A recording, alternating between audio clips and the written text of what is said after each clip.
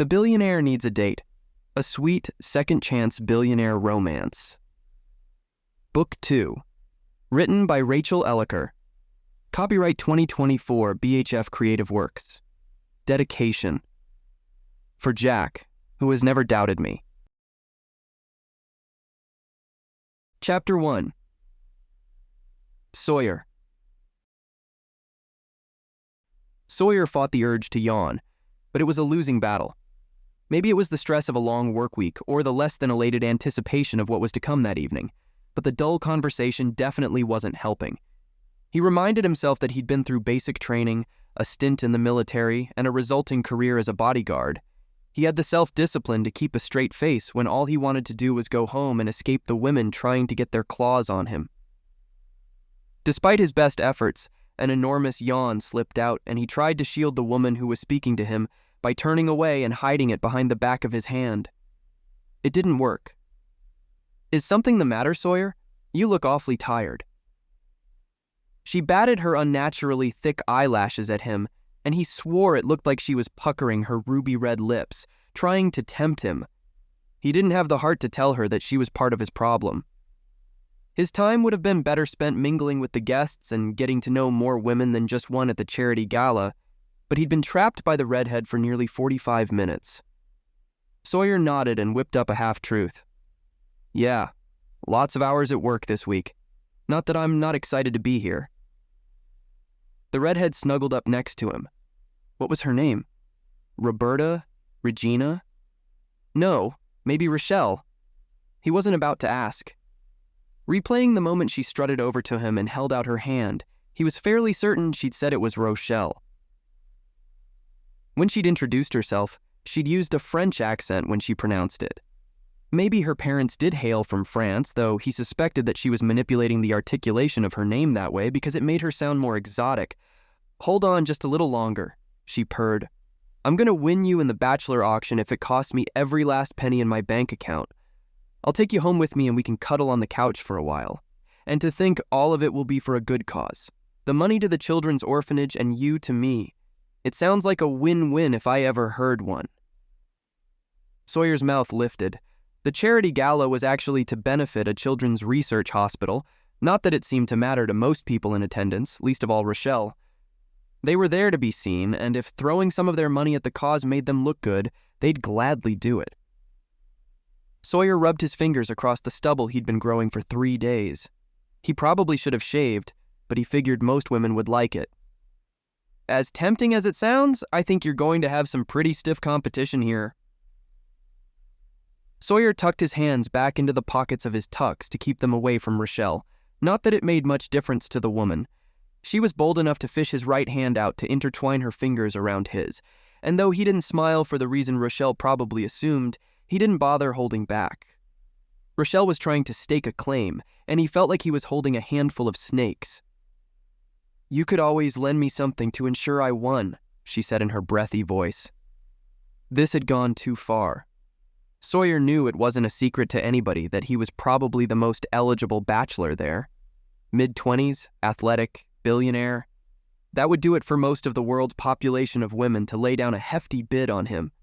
That didn't mean he was going to let her think she had an actual shot at a long-term relationship with him. Rachael rested her head on his shoulder and stroked his chest. His heart thudded, not from attraction, but from the stress of trying to escape Rachael's advances. Not that she could tell the difference. For all he knew, she was thinking that he was flattered by every one of her attempts to get close to him. With her eyes off his face, it gave him the chance to look over her head and scan the crowd for someone, anyone who could rescue him. Spotting a leggy blonde standing alone, he called over to her, lifting his hand to wave in her direction. "Hey, there you are. I wasn't sure if you were coming." He had no idea who the blonde was, but Rachael didn't need to know that.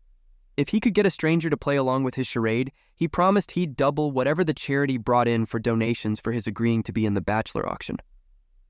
The blonde turned around with a dazzling smile, and instantly, Sawyer recognized her. Kelsea. A few months ago, he'd met Kelsea through Lauren, a mutual friend. He'd thought for the longest time that he had a crush on Lauren, But when things became apparent that it would never work with her, he briefly entertained the thought of pursuing Kelsea. She was vivacious and always had a laugh at the ready. Nothing had come of their harmless flirting at Lauren's wedding to Luke, though. He and Kelsea were both going their separate ways, and a long-distance relationship didn't seem like a good idea at the time, especially since Sawyer needed to go wherever his business needs took him.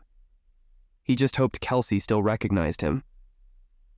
The way her smile brightened, she did. Rachel's head snapped off of Sawyer's chest, but her grip on his hand tightened. She wasn't giving up without a fight. "Sawyer!" Kelsea strolled over to them, and it gave Sawyer the chance to admire the fit of her pale pink evening gown as it swayed. "I thought I heard a rumor that you were going to be at this party, but I had to see it to believe it." Nearly hypnotized by Kelsea's magnetic smile, he had to shake himself out of his stupor, or he risked looking like an idiot. "Yeah. Anything I can do to support research for the Children's Hospital, I'm there. The real question is, what are you doing here? I thought you went back to Michigan. Of anywhere, Pennsylvania is the last place I thought I'd bump into you." Holding up her hands, Kelsea proudly gestured to the venue. "This gala has been my baby since Luke and Lauren's wedding. After that spectacular event, business took off in ways I'd have never dreamed, and I've been getting calls nonstop. I even had to hire a personal assistant and 3 more staff members." The tiny squeak of excitement she let out was almost too cute for words. Rachael was less than impressed. "Sawyer, are you going to introduce me to the help?" If what Rachael said offended Kelsea, she didn't let it faze her. With her smile still in place, she extended a hand. "My apologies. How inconsiderate of me. I'm Kelsea Stoker. Pleased to meet you." Rachael Levine. Her handshake was paltry compared to Kelsea's firm, professional grip. "I don't want to be rude, but I was speaking with Sawyer. Privately." Over Rachel's head, Sawyer's eyes widened. He prayed with all fervency that Kelsea would understand that he was asking her for a solid. If she managed to unvelcro him from Rachael, he'd owe her big time. Judging by the sly way her eyes moved from Sawyer back to Rachael, Kelsea had gotten the message loud and clear. "Actually, I need to round up all the bachelors for the auction to make sure they're all accounted for. We wouldn't want some sneaky lady to run off with one before they fulfilled their promised donation to the Children's Research Hospital of Philadelphia. Now would we?" Looping her arm through Sawyer's, he didn't miss the absolute malice in the scowl Rachael shot at Kelsea. It rolled off Kelsea like water off a duck's back. Relieved to be swept away by Kelsea, Rachel's hand shot out and grasped Sawyer's before he got too far. "Remember, I'm going to win you if I have to sell every last piece of jewelry I'm wearing." She touched a rather large diamond pendant hanging dangerously low on her neckline. "All for you." "Best of luck, Rachael." Sawyer smiled weakly at her, sending another silent plea the night wouldn't end with Rachael coming even close to winning him. In all honesty, if he had to, he'd endure a date with Rachael for the cause, but after about 2 minutes with her, he knew it wouldn't be something he would enjoy.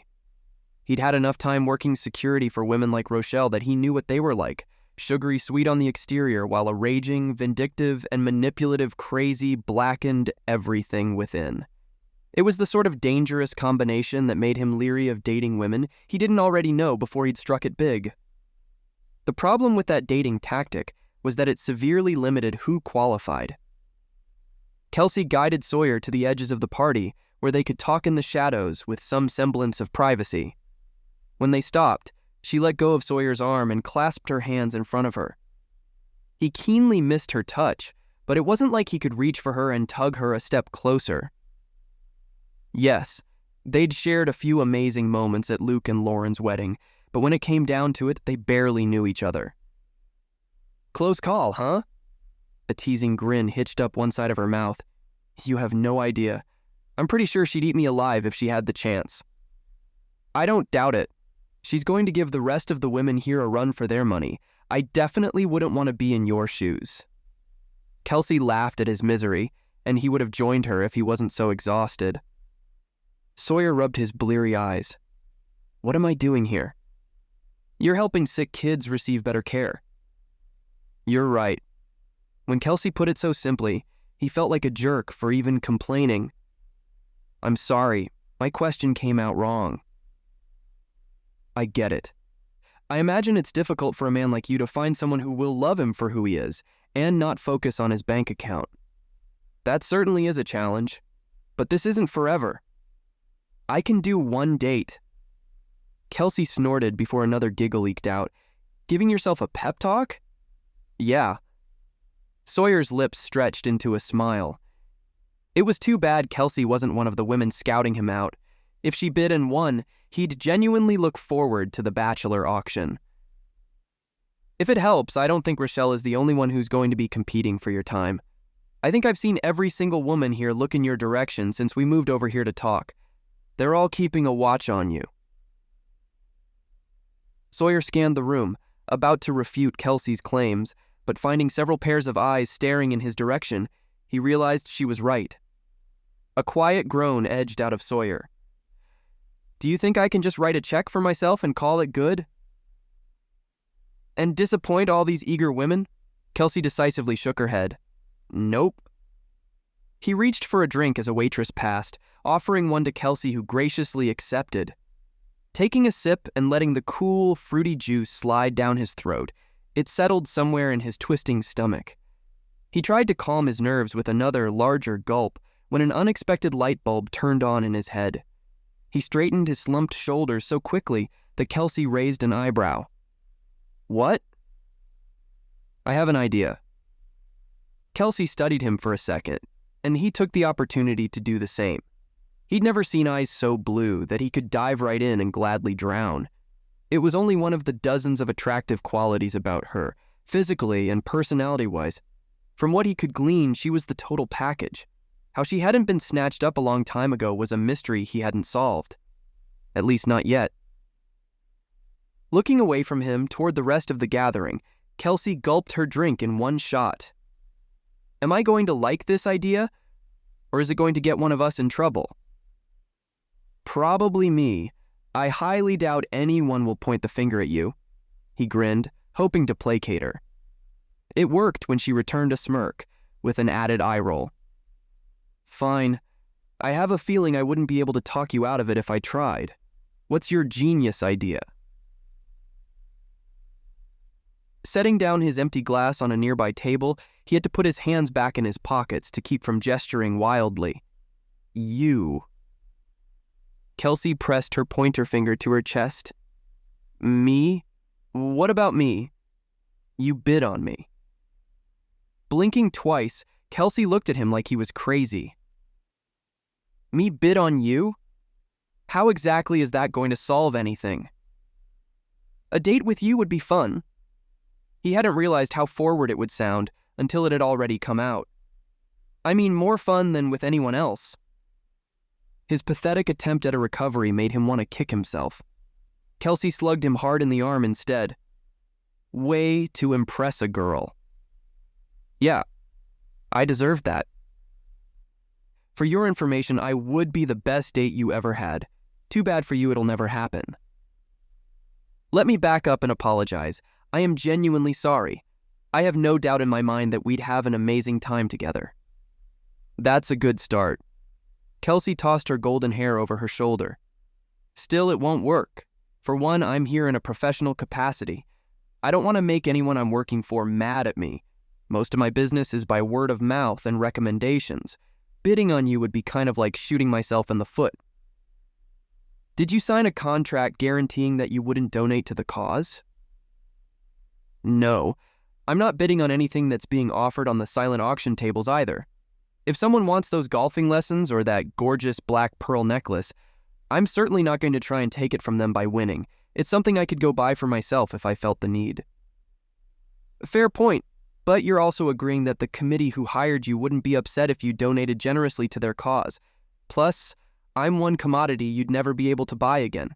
This is a once-in-a-lifetime opportunity. Sawyer bounced his eyebrows playfully, and it won him another one of Kelsea's fantastic laughs. I know the point you're trying to make. I'm sure the Children's Hospital would love a generous donation regardless of who it came from. I'm more concerned about the other women here. I don't want to get in a catfight with someone else who wants you. Come on, you could take Rachael. Trying to hold back a grin, Kelsea couldn't handle it, and her mouth pried open into a beaming smile. Okay, no arguments there. She does look like she could handle herself, though. It's mostly intimidation tactics, all bark and no bite. Maybe. If it was real, it wouldn't be enough to scare me, though. No doubt I could squash her if it came down to it. Sawyer's eyebrows shot up. He loved a woman with assertiveness. Now I'm even more intrigued. You know, I own a personal security company that specializes in bodyguards for a certain demographic of people. Among other companies, I'm told. Well, I'd love to take you out on a date and you could tell me all about how you protect me from Rachael. The only answer he got was another playful smile. From the front of the room, an older man with thinning hair and wiry glasses that sat mid-nose stepped up to the podium and tapped the microphone. If we could have the bachelors who have graciously agreed to be auctioned for charity join me on the stage, we'll begin bidding in just a few moments. Sounds like they're ready for you.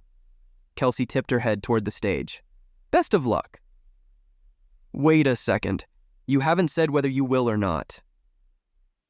Kelsea shrugged and examined her cuticles in a way that Sawyer couldn't tell if she was teasing him or genuinely unconcerned about his predicament. Even if I wanted to save you from the fate you probably deserve, there's no way I can outbid someone like Rachael. She looks like she's been saving money for this moment her entire life. Even if I emptied my savings, I wouldn't be able to drop more than 4 figures on you. High 4 figures, mind you, but business has only recently started picking up. Plus, I have a bad habit of buying shoes. And food. I'm without a doubt a foodie with expensive tastes. That's where my genius idea comes in. You do the bidding, I'll foot the bill. Kelsea pressed her lips together and raised her eyebrows as the second announcement for the bachelors came over the speakers. I don't know. From the corner of his eye, Sawyer spotted Rachael edging her way to the front of the room, her dark eyes shifting back and forth. She was looking for him. Desperation clawed at Sawyer from deep within, and he grabbed Kelsea's arms, drawing her in close. Her perfume clouded his mind, and it made it infinitely more difficult to think clearly. Staring straight into her eyes, he was ready to get down on his hands and knees to beg. Please. Say I entertain this preposterous idea. What's in it for me? In any other circumstance, he would have laughed at the playfulness in the way she teased. Instead, he ran a hand through his hair. It wasn't exactly life or death, but it felt close. Recommendations. Shouting my appreciation and adoration from the rooftop of my apartment, an entire spread in every major magazine, expressing how incredibly wonderful you are. A financial bonus paid directly to your business. Anything. A third and final call came for the bachelors, and Sawyer was torn between waiting for Kelsea's promise and going up on stage. Kelsea's full lips moved, unable to completely hold back a smile. I'll think about it. Chapter 2. Kelsea. Why Kelsea felt the need to tease Sawyer was the question of the day. He was practically groveling at her feet, and she still didn't give him the satisfaction of her promise. It was a touch cruel, but it was too fun to toy with him and watch a powerful man like him squirm.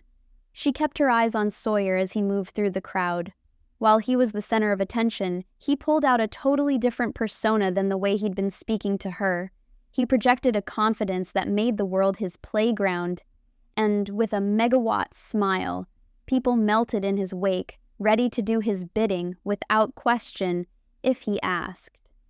Undoubtedly, those were the kinds of skills that had come in handy as he'd grown his empire. Kelsea wasn't ignorant to the worldly power he held after she'd done a little studying up on him. When she'd met Sawyer and noticed the very definite way her heart tripped over itself when she looked into his eyes, she'd indulged in a little harmless internet stalking over a lunch alone. She had figured him for an heir to a family fortune, but was impressed to learn that he was a self-made man. What she didn't love was that he used his fortune to throw money at his problems, expecting them to be solved with cash. She hadn't dated a lot of men with money, but she'd seen her fair share that hid behind their wallets when things got difficult. But maybe this was an isolated incident with Sawyer. She couldn't fault him for not wanting to end up at the mercy of Rachael. That girl had some serious issues. At the front of the room, Sawyer took the stairs up to the stage, shaking hands with the auctioneer and waving to the audience. Screams from excited women reached a climax, and Kelsea couldn't help but laugh. The bachelor auction, particularly for Sawyer, was going to be the most entertainment she'd had in a long time. Sawyer leaned close to the microphone. "It's a pleasure to be here this evening. I'm excited to show some lucky lady the time of her life." Kelsea smirked. Lies. He wanted the guarantee of ending up with someone he was sure wasn't going to try and weasel her way into his life. Kelsea wondered if she should be flattered that he'd asked her to be his savior. On behalf of the Children's Hospital, that will be benefiting from tonight's bachelor auction, the auctioneer adjusted his glasses onto the bridge of his nose. "I think we should give these 8 men a round of applause for generously sharing of their time and, frankly, of themselves." Clapping filled the room, and there was palpable anticipation in the air. Each of the men lined up, some struggling to maintain relaxed smiles on their faces. Not Sawyer. He looked like he'd been born for that very moment. The auctioneer introduced the first man, and he stepped up next to him. Dr. Connolly is one of the hospital's very own pediatric physicians. He loves outdoor activities, especially water sports, cooks a mean chicken Alfredo, and has yet to meet a dog he doesn't like. Dr. Connolly pushed back his unruly blonde hair, and Kelsea could see, even from the back, that he had the kind of friendly eyes the children he treated must have appreciated. "We will commence the bidding for a date with Dr. John Connolly at $1,000. Three hands immediately shot in the air. With a proper but excited enthusiasm, the auctioneer kept increasing the bid by increments that made Kelsea's jaw drop. Not that Dr. Connolly didn't look worth it, but if Kelsea was playing the game without the promise that it wouldn't be coming out of her bank account, she would have been out a long time ago. When the mallet hit the podium and it was announced that Dr. Connolly had a winner at $7,500, Kelsea clapped for a woman in a stunning periwinkle gown that glittered in the spotlight. A feeling of pride swelled in Kelsea.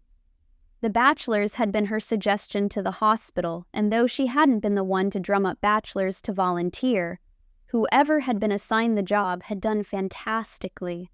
On top of ticket sales, the fundraising was already off to a great start. It was all for the children, and if they deserved anything, it was to have the kinds of resources that gave them the best shot at overcoming their illnesses while trying to maintain some semblance of normalcy in their lives. Each bachelor, when introduced, stepped up front and center and put on the charm. A local television news anchor with silver hair, highlighting the sideburns of his otherwise jet-black hair, was followed by an award-winning author. A Navy fighter pilot, complete in his pressed uniform, came before a tech company owner, a renowned artist, and a professor who'd come all the way down from Harvard for the occasion. The woman who won the bid on him shrieked at the top of her lungs with joy and sunk into her chair, fanning herself with the program at her good luck. Not that Kelsea could blame her. With his broad shoulders, charming smile, and crystal blue eyes that sparkled in the light, there was no denying he was handsome. Then it was Sawyer's turn. He was the youngest of the candidates, and it wasn't difficult to guess that he was probably the most financially successful of all of the bachelors, and in some people's opinions, the most desirable. Most of the women in attendance who had come with the hopes of taking home bragging rights to a hot date seemed to be hedging their bets on Sawyer. Out of nowhere, nervousness made Kelsea's knees shake. Sawyer had left no question that he was counting on her, but the situation wasn't exactly as simple as he'd made it seem. She had some personal standards she vowed to maintain, and a date with Sawyer would break them. The auctioneer looked over the rims of his glasses at the audience. "Our last bachelor for the evening is Sawyer Boone." a self-made billionaire who has found success in everything, from security work to sports teams to restaurants. When asked to describe himself, he said he's naturally an optimist, loves doing anything active, and despite his wealth, appreciates the simple things of life, especially friends and family. Kelsea respected his self-description, and from what little she knew of him, it seemed to be true. On top of being handsome and wealthy, he was genuinely a nice guy. The bidding was sure to get vicious. The auctioneer started the bidding at the same $1,000 he'd done for all the other bachelors, but before Kelsea could even work up the nerve to raise her hand and shout her offer, women were calling numbers in the low 5 digits. Rachael stood near the stage, and she was out for blood. $20,000. The auctioneer thanked her. I have $20,000. Do I have 22.5? Several other hands shot up in quick succession. The auctioneer masterfully kept a poker face, but with each bid, his eyebrows continued to inch higher. The thrill of the win was what he lived for.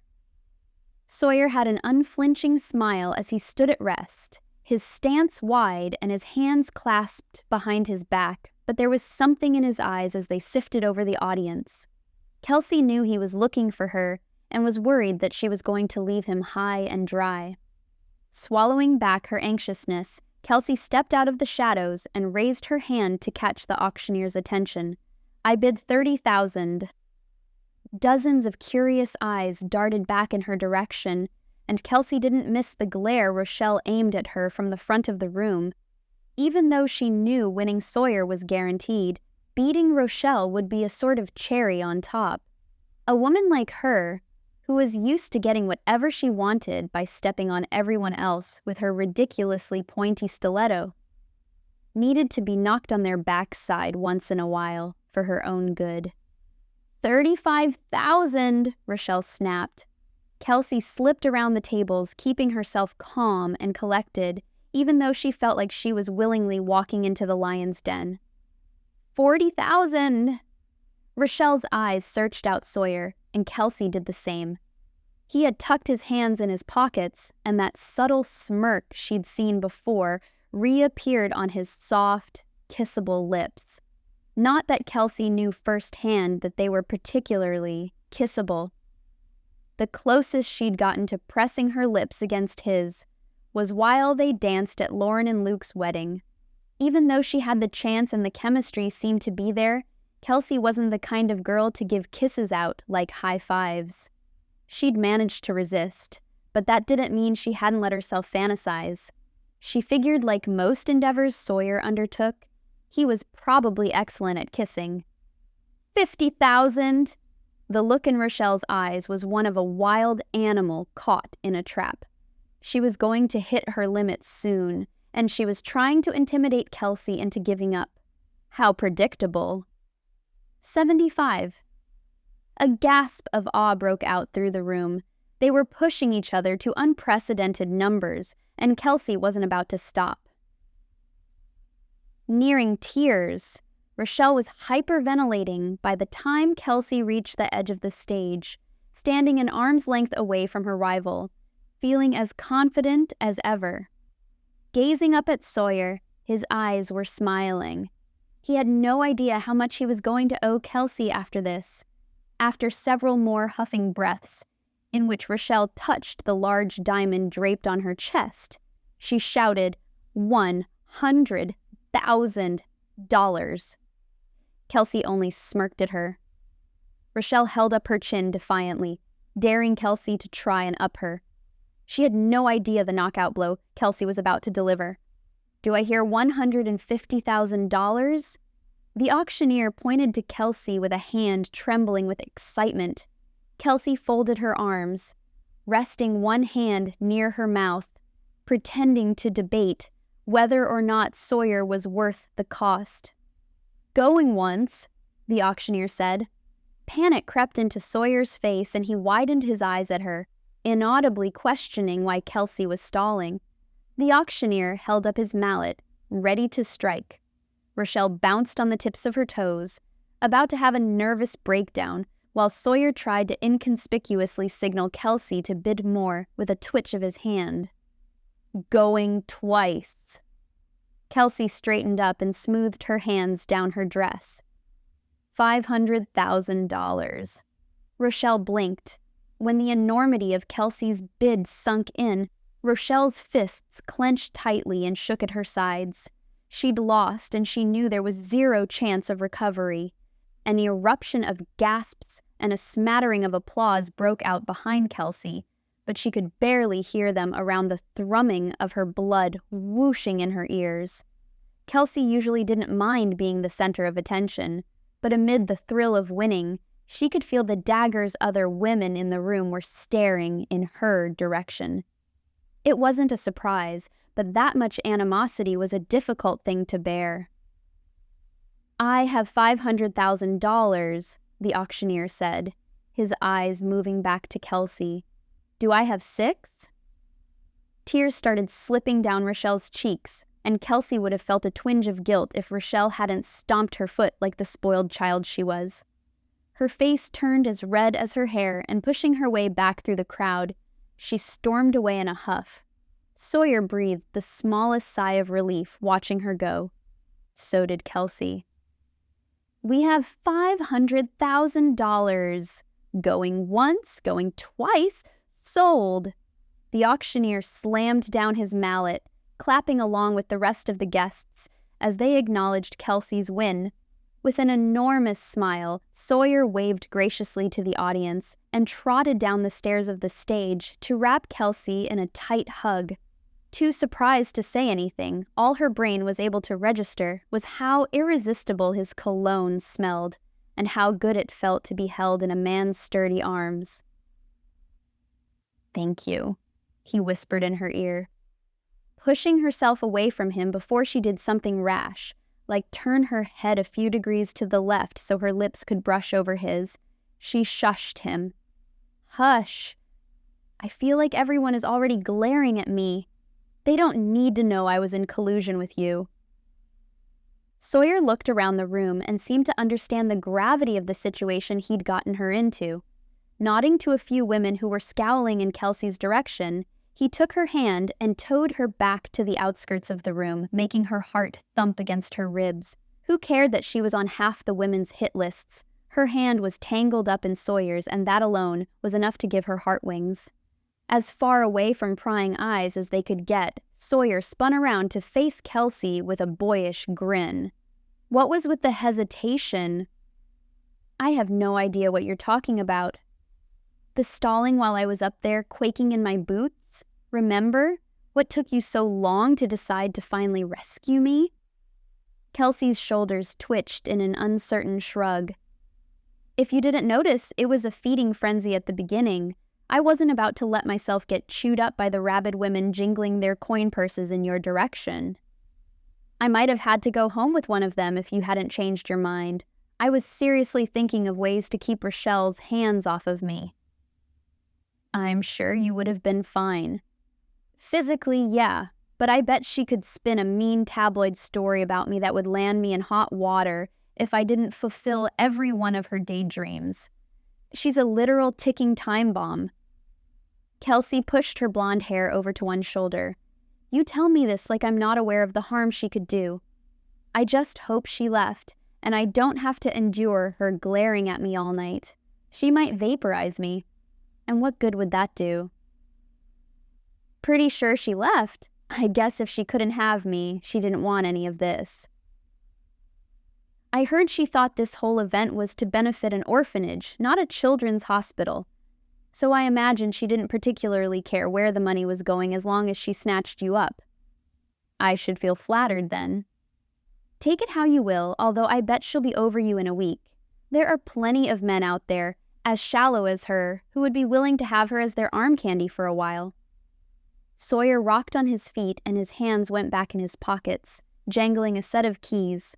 The way he grinned at Kelsea made her self-conscious and weak in the knees all at once. She played with a strand of hair behind her ear. "What are you smiling about?" $500,000? Kelsea laughed loud enough that she had to cup her hand over her mouth. "What?" You don't think that you're worth it? For that, I am genuinely flattered, but I was thinking you'd spend something a little more, I don't know, reasonable? Please. You sneeze $500,000. Besides, think of all the good you're going to be doing for the hospital.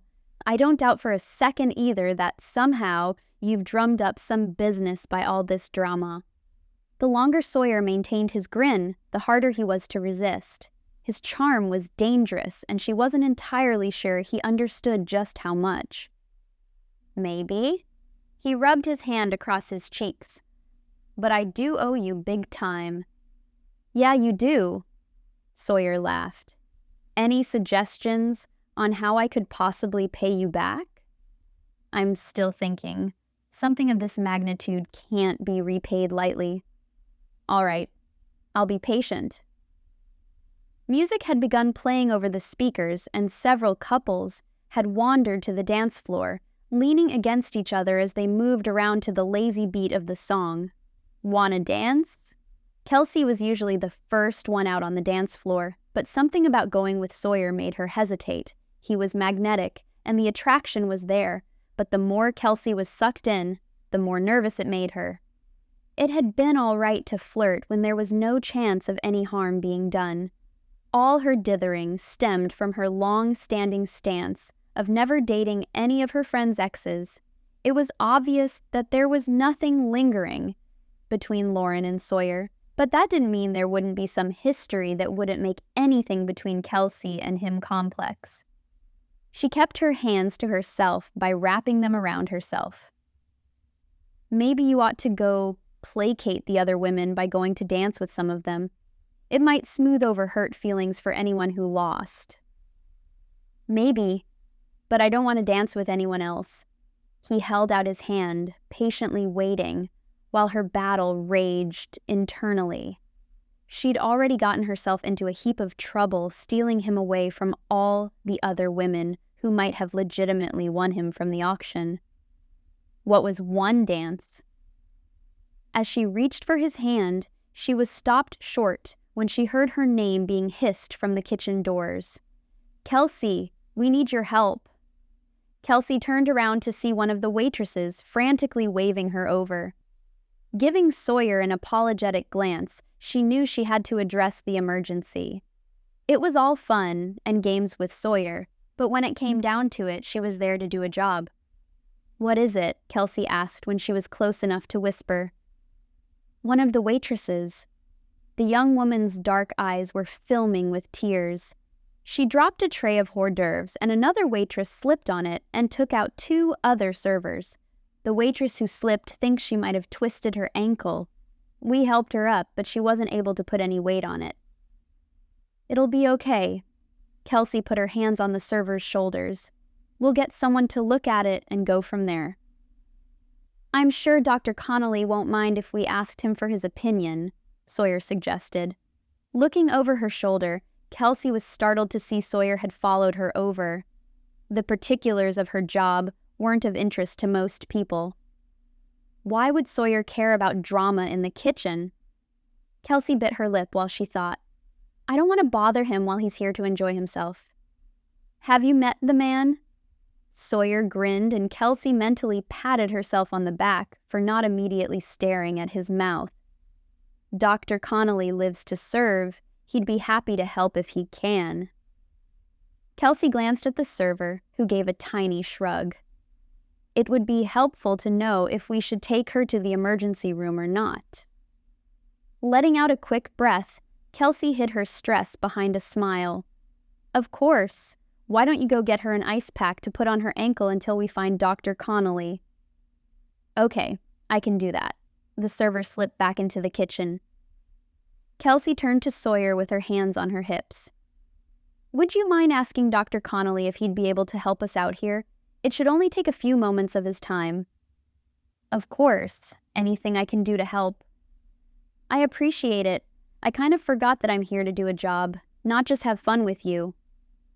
There was a twinkle in Sawyer's eyes, and she hesitated to ask what it was all about. I'll go get Dr. Connolly. Thanks.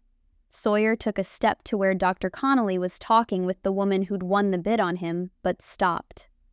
Returning to Kelsea, he leaned in close, giving her another near-fatal dose of his cologne. "Don't think I've forgotten about our dance either. Sooner or later, I'm going to cash in your promise." He turned his head a degree and kissed her on the cheek, making her skin sizzle. When he jogged off, she ran her fingers over her face, wondering if she'd dreamed up the whole thing. No, it hadn't been a fantasy. His lips had definitely touched her skin in a way that made a shiver roll its way down her spine. So much for not kissing him. Chapter 3. Sawyer. Sawyer paced the conference room, keeping his eyes on his phone. He'd set it on the table and watched it like it might jump up and bite him if he wasn't careful. It had been almost a week since the bachelor auction, and he hadn't worked up the nerve to call Kelsea. Normally, he wasn't so hesitant, but something about Kelsea intimidated him. She was strong-willed and smart, not to mention beautiful. It had been a while since he'd let his nerves get the best of him when it came to a woman. Even though he'd paid for himself at the charity dinner, doubling the amount to an even million to smooth over anyone whose feathers might have been ruffled by asking Kelsea to bid for him, he had made a promise to Kelsea to show his gratitude for her risking her neck for him, and he was intent on fulfilling it. After saying goodbye to Kelsea at the gala, he had stayed behind in Philadelphia to finish up some meetings with the executives of his financial consulting business while she flew home to Wisconsin. Initially, he used the distance between them as justification for not following up with her, but he knew it was a cop-out. With unlimited resources at his fingertips, it took less time to fly to her hometown than it took him to get through most work meetings. Making sure everyone else had gone to lunch and weren't going to interrupt him, he picked up his phone. Swiping it open to the homepage, he scrolled through his contacts and pushed call. His heart pounded erratically. The anticipation of it all was going to be the death of him. "Hello? Lauren?" Sawyer was holding his breath and he forced himself to exhale. "Do you have a minute?" "Is something wrong?" Sawyer pulled out a chair and dropped down into it, letting his leg jiggle to release the nervous energy building within. "No, not really. Well, kind of. That's why I thought I should call." Lauren laughed lightly, and it shot him back to college when he was a geeky, shy freshman going over to his sister Emma's apartment.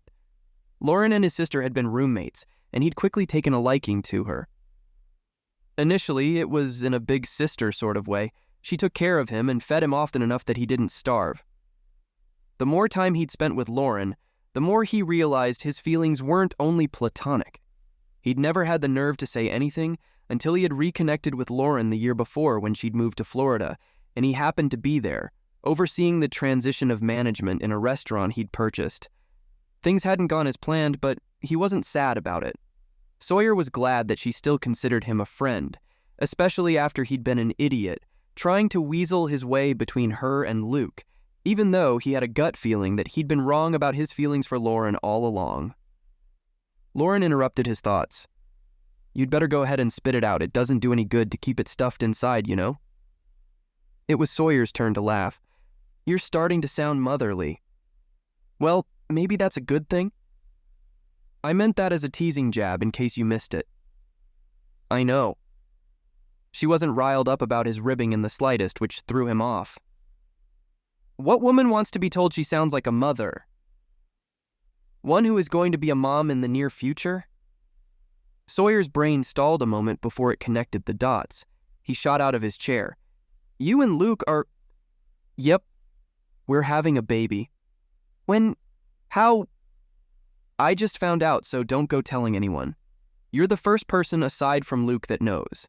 As for how, think back really hard to health class, and that might jog your memory." Sawyer's face heated and he slapped a hand over his forehead. "Sorry, that was a dumb question." "Sort of." Lauren giggled.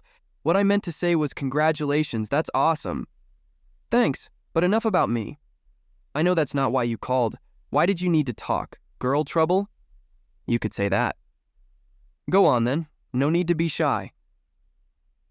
Sawyer slumped into his seat and leaned back so he could kick his feet up onto the conference room table. It's about Kelsea. You like her? I knew it. Sawyer had to hold the phone away from his ear as Lauren screamed within the decibel range that would have burst his eardrums if he was in the same room with her. Hang on. It's kind of a long story, but I owe her a date. I didn't want to take her out without your permission. I know you're best friends and I don't want to get in between anything. First of all, you don't need my permission for anything. I have zero control over your love life other than to encourage you. You and Kelsea would be so good together. Sawyer's mouth lifted in a smile. You think so, huh? Yeah. She's the kind of woman who makes everyone feel like they're their best version of themselves. I know you try to hide it, but you still have a propensity to be shy. She'd help bring you out of your shell so the world could see the real Sawyer. And what would I do for her? Sawyer, I'm going to say this as a completely platonic friend. You're hot, successful, savvy, intelligent, and have a big heart. You'd be good for just about any woman. You don't think it would be weird if I was dating one of your friends? I don't want to make it awkward if things don't work out. You'd kind of be caught in the middle. Lauren stopped him without a second thought. Hold on right there. If you didn't already know, Kelsea has this weird thing for awkwardness, almost like she's fascinated by it. Where others wither, she thrives. Besides, Kelsea beat you to this phone call, so I heard all about your long story. You convinced her to bet on you at the bachelor auction, huh? Sawyer swiveled his chair toward the window. It seemed like a reasonable way to get myself out of a delicate situation. You're the one who volunteered to be in it? I said yes in a moment of weakness, when someone was telling me that I'd be helping sick kids. Once I arrived and saw all the women there, ready to rip me to shreds as they fought for me, I happened upon Kelsea. I couldn't stop myself from asking for a little help. Kelsea said you begged. Sawyer chuckled and hung his head. Yeah. Begged is probably more accurate. I think it's sort of sweet. So, you're okay with me asking her out? Technically, I do owe her one, even if I paid for it myself.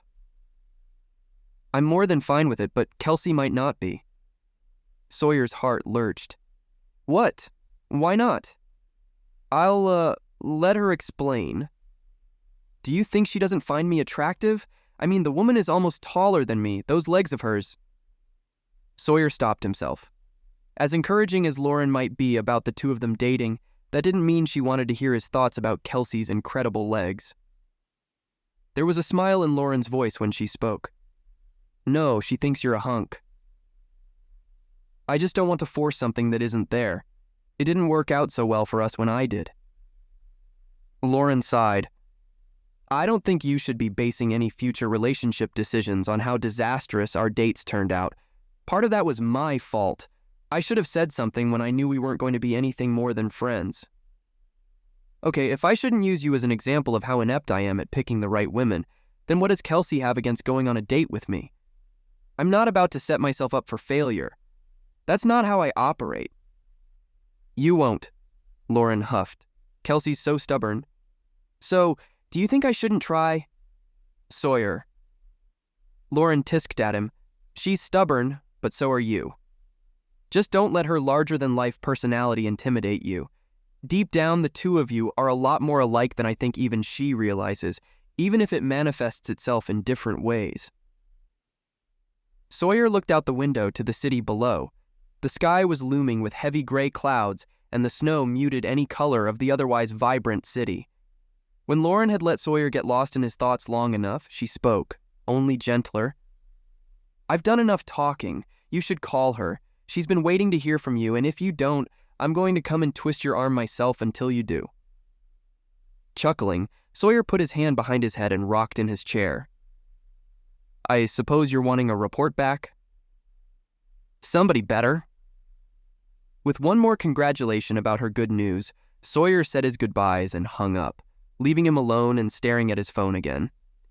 Giving himself exactly 10 seconds to regroup before letting himself chicken out, he picked it up and dialed Kelsea's number. The phone rang once.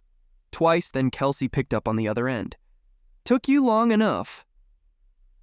Kelsea's greeting caught him off guard, and he ran a hand through his hair. You're right, I should have called sooner. My apologies. Apology accepted. So why didn't you? Why didn't I what? Kelsey's snicker trailed off. Why didn't you call sooner? It's not polite to keep a woman waiting, you know. A prickling heat inched its way around Sawyer's collar, and he undid his tie and top button to save himself from strangulation. He should have known she wasn't one to dance around something that needed to be said. Since when has playing hard to get been a bad tactic? You playing hard to get? That would be a first with any guy I've dated. Usually men are in such a hurry to jump headfirst into everything. I'm not like every other guy you've dated. No, I don't suppose you are. Maybe the question is, why didn't you call me first to redeem your prize? Kelsey's laugh whisked away any of his initial nerves, and talking to her seemed very much like being with an old, trusted friend, while also enjoying some harmless flirting. It was a sensation he hadn't fully been able to appreciate with many other women he'd tried dating. Oh, that's rich, Kelsey said as her laugh tapered off. I may be a modern woman, but don't for a second think that I don't enjoy traditional roles once in a while. I know you're a busy man, and I was content to let you call me when you had a spare moment. Well, that is why I'm calling. I wanted to know what I can do to repay you for your kindness in rescuing me last week. I've been thinking about it, Kelsey mused. Sawyer's pulse ticked faster, but in the best of ways, unlike when Rachael curled up against him. He couldn't wait to see Kelsey again, to get to know her better. Oh yeah? What were you thinking, and when? I can be flexible.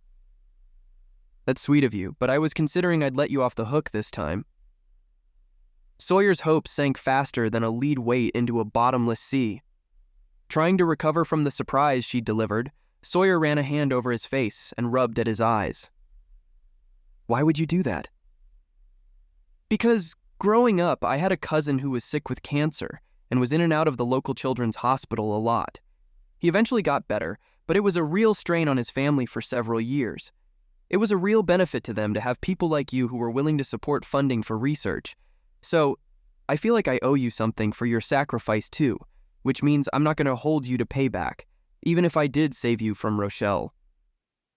An uneven, stuttering laugh forced its way from Sawyer. There was no way he was going to win against rationale like that. Licking his lips, his mind ran wildly, trying to figure out how to redirect the conversation back to getting her to agree to a date with him, but he was coming up blank. Yeah, I feel guilty for letting Rachael down, but I'm confident it was for the best. Sawyer wanted to smack his forehead for sounding so lame. You don't need to feel guilty for not wanting to go out with someone like her. I think everyone knows she would have used her connection to you for her advantage one way or another. Kelsey exhaled, and Sawyer wished he could be sitting across from her having this conversation. It would be so much easier to read her if he could see her body language. Anyway, I'm glad you called so I could tell you that you don't owe me a thing. A whisper of a thought crossed Sawyer's mind, and he took hold of it, sitting up straighter in his chair. All right, so I don't owe you anything for your favor, but what about our date? What date? You've forgiven me for repaying you for the favor you did, but I still owe you a date from the bachelor auction. You did win me fair and square. Not exactly fair and square. No one else needs to know that. Her sigh was heavy, and Sawyer was reminded of Lauren's warning that Kelsey could be stubborn. He braced himself for an argument, and he decided he was going to win if it was the death of him. Kelsey tried to keep her voice steady, but Sawyer caught it wavering. I wish I could, but I can't. Why not? Because... Kelsey muttered something to herself. You're going to think I'm stupid if I say it out loud. I promise I won't think anything of the sort. Just go ahead and say it, then we'll work through it. Kelsey paused, and the silence made Sawyer's ears ring. We can't date, because I have some standards that I set up for myself. Which are? I first started seriously dating when I was in my late teens, and for the most part, I had a lot of fun. I also caused a lot of heartache, too. Oh, yeah? He had to keep her talking so she didn't brush him off. Care to share any insight? The short version is that I dated one of my friend's ex-boyfriends in college. I knew it hadn't ended well between them, but he was so cute and made me feel really special. It turned out to be a complete disaster. Let me guess. Dating him came between you and your friend.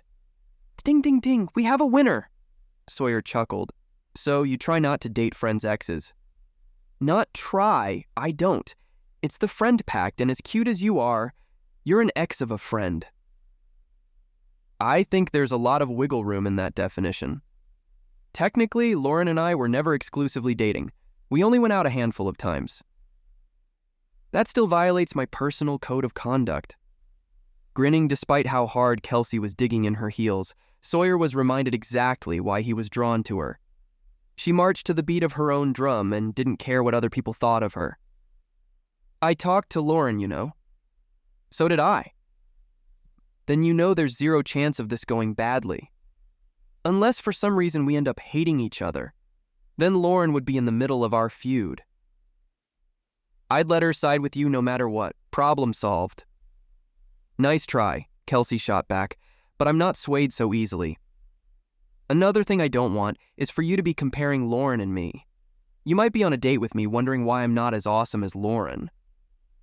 I promise I would do no such thing, and if it makes you feel any better, Lauren and I never even kissed, so that's not going to come up either. That seemed to stop Kelsea in her tracks. Not even on the cheek? Now you're grasping at straws and I think you know it. Look, Lauren's a married woman and she gave me her blessing to ask you out. If you personally don't want to go out with me, then that's one thing. But if you're trying to stick to your own rules, I'm going to tell you that sometimes it's satisfying to break said rules, especially if you're the one imposing them on yourself. Sawyer knew his boldness was a risky move, and he held his breath while he waited for her to make a decision. It was terrifying that he had to fight so hard to get a date with her, but he knew she'd be worth it. She giggled, and he could imagine the way her eyes lit up. I can't believe I'm doing this. You're going to ruin all that I've stood for in 5 minutes on the phone. I promise I'm not a bad boy. I'm the kind of guy you could take home to meet your parents without you being ashamed. I bet you are. That's got to count for something. Maybe. One date with me, and if you change your mind or discover I'm a creep or whatever, I promise I'll leave you alone. Kelsea sighed again, but at least it sounded happy. All right, fine. I'll agree to go on a date with you, but it's on one condition. Letting himself smile until his cheeks hurt, he ran his finger over his lips. I'm listening.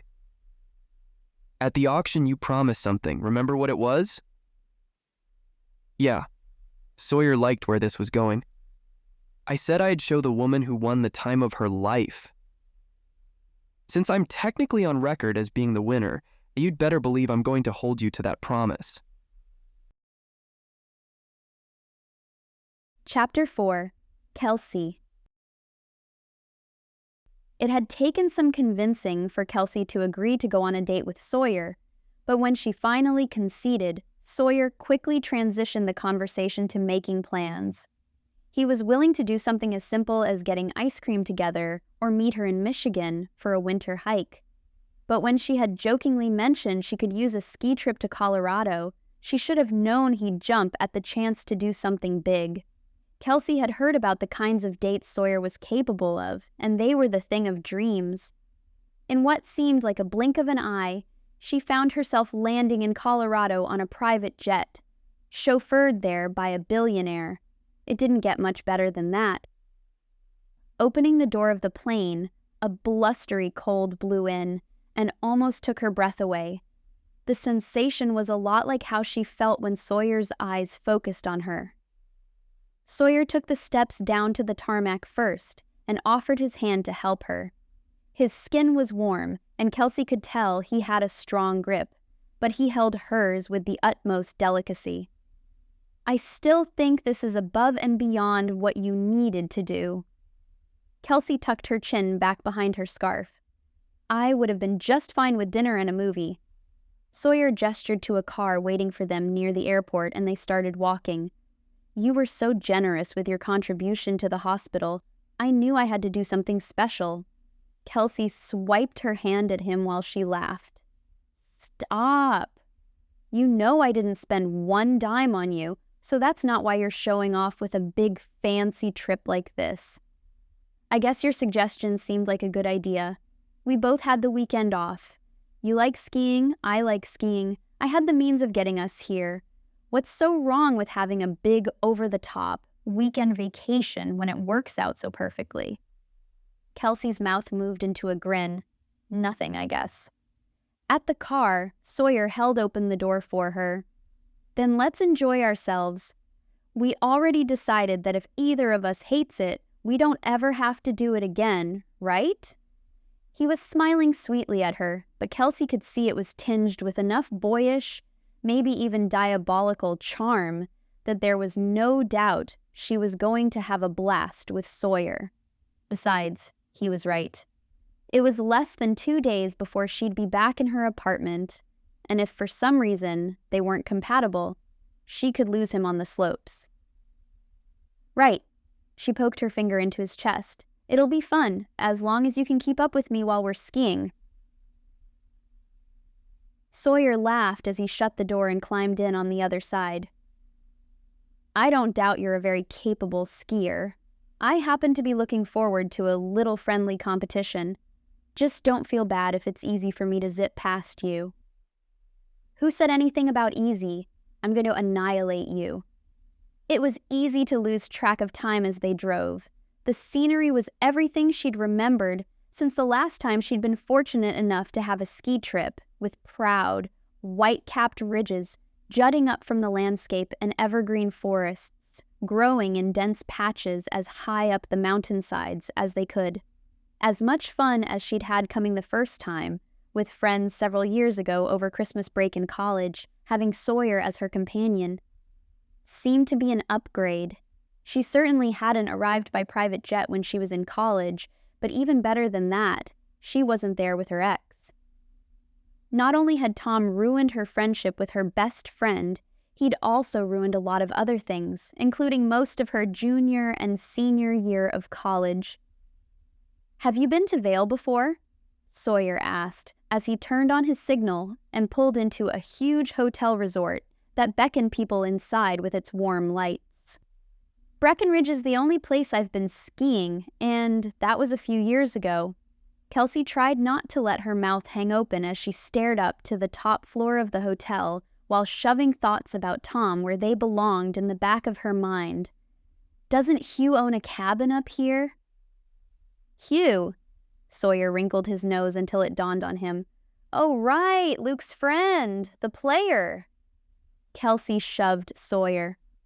Be nice. He happens to be a very amiable guy. Who can't not flirt with a woman if he's within 500 yards of her? Yeah, I'll give you that. Still, Kelsey laughed. It's all in good fun, though. He worked with me on Luke and Lauren's charity gala, and he was very helpful. That's kind of surprising. I thought he was allergic to work. Kelsey balled up her fist and swung at Sawyer again. He faked a wince and rubbed his arm. All right. I deserved that. Yeah, you did. I like to think the best of people. What if they let you down? Kelsey shrugged, while her heart squeezed within her. She was far too experienced with disappointment, more than she cared to mention. Nobody's perfect, but I'd rather help people be the best versions of themselves that they can be. If they choose to be horrible human beings, that's on them. I'm not going to let it change how I see the world and the people around me. Pulling into the valet lane, Sawyer watched her in a way that made her wonder if something was the matter. Maybe she had mustard from her lunch crusted on her face. Whatever it was, she was helplessly pinned by his eyes. She rubbed her hand across her mouth, just in case. What? Sorry, I shouldn't stare. Sawyer turned off the car and tossed the keys in his hand. If I have something on my face, you should let me know. Kelsey pulled down the visor and assessed her face in the mirror. I'd rather find out from you than walking around looking like a slob. Don't worry, I would tell you, and you don't have any food on your face. Kelsey flipped the visor back up and looked sideways at him. What is it then? Sawyer's shoulders moved in a sluggish shrug. It's been a while since I've met someone who's as genuinely good as you. Sadly, it seems like the women who run in my circle that are on your level are few and far between. Whoa there, don't go thinking I'm perfect either. I have a little devil on my shoulder who speaks loud and clear some days. Who doesn't? That doesn't mean you're not an angel. Looking away to hide her blush and a ridiculous smile, Kelsea opened her door and said over her shoulder, "You might change your mind after being with me for the weekend." Somehow, I doubt it. Sawyer pushed a button on his key fob and the trunk popped open so they could retrieve their luggage. At the valet booth, Sawyer tossed the keys to a gray-haired man, expressing his gratitude for the man's service. Following him inside, Kelsea brushed a smattering of snowflakes out of her hair and unzipped her coat. She'd stayed at nice hotels before, but this one would be a splurge if she was the one paying. While Sawyer checked in for the both of them, she wandered over to a plush couch, sighing with satisfaction as she sank into the cushions. A gas fire danced over a pit of blue glass and she held out her hands, absorbing the waves of heat. On the other side, an identical couch mirrored the one she sat on, occupied by a couple who were obviously in the throes of a terse but quiet argument. Resting her chin atop her fist, Kelsea tried to focus on Sawyer instead of eavesdropping in on the couple's conversation, but even the way Sawyer's broad shoulders tapered down to his trim waist, or the way his jeans fit him in exactly all the right spots wasn't enough to distract her from overhearing. "I can't believe you," the man hissed. "You're such an embarrassment." "Honey, I told you." "I'm sorry." The woman swiped at a single tear and rubbed at her nose with a crumpled tissue. Instead of wrapping his arm around her for comfort, he glared at her. "I already knew I was going to suck at skiing before we showed up. I didn't think I'd have to spend the whole day on the slopes babysitting you." The woman sniffled again. Remaining dry-eyed was a losing battle, not that Kelsea blamed her. Most of the time, Kelsea cried maybe once a year, but when someone she cared about had the audacity to speak to her that way, she knew from experience that she'd bawl her eyes out. "You should have come without me. I didn't want to slow you down." "Yeah, right. That would make me look like the jerk, being the only one who showed up to a couple's retreat without his girlfriend." The man shoved his hand through his floppy brown hair. "You'd like that, wouldn't you? It would secure your spot on an untouchable pedestal, while everyone else would see me as an absolute scumbag." Kelsea realized she was clenching her fists hard enough that her nails were leaving marks on her palms. She glanced back to Sawyer, who was laughing jovially with the front desk clerk, and tried to remind herself to mind her own business. She couldn't. "What am I going to do with you?" the man asked in a low growl. "You're the weak link in this relationship, and because of it, you're tarnishing my reputation. You think I like being the laughingstock of my friends? Huh?" As racking sobs quietly shook the woman's body, Kelsea shot out of her seat. She was trembling, too, but it was with the kind of righteous anger that she knew she couldn't leash. Once she made up her mind to intervene, Kelsea was unstoppable. Circling the fireplace, she marched over to the man and stopped in front of him with the sort of smile on her face that was so forced it hurt. She had a thing or two to say to him, and if she was lucky, she'd get done chewing him out before Sawyer was the wiser. Kelsea had put off more than one of her own boyfriends by her inability to leave things alone. It took the man a moment to realize Kelsea was there. Under his bushy eyebrows, he directed his glare up at her. "What do you want?" "Hi." Kelsea cleared her throat and glanced at the woman, who looked equally confused through her teary eyes. "I couldn't help but overhear you two talking." The man sat back on the couch, spreading his arms across it, marking his territory. "Didn't your parents teach you it was wrong to butt in on other people's conversations?" "They did. But they also taught me that if I see something wrong, I have a moral duty to help correct it." "There's nothing wrong here," the man answered. Glancing at the woman again, she gave Kelsea a subtle shake of her head, trying to save Kelsea from a fight she was sure she wasn't going to win. If life had been any different for Kelsea, she might have backed down, but she couldn't. She'd been in that woman's spot and would have given anything to have someone give her some support. "I'd have to disagree," Kelsea said. "Respectfully, of course." The man hunched over and rested his elbows on his thighs. "Look, lady, we were having a private conversation where I was expressing some of my frustrations with my girlfriend. I can't help that you're nosy, but you need to mind your own business. Respectfully." Kelsea tucked her fingers into her pockets to keep from flailing her hands all over the place to make her point. That, or punch him in his oversized Roman nose. "Actually, the reason I came over was that I wanted to say something to your girlfriend. Feel free to listen in if you want. It pertains to you too." His eyebrows dropped low. "What the—" Holding up her hand, Kelsea silenced him, then looked into the teary blue eyes of the woman. "I want you to know that you don't have to live like this. Your relationship with this guy may have started off on the right foot, but unless he makes some serious changes and fast, I think that you might be headed down the same path I've been on. I'm going to tell you right now, it's not worth it." The woman patted at the tears under her lashes. "I think he's kind of right. I am an embarrassment. I kept falling down all day on the slopes." "Okay, let me put it this way. How do you think a guy like this is going to talk to any kids you might have together? Babies fall down a lot when they're learning to walk. You'd be okay with him berating them like he's doing to you?" The man scoffed. "That's a stupid example. Totally theoretical." "Is it?" Kelsea challenged. Holding his gaze until he looked away, Kelsea turned her attention back to the woman. Kelsea could see the cogs turning in her mind and knew she was making some progress in helping her see the light. "Look, I was in a toxic relationship where he drew me in with his charm and charisma, but it wasn't long before he started harping on me for the stupidest things. He didn't like the color of my lipstick. I couldn't wear heels because I was taller than him. I wasn't supposed to laugh when we went out with his friends to dinner because sometimes I'd snort." "What'd you do?" she asked. "What does it matter?"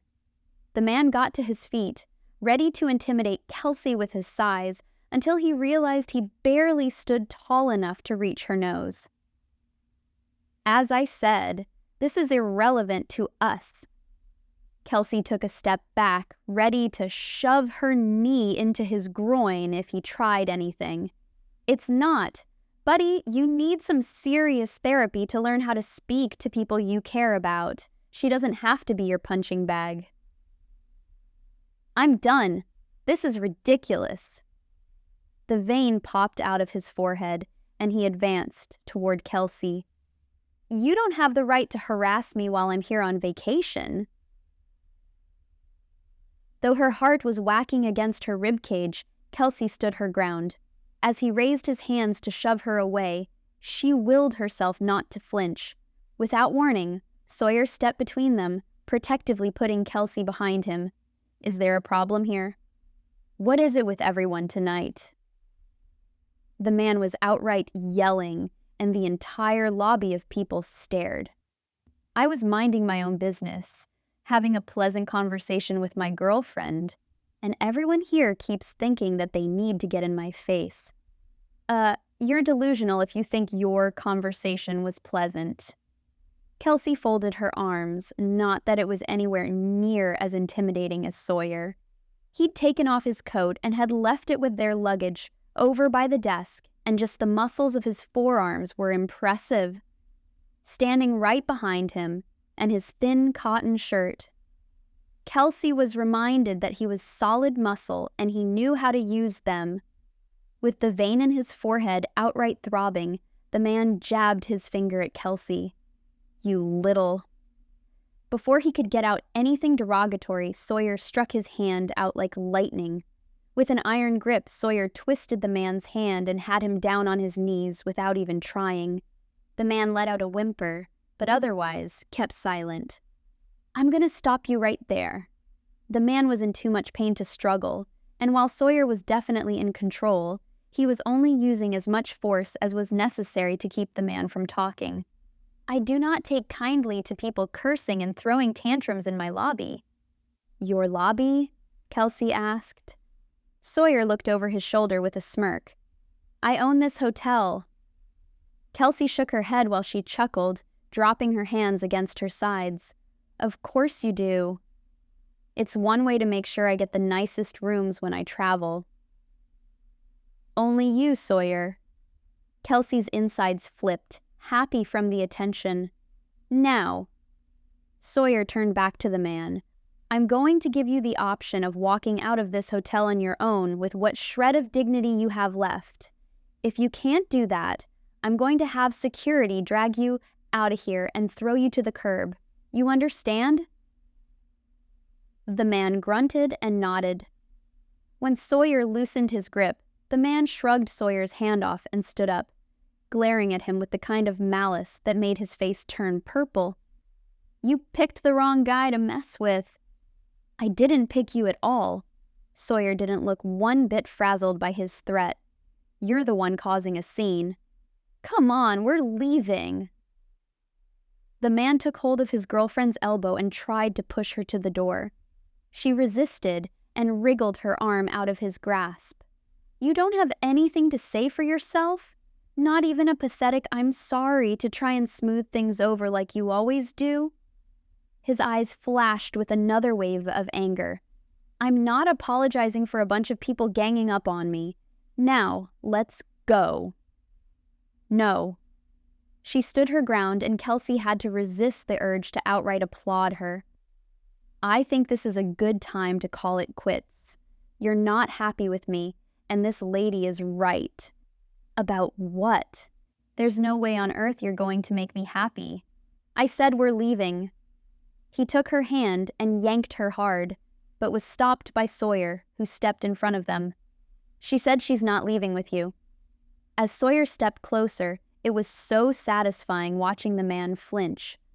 For a second, Kelsea thought the situation was under control, but without a word, the man swung his fist at Sawyer's face. Kelsea screamed, jumping back, watching through the gaps in her fingers as she covered her face. He was fast, but Sawyer moved like lightning. He flipped the man over and had him on his back, gasping for air before he even knew what happened. Hotel security came running over to help with the scuffle, but Sawyer had it under control. He flipped the man over and put his knee into his back and restrained his arms. When Sawyer passed him off to security, he pointed to the door. Get this man out of here. I don't want to see his face in any of my hotels ever again. Kelsea stepped back, watching wide-eyed as the burly security guards escorted the man out while Sawyer followed as backup. Maybe she should have been proud of herself for speaking up, but her throat tightened and a twinge of embarrassment hit her in the gut. This fiasco was all her fault. If only she could keep her mouth shut, she wouldn't keep finding herself in the middle of other people's problems. Sawyer certainly wouldn't have been pulled into any embarrassing situations in his own hotel. While mentally kicking herself, she felt a hand on her arm. The woman she'd been defending looked at her with the level of timidity that made Kelsea's heart ache. She'd seen that look in her reflection before. This evening ended a lot differently than I thought it would, she said. Kelsea cringed. Sorry about that. I didn't mean to ruin your vacation. I should have caught you in the ladies' room instead of confronting you in the middle of a public place. You wouldn't be the first to tell me I'm not the most tactful person. Why are you apologizing? I'm the one who's sorry about my boyfriend. I can't believe him. He had no right to act that way. I should have said something. You're not responsible for his behavior. I know, but if I would have stood up for myself a long time ago, you wouldn't have needed to advocate for me so I could realize I do still have a backbone. Kelsea sighed, some of her stress evaporating. Her meddling hadn't ended entirely badly. That's all I meant to do, not make this mess. It needed to be made. Your boyfriend. the woman tilted her head over to Sawyer, who was talking with security after they'd escorted the man off the property. "I saw you walking in with him. He's a great guy. I can tell." Kelsea knew she should have corrected her. Sawyer wasn't her boyfriend, but a sense of pride kept her from saying anything contrary. She liked being associated with Sawyer. The more she saw of him, the more amazing he was. "Yeah, I think so too." Thanking Kelsea one more time, the woman left Kelsea standing by the fireplace, toying with her earring and watching Sawyer, wondering what he possibly thought of her. She was glad that she'd helped that poor woman in her time of need, but not everyone appreciated or understood her innate desire to help. To Sawyer, it might just seem like she went around picking fights with other people and drawing unsavory attention to herself. That had to be worse than someone like Rachael flitting around social gatherings, trying to make an impression.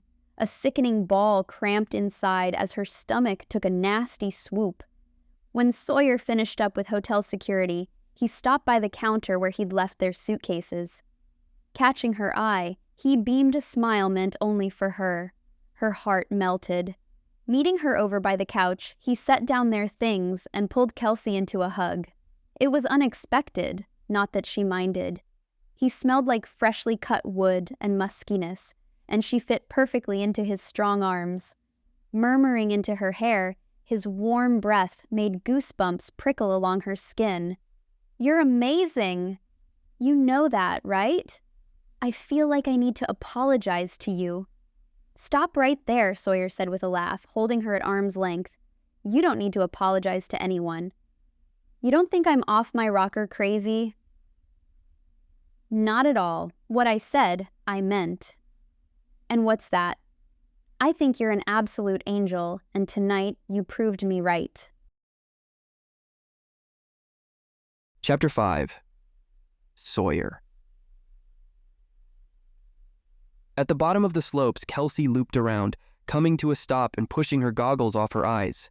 "I win! Again!" She whooped a cheer, making Sawyer laugh. He pulled his goggles off his face and took a few panting breaths of cold mountain air. And here I was, thinking I was actually going to give you a run for your money. I can genuinely say I'm impressed. You're way better than me. Does that bother you? Having a girl beat you? Nope.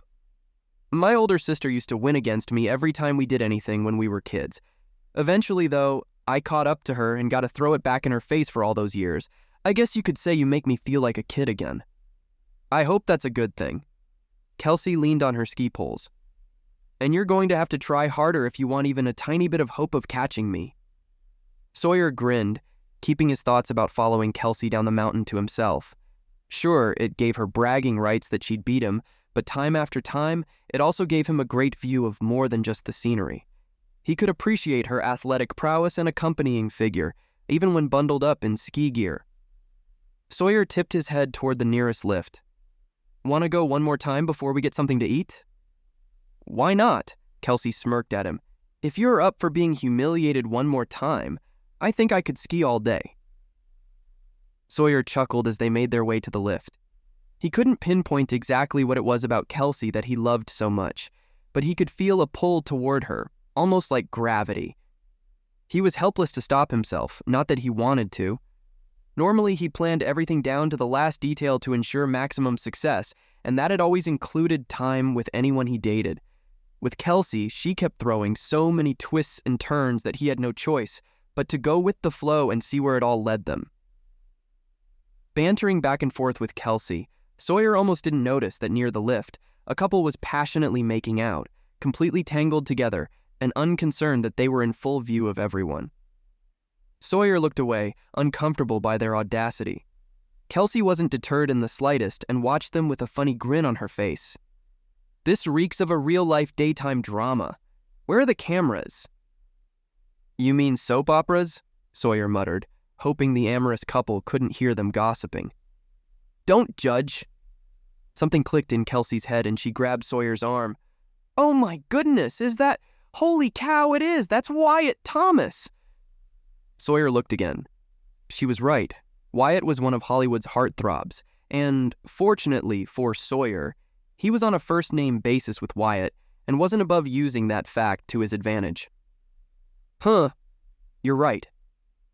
Sawyer liked that Kelsea was still clinging to his arm. Are you a fan? Is there a person alive who isn't? I cried my way through his latest movie. The one with the bull rider who breaks his back and has to learn to walk again with the help of his girlfriend? Kelsea stared. You saw it, even though it was clearly marketed as a chick flick. Yeah, but his first big hit was my favorite. You know, the one where he plays the widowed veterinarian. Blinking at him, a slow smile crept up Kelsea's face. You're going to keep surprising me this weekend, aren't you? That's the general plan. Clapping her hand into his, he towed her over to Wyatt. Kelsea resisted. I don't think we should interrupt them. They look busy. Plus, I can't imagine Wyatt appreciates being interrupted by fans when he's supposed to be on vacation. It'll be fine. She wriggled her hand out of his. If that were you and me, would you want to be interrupted? Her question made a very vivid image pop into his head. As he imagined what it was like to kiss Kelsea, the mere thought was enough to make his insides feel like they were floating. Before Kelsea could ask him what the ridiculous grin on his face was for, he rattled the thought from his mind and focused on the present. Sawyer hoped there would be time for a kiss or two, another time, only away from prying eyes. Come on, Wyatt's a nice guy. He took her hand again and gave her an encouraging tug. What are you doing? Hissed Kelsea. What would we even say? Sorry for interrupting. Could we have an autograph now that you're not making out? Sawyer didn't let go of her hand as he raised his other to get Wyatt's attention. Hey, Wyatt! Wyatt and his girlfriend took a break long enough to look and see who'd called his name. Shielding the sun with his hand, Wyatt recognized Sawyer and his face lit up. Sawyer! Is that you, man? Shaking his hand, Wyatt pulled Sawyer into a chest bump. Peeking from the corner of his eye, Sawyer was pleased that Kelsea was in wide-eyed awe. She leaned over to him and whispered, You know him, don't you? With a sly grin, Sawyer confirmed by nodding. I didn't want to sound like I was bragging. I guess I shouldn't be surprised. You probably have connections with every single person I admire. I'd gladly introduce you to everyone I know, starting with Wyatt here, Sawyer said. Hey! Wyatt held out a hand. Wyatt Thomas. Kelsea Stoker, big-time fan, but not in a creepy, stalkerish worship-at-your-feet way, not intentionally, anyhow. Wyatt laughed at her rambling, and after introductions were made, Wyatt's girlfriend excused herself to go get a mug of hot chocolate to keep warm, insisting that Wyatt stay and enjoy catching up with Sawyer. After she promised Wyatt she'd pick one up for him, he turned back to Sawyer. What's new with you? A lot of the same, aside from getting to know Kelsea. Sawyer liked how Kelsea's already glowing smile increased exponentially. I thought you were filming your next movie this winter. What are you doing out here in Vail? I am. We're filming one of the action scenes near here. This just happened to be an afternoon they didn't need me, so I thought we'd come to get some skiing in while we had the chance, Wyatt said. Can't pass up the opportunity when it's so close by. Is this for your new post-apocalyptic action film? Kelsea was practically dancing with excitement. The one where you get separated from your family, but promise to find them again after you save the president? That's the one. Wyatt didn't hide that he was pleased to be meeting a fan, which was one reason Sawyer had enjoyed working with the man. He was never too big and important for the people who had made him a star in the first place. I was a little nervous about taking the role since it's a little edgier than some of my typical movie roles. Don't be, Kelsea shook her head. I've been waiting forever to see you do more action stuff. I mean, you'd be amazing in anything. Wyatt beamed at Kelsea. I appreciate your vote of confidence. How do you two know each other then? Kelsea asked. Sawyer loved it when Kelsea's clear blue eyes landed on him and twinkled as they caught the light. I know Sawyer has all kinds of surprises up his sleeve, but knowing A-list movie stars is pretty impressive, even for him. He was my bodyguard, way back when we were both getting our start in our fields. I have to tell you, Wyatt hitched his thumb at Sawyer, this guy has some mad skills. He was so quiet and stoic when we first met, but I've seen him take down dudes twice his size before I had a chance to blink." "I believe you," Kelsea said. "I had my very own demonstration last night. It was very impressive." Sawyer kept a poker face as best as he could. He hadn't intervened in the spat Kelsea found herself in the night before to impress her, but was pleased Kelsea had noticed that he was adept when it came to protecting her. All he was worried about when Sawyer saw that jerk trying to intimidate Kelsea was keeping her safe. There was a fine line between impressing her and bragging, but as he'd hoped, his actions spoke for themselves. If there was one thing that Sawyer hated, it was people who were so insecure they had to point out every single one of their accomplishments so someone would notice. "I always felt safe with him around, but then he had to go and get too big for his britches and leave me," Wyatt said. "It was time. I couldn't keep up with your hectic travel schedule." Sawyer laughed. "I felt like I was always operating on jet lag, and it made it hard to date anyone when I never knew when I was going to be home." "You did go through a lot of girlfriends that way," quipped Wyatt. Sawyer's heart stopped for a moment when it dawned on him that he sounded like a serial dater. If it bothered Kelsea, she didn't show it. Wyatt nodded. "That and all of your investments started taking off. I kind of think I should have made you my financial advisor, too." "A lot of it was luck." Sawyer shrugged. "It's easy to gamble on a risk when there's nothing to lose." "There's always something to lose," Kelsea countered. "It might not be something tangible like money, but you have to weigh what things are costing you personally, too." Wyatt shook his pointer finger at Kelsea. "Very wise, Kelsea. Sawyer, you better hang on to this one." Kelsea dipped her chin down while her skin turned a crimson shade. "Hey, why don't you join us for dinner?" Sawyer said. "We were going to go down one more time and then go eat." "Love to, man, but I'm out of here in 45 minutes. Wyatt draped his arm across his girlfriend's shoulders as she came back, holding 2 steaming hot chocolates. "Tonight we're shooting a scene in this old, abandoned bunker. It's kind of creepy, but it's the perfect spot for it." "I'd better let you go then," Sawyer said, clapping his hand into Wyatt's. "Best of luck on your next movie. I'll be watching it on opening weekend." "Correction, we both will be watching it on opening weekend," Kelsea added. Sawyer loved her adorable sass and unfailing confidence. Putting his arm around her shoulders and pulling her in close, he basked in the warm glow of her eyes. "Right, we will be." "Appreciate it," Wyatt said. "It means a lot." Before they left, Kelsea asked for a couple of selfies with everyone, and Wyatt gladly indulged her. Though his dinner plans with Kelsea were running late after their chat with Wyatt and his girlfriend, Sawyer considered it a lucky happenstance that they'd run into him. Wyatt had been generous with his praise of Sawyer, and he hoped it solidified Kelsea's interest in pursuing a relationship with him. By the time they wandered to the ski lift, most other skiers had already called it a day, giving Sawyer and Kelsea plenty of space to themselves. They boarded a lift, and though they had the whole chair to themselves, Kelsea scooted next to him, her leg and shoulder pressing against his. He would have loved nothing more than to put his arm around her and lean her closer, but he wanted her to be comfortable enough to set the pace. They were still on a trial run date, even though it seemed like he'd known Kelsea his whole life. "Okay," Kelsea said, swinging her legs. "I already knew you lived a pretty amazing life, but you're friends with Wyatt Thomas? That's pretty cool."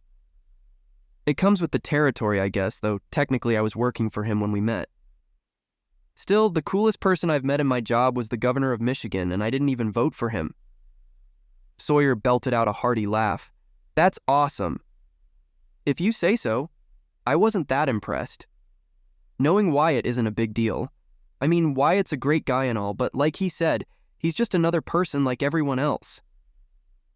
Kelsea held Sawyer's gaze before looking out over the mountainside they were ascending. "That's something I find very attractive." At that moment, Sawyer would have jumped off a cliff if it meant getting a straight answer to Kelsea's assertion. "What is?" "I like it when a guy isn't full of himself. Even better, I like it when a guy doesn't idolize other people." Sawyer bumped her teasingly with his shoulder. "You don't idolize Wyatt?"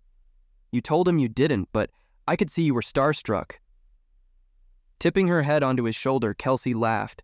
"You're a stinker, aren't you?" My sister might agree with you. Kelsea sighed and Sawyer couldn't help himself. He slipped his arm around her, putting his hand across her shoulder. Her touch was intoxicating, and the only thing better than riding up the chairlift with her would be if they were sitting inside by a fire, snuggled up together without layers of ski gear on. I don't mind it when people have admiration for someone else and their work, but when they think their idols can do no wrong or that they're excused from being decent human beings, that's when it starts to annoy me. I want to live my life where I'd be able to treat a homeless beggar with the same respect as a billionaire. With that comment, Sawyer knew he was a goner. Kelsea was unlike any other woman he dated, and he would do anything to keep her close to him. All he had to do was convince her that he was worthy of her time and affection. She was kind and generous, but he had a feeling she didn't give away her devotion lightly. Getting off the lift, Sawyer followed Kelsea back down the mountainside one last time. He wasn't in any hurry to end the day. The way she swerved back and forth was so graceful, it was like watching her dance her way to the bottom. The sun was already starting to sink below the peaks, painting the sky with a palette of striking colors, and at the center of his world was Kelsea. When they reached the base, she turned, kicking up a spray of snow, rewarding him with the kind of smile that made her countenance radiant. She tugged her goggles off her face and tilted her head back to the hotel. Want to call it quits for the day? The exterior lights had just turned on, making the building glow warmly. The homey, charming appeal of the enormous building was part of the reason why Sawyer had bought it in the first place. Even when he was traveling, it was cozy enough that he felt at home. His mouth twitched in a crooked grin. The lifts don't close for another half an hour. Scared I might finally break your perfect streak? Ha, hardly. I caught a whiff of whatever they're making in the kitchen and realized I'm starving.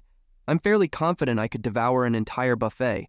Plus, if we wait much longer, we're going to have to fight against the dinner crowd, and I'm going to tell you right now, I am not the most patient of people when I'm hungry. Huh, so you do have a weakness. You'd better believe it. Nobody should have to see me hangry. I'm sure it's intimidating. Kelsea pushed him playfully, but he grabbed her arms to keep from sliding backward. She fell against his chest, and her eyes drifted down to his lips. They'd been that close before, but he'd never wanted so badly to press his mouth down sweetly on hers and connect on a level that they'd never explored. All he had to do was make his move. Kelsea was the one to break the connection. Let's go then. I need to shower before we go to dinner. You sure? You could go as is. We don't have to do fancy tonight. She snorted a laugh, and it was so adorable Sawyer couldn't help but grin. That's flattering, but I guarantee under my beanie my hair's a sweaty, matted mess. Just trust me on this one. Whatever you want, I'll wait. She stared, and a slow smile moved along her features. Kelsea wasn't one to hide her emotions, and yet Sawyer was sure she still had her secrets. Thanks. She linked arms with his. I'll be as quick as I can, I promise. Together, they slowly wandered back to the equipment rental building and took off their gear. It was only a short walk to the hotel, and in the lobby, they strolled to the elevator. Most people were coming down, ready for dinner, which gave Kelsea and Sawyer a ride to the top floor alone. Kelsea leaned against the wall of the elevator with her arms tucked behind her back, facing Sawyer, who stood opposite. I meant to ask you where your room is. I didn't see where you went after we checked in last night. I'm on the 3rd floor. Wait a second. Kelsea pushed herself away from the wall and moved over next to Sawyer. I'm pretty certain you put me in the biggest suite in the entire hotel, and now you're telling me that you have one of the regular rooms down on the 3rd floor? Sawyer shrugged as he furrowed his brow. Yeah, so? They were the only 2 rooms available on short notice. It only made sense for you to be the one to stay in the suite. And people think chivalry is dead. My mom made sure it's alive and well. The elevator slowed as it reached the top. How do you like your room? Kelsea bit her lip. I love it. I think it's more spacious than my apartment. Good. I mean, I'm glad you're enjoying it here. Not that I'm glad the suite is bigger than where you live. The elevator dinged and the doors opened. With only 4 rooms on the entire floor, the hallway was quiet. Kelsea didn't immediately leave and watched him wordlessly. Sawyer wondered if something was the matter. "Should we meet downstairs in the lobby in half an hour?" he asked. "Sounds good." Still, she didn't budge. He was going to ask if something was on her mind when she stepped forward and hooked her arms under his. It was instinctual to invite her in close and rest his hands on her hips. She didn't say a word as she closed her eyes and brushed her lips across his. The gesture was softer than the flutter of butterfly wings, but if he didn't have the support of the elevator behind him, it would have knocked him flat on his backside. Sawyer wanted to tangle his hands up in her hair, hungrily drawing her in for the kind of kiss that would leave them both breathless, but he restrained himself. If he was patient, he predicted his taking it slow would be rewarded. With his heart hammering somewhere up in his throat, he asked, "What was that for?" Kelsey's eyes opened, focusing on his face, and she produced a brilliant smile that made him feel like a real-life superhero. "I wanted to thank you." He swallowed. "For what?" "For all of this. For sacrificing your amazing hotel suite so I could have the best room, for bringing me to Colorado when you could have gotten away with a date out to dinner in Michigan, for convincing me to give you a try at all. I should be the one thanking you. You're unlike any other woman I've ever met." A blush that heated her to the roots of her hair overtook her, and she glanced at the carpet. "You're not saying that to make me feel special, are you?" He put his hands on either side of her face and coaxed her eyes up to his. "If there's one thing I want you to know about me, Kelsea, it's that I don't say things unless I mean them. There's no question you're one of a kind." Chapter 6. Kelsea. The dress was overkill, but Kelsea didn't care. She knew she looked good, and for Sawyer, that was exactly what she was going for. The elevator doors closed, and she checked her reflection one more time in the highly polished metal. The red dress hugged her curves in all the right places. She had lipstick to match, and she wore her hair in a low bun, classy yet bold. She was supposed to meet Sawyer down in the lobby at 6:30. Checking her phone, she realized she was 17 minutes late. "Whoops," she muttered under her breath while still smiling. She had never been known for being prompt, especially when it came to dates. Her smile gradually increased, thinking about how she'd gotten herself into this situation with Sawyer in the first place. It was certainly unconventional and would make for a great story later. Question was what later would look like. So far, Sawyer had been everything he promised, and Kelsea dared to let herself wonder if anything long-term could happen with him, if he even wanted anything that had a future, if she was even ready. It's not like she hadn't been on plenty of dates herself, but it was more for entertainment than searching for a lifelong companion. She had been burned in the past, and she still had the emotional scars to prove it. But Sawyer, if he was different, then she'd jump in with her whole heart. Only his reassurance that he'd never hurt her would allow her to do something so bold. When the elevator came to a stop on the main floor, Kelsea's insides fluttered, sending jolts of excitement through to every square inch of her body. The doors opened, and she searched for Sawyer. Sitting on a bench across the lobby, Sawyer's leg was jiggling wildly, and he had his head leaned back, his eyes closed. When Kelsea's heels clicked along the smooth marble floor, his eyes opened and found Kelsea's. He stood up, looking appreciatively up and down her, and she did the same to him. Her hunch had been right, that she'd find him in a suit and that her outfit wasn't too dressy for dinner. "You look..." Sawyer's throat bobbed up and down as he swallowed. Kelsea struck a pose and grinned. "Fantastic! I'm not sure fantastic even does you justice." "We'll have to settle on it then. I appreciate the compliment." "I was starting to worry you'd ditched me." Putting her hand on his chest, Kelsea dipped her head back as she laughed outright at his concern. "I should have warned you. I have a bad habit of being habitually late. Can't rush perfection and all. Besides, where would I have gone? It's not like I could take a cab home." "I know. It was sort of a ridiculous thought. being abandoned? Yeah. I'm sorry. I didn't mean to give you any grief, but that was me being my usual self. I should probably work on my time management. Now that I know it's a habit of yours, I'll plan for it in the future. Kelsea glanced at Sawyer, caught off guard by his boldness. If she wasn't reading too much into things, it sounded like he was having just as much fun as her, and any mention of the future seemed promising. Was it because of the little moment they shared when he dropped her off at her room? Doubtful. It was barely a whisper of a kiss. Still, it was enough to ignite some serious yearning in Kelsea for more. Straightening his tie, Kelsea ran her fingers down the smooth silk. Wait a minute. Is this the tie I picked out for you? When Lauren first introduced us? Yeah, I guess it is. You know, you're the first person to convince me that I could pull off this color. Purple doesn't exactly scream masculine. Real men can wear purple. Try telling that to some of my buddies. They don't think that because purple complements my eye color that this tie is any less girly. Giggling as she linked her arm with his, she held onto his bicep.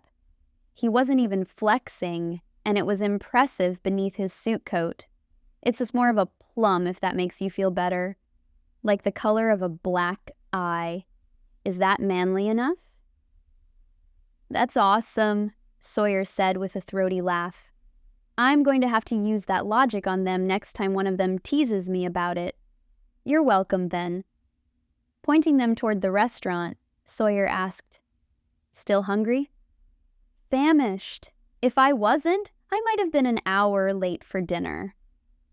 Strolling to the restaurant with a Sawyer, Kelsea loved the easy way they could banter back and forth without any awkward silences or forced conversation.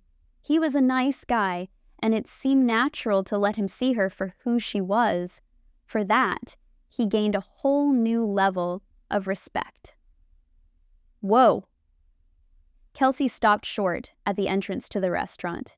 Every table in the dining area was occupied, and a dense crowd of people was crammed by the door, waiting for their turn to eat.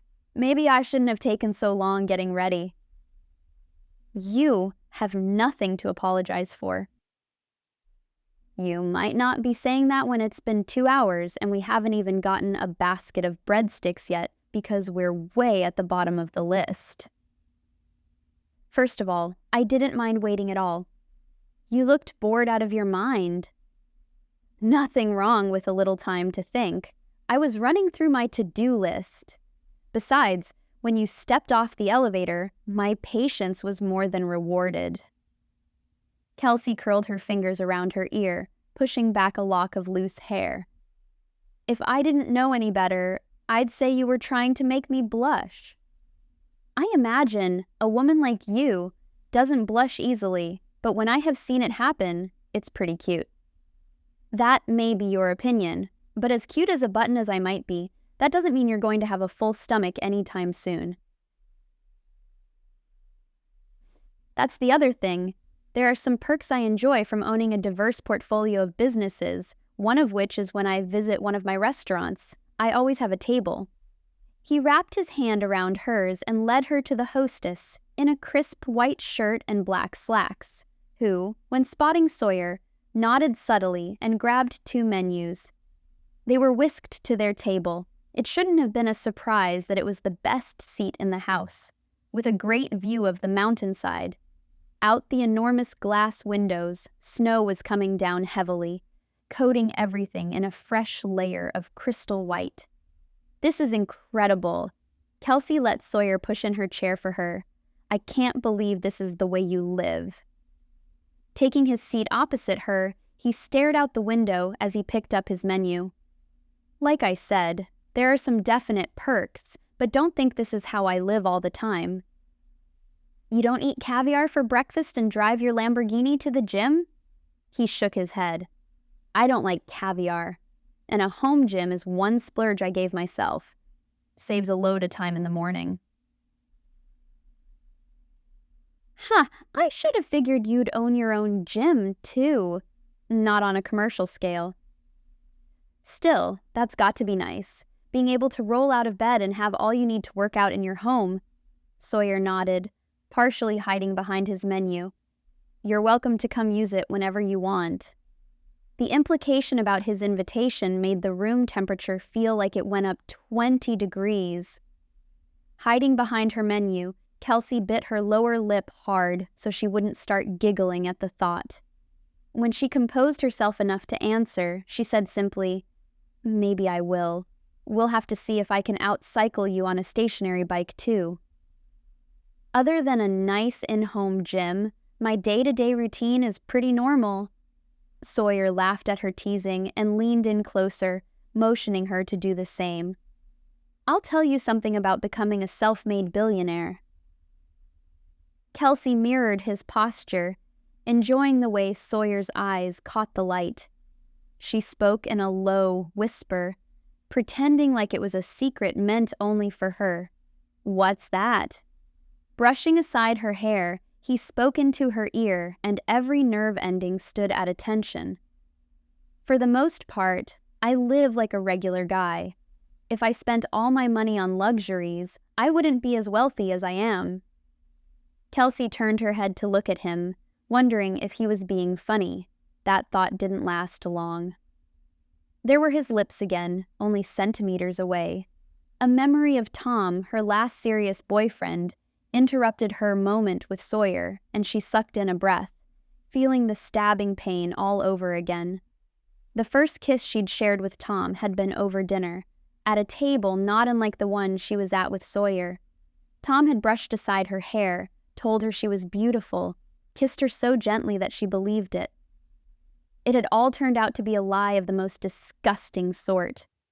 Sitting back, Kelsea tried to hide her near panic attack with a smile. "Why do I have a hard time believing that? That you live like the rest of us?" A flicker of disappointment ran across his face. He quickly subdued it, but not before it sliced Kelsea with guilt. "It's true. You don't make a whole lot of money by living extravagantly. You're probably the most down-to-earth billionaire I've ever met." "And I will take that as a compliment. I mean, it is nice to enjoy the finer things of life once in a while, but generally speaking, I don't want my money to be in control. I want to be the master of it, not the other way around."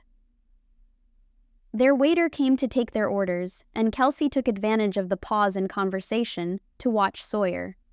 She knew better than most that people could say all they wanted, but when it came down to it, it was their actions that spoke volumes about their true natures. Kelsea gave her order, asking for more food than she could probably eat, but she wasn't kidding about being hungry.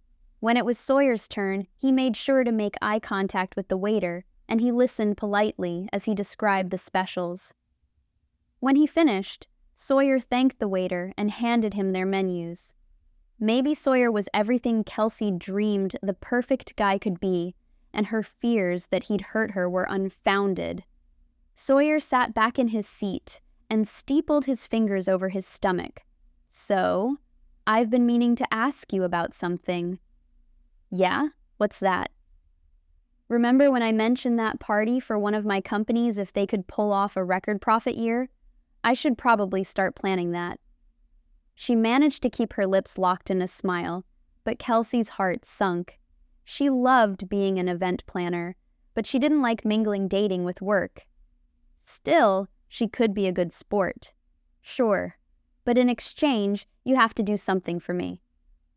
"All right." Sawyer grinned and folded his arms. "What do you consider a fair trade?" "If you're going to use my talents, I think you should share yours." "You want me to give you some business advice?" Kelsea scrunched her nose. "No, sorry, but that sounds like a major snooze fest. I was talking about you teaching me a few self-defense moves. I mean, I could kick a guy in the groin like a champ, but I'd like to have more weapons in my arsenal. A woman never can be too careful." "Oh, right. Self-defense." Sawyer chuckled lightly. "I'd be happy to. When? Right here?" "No." "Oh, come on. I thought between the two of us, you'd be the one without inhibitions." Kelsea snagged her bottom lip between her teeth. "That would raise a few eyebrows, wouldn't it?" "I think so." Sawyer moved to stand up. I could teach you how to bring an attacker to their knees with one finger and a carefully aimed kick. Even if she wanted to, Kelsea couldn't have stopped a blurting laugh if she'd taped her mouth shut. Before Sawyer could stand up, Kelsea reached over and tugged on his sleeve. That sounds like a skill I need in my repertoire, but let's hold off until at least after I've eaten. Besides, I interrupted your plans for your party. When were you thinking of having it? Sometime in the spring when the weather gets warmer. I don't like having to cancel things last minute because of an unexpected snowstorm, you know? Kelsea kept her posture rigid and off the back of the chair, trying to pay attention to what he was saying, but her mind was going 1,000,000 miles a minute. Working for Sawyer could go either way. It might be incredible, or they might end up never speaking to each other again. There didn't seem to be a lot of middle ground when it came to working relationships. Is something the matter? Kelsea blinked, realizing that Sawyer had stopped talking. He was resting his chin on top of his fist, staring at her with attentive eyes. No, sorry. My mind was wandering. Nothing. It was nothing. Why do you assume it's nothing? You can be honest with me. Sawyer took a sip of his water, his gaze never leaving hers. I always want the truth, no matter how much it might hurt. Pressing her lips together to smooth out her lipstick, Kelsea gave herself a moment to try and figure out how to answer delicately. Anyway, she tried to soften her question. It came down to one simple inquiry that was inevitably blunt. You don't ever stop working, do you? Sawyer moved his mouth as he tried to get out an answer, but he was speechless. I'm sorry. Kelsea poked at her silverware, aligning it with her plate, and glanced out the window. The sky had darkened outside, and she could barely see the snowstorm past her own reflection in the glass. That was rude of me. Tell me more about it. Are you wanting to do something outside? A family-friendly event? Sawyer shook his head. No need to apologize, you're right. I don't want you thinking I'm taking advantage of having you here so I can get a free party out of you. I guess I'm the one who needs to apologize. I don't mind making loose plans over dinner, but I struggle with being a workaholic like you. So when I have downtime, I have to guard it carefully, or I'll end up working until 3 in the morning, coming up with centerpiece designs, and wake up at lunchtime the next day with a massive headache. That's smart. I'll have to remind myself to take your advice more often. I'm sure it's different for you. I'm running one modestly successful business. You're a busy and important man, overseeing an entire kingdom worth of businesses. That has to be its own challenge. Sawyer reached across the table and put his hand over hers. It was warm and comforting, and without thinking, she turned her hand over and clasped her hand around his. I've put a lot of responsibilities on myself, but I don't want you thinking that I consider myself above anyone else. I need to have balance in my life, like anyone. Their food came, and any tension she'd created eased out of their conversation. Kelsea was relieved that he hadn't been offended at her calling him out. Her personality could be boisterous and overbearing, which sometimes rubbed people the wrong way. And as much as she tried to practice self-love, she noticed when people didn't respond well to her. Honestly, it stung. Twirling a mouthful of chicken Alfredo and noodles around her fork, Kelsea didn't stop to be dainty. With one bite, her eyes rolled back in her head, and she clutched her chest. I think I might have died and gone to heaven. It's good, isn't it? So good. I think I might have bought this restaurant sight unseen if all I tried was the chicken Alfredo. Kelsea picked up another helping of noodles and held them across the table for Sawyer. You should have some, remind you of how good you've got it. Sawyer took a bite while Kelsea wiped her mouth with her napkin. I'm sorry I have terrible manners, but with good food, I can't help it. Don't be sorry. I'll pass along the compliments to the chef. They ate and talked about everything under the sun, from Sawyer's past in the military to Kelsea's vision for her future life. When the lights overhead flickered and went out, Kelsea jumped in her seat, a high-pitched scream coming out of her before she could clap a hand over her mouth. "What's happening?" Kelsea looked around the restaurant, realizing they were one of the last couples there. With only a few faint glows of candlelight, the darkened room had the kind of romantic ambiance that Sawyer couldn't have planned if he tried. Is the waitstaff trying to gently signal to us that it's time to get out? No. Sawyer scooted out of his chair. They stay open until midnight. Kelsea pulled out her phone. It's already almost 1 a.m. Oh. Sawyer grinned as he searched his pockets for his phone so he could turn on his flashlight. Well, even so, they don't typically turn off the lights to get people to leave. I'm guessing the power is out. I should go check and see what's going on. Though she would have gladly stayed all night talking to him, a full stomach and the darkness reminded her how tuckered out she was from the long day of skiing. Stretching her arms above her head, she yawned. I'll go with you. Nah, let me walk you to your room first. Who knows how long it'll take to figure out what happened. What? Now you don't need sleep either. I thought we had already established that even a man like you needs balance. Kelsea took his hand before he offered it and let him lead her out of the restaurant after making sure the handful of other patrons also found their way to the exit safely. Walking across the lobby, Kelsea's heels echoed hauntingly in the darkened space. I doubt the elevators are working. Guess I'll be burning off all those calories I ate going up 8 flights of stairs. Gotta love being an optimist. Though she could barely see his features, she caught a wink, and an adorably crooked grin meant just for her. He opened the stairwell door for her and swept his arm at the opening. Slow and steady wins the race. Kelsea's competitive side wanted to push her faster up the stairs so she could tease Sawyer with another win, but even as tired as she was, she still wasn't looking forward to the night ending. She couldn't bring herself to wonder what would happen after he flew her home and work took him elsewhere. She liked Sawyer and she wasn't ready to let him go. Not yet. Wearily, she pulled open the door to her floor and shuffled to her door. Made it, she said, leaning against the wall. My legs are going to be sorry tomorrow. I'm counting it as leg day and calling it good. Kelsea giggled and tucked her hands behind her back, pressing them to the wall. She couldn't trust herself not to do something rash, like grab on tight to the lapels of his suit and crash her lips onto his.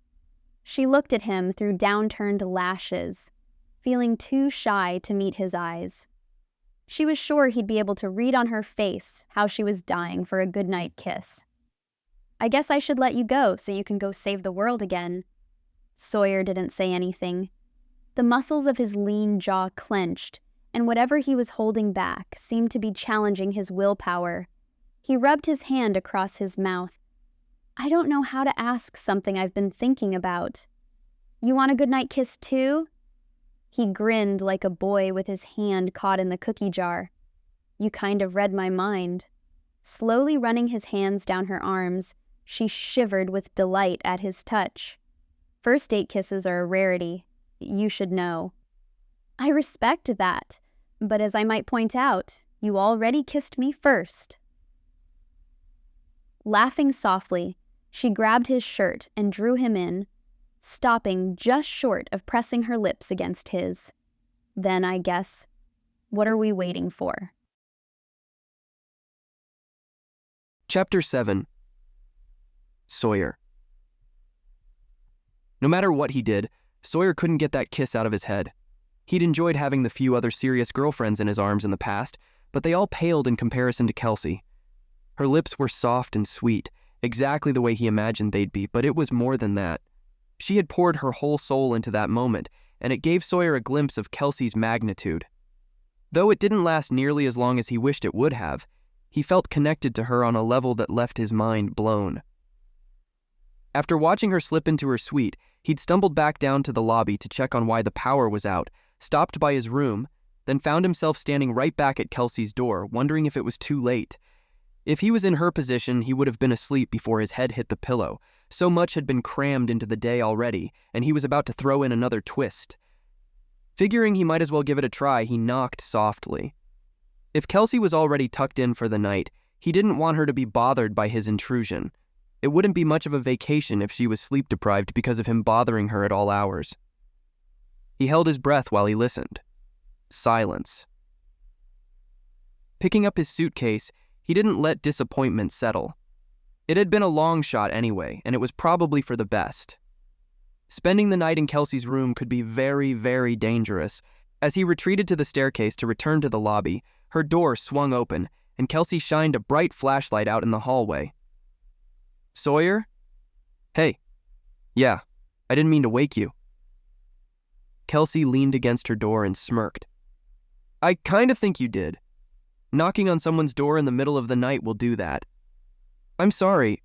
I shouldn't have bothered you." A strained silence settled, and for the first time since meeting her, she frowned.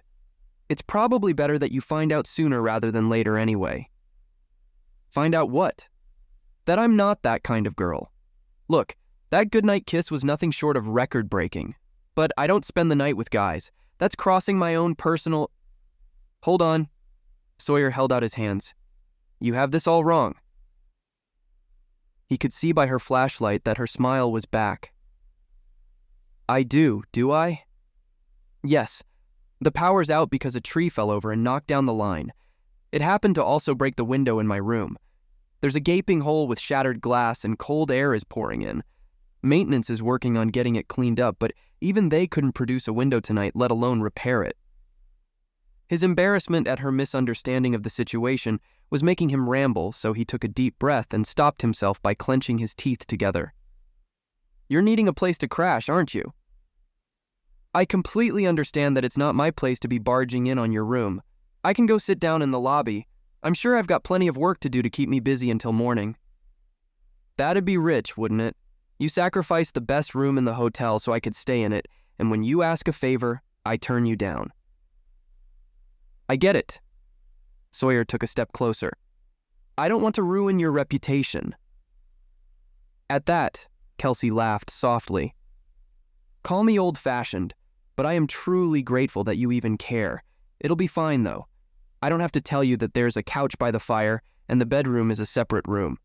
She waved him over. "Come in." Relief flooded through Sawyer. He'd pulled all-nighters before, working when he should have been asleep, but it wasn't pleasant. It would be nice to be able to crash, even if it was on a couch for a couple of hours. He followed Kelsea into her suite. Flames flickered in the fireplace, casting playful light around the room. He had expected Kelsea to see him to the sofa and go to her room, but she curled up on the end of the couch, watching him like she fully expected him to sit and have a conversation. Any drowsiness that had weighed on his eyelids had already fled when she opened her door. Unfolding the mystery that was Kelsea was far more interesting than sleep. Sawyer dropped his suitcase by the arm of the couch and sat down opposite her. The rest of the hotel was maintaining a tepid, livable temperature thanks to the backup generators, but with her fireplace running, Kelsea's room was toasty enough that he could finally take off his coat. He slung it over the back of the couch, smiling to himself that this is exactly how he'd hoped the day would conclude. The only thing he was missing was Kelsea under his arm. Sawyer wanted to talk, but there didn't seem to be anything wrong with the silence either. Not now that they'd come to an understanding that Sawyer hadn't returned to Kelsea's room with any sort of expectations. Instead, he watched the flames flicker, hypnotized by their dance in the fireplace. It was the same captivated feeling he had whenever Kelsea was with him. He couldn't look away. From the corner of his eye, he could see her staring at the fireplace too, and he had to grip the couch so he wouldn't reach over for her. Rubbing his hand down his face, he reminded himself that he couldn't be having those kinds of thoughts. Not when he was in her room, the contrasting light and dark creating a romantic ambience. Kelsea tucked her knees close to her chest, staring at the fire too. "Good thing there's a fireplace in this room, huh?" "Yeah. I thought about having it taken out when we remodeled, but I don't think there's anything better than coming back from a day of skiing and warming up by the fire." "No arguments here." Kelsea rested her chin atop her knees. Do you usually come by yourself, or do you bring other people with you? People? As in other women? Sawyer gave her a fiendish grin, reading into her question. I'm sorry. Kelsea smothered her face down into her hands. That was rude and nosy. It's none of my business. Sure it is. We're on a date and dates are for getting to know people better. It's normal to be curious, isn't it? Yeah, but first dates aren't for dredging up the past, especially if it's a messy, painful one. Sawyer cocked his head and stared at her. She didn't return his gaze, instead focusing on the fire. I have a feeling you're not really talking about me. When Kelsea brought her eyes over to his, there was a wounded feeling there. She swallowed and her voice was low. No comment. Not yet, anyway. Normally, Kelsea seemed to be an open book, so when there were parts of her story that she wanted to keep sealed, he knew not to press or it'd end up tearing them apart. It would come if and when she was ready. Sawyer looped the conversation back to himself. To answer your original question, I've come a few times with a couple buddies of mine, but no, I've never brought another girl here, just you. That made Kelsea smile. Good to know.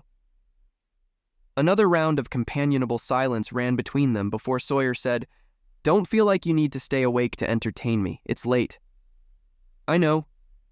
Kelsea stretched out and her feet brushed against his legs. I'm not ready for bed quite yet. Too much excitement? Tipping her head side to side, she answered, Too much to think about. If that was another reference to her painful past, he couldn't tell from her expression. He knew he couldn't control what she was feeling, but he could do his best to replace the past with an enjoyable here and now. Talked to Lauren lately? He asked. Kelsea turned her whole body to face him and tucked her toes beneath his thighs. It was an unmistakably flirtatious move, and he responded by letting his hand slide down to her ankles. Two could play that game. Last week, she said she wasn't feeling well, so it was quick. I hear morning sickness can be brutal. When Kelsey's jaw slackened, staring at him without blinking, he realized that he'd just spilled a secret she hadn't yet been told. What? Huh? You know what I mean. Morning sickness? Did she tell you something that she failed to mention to me?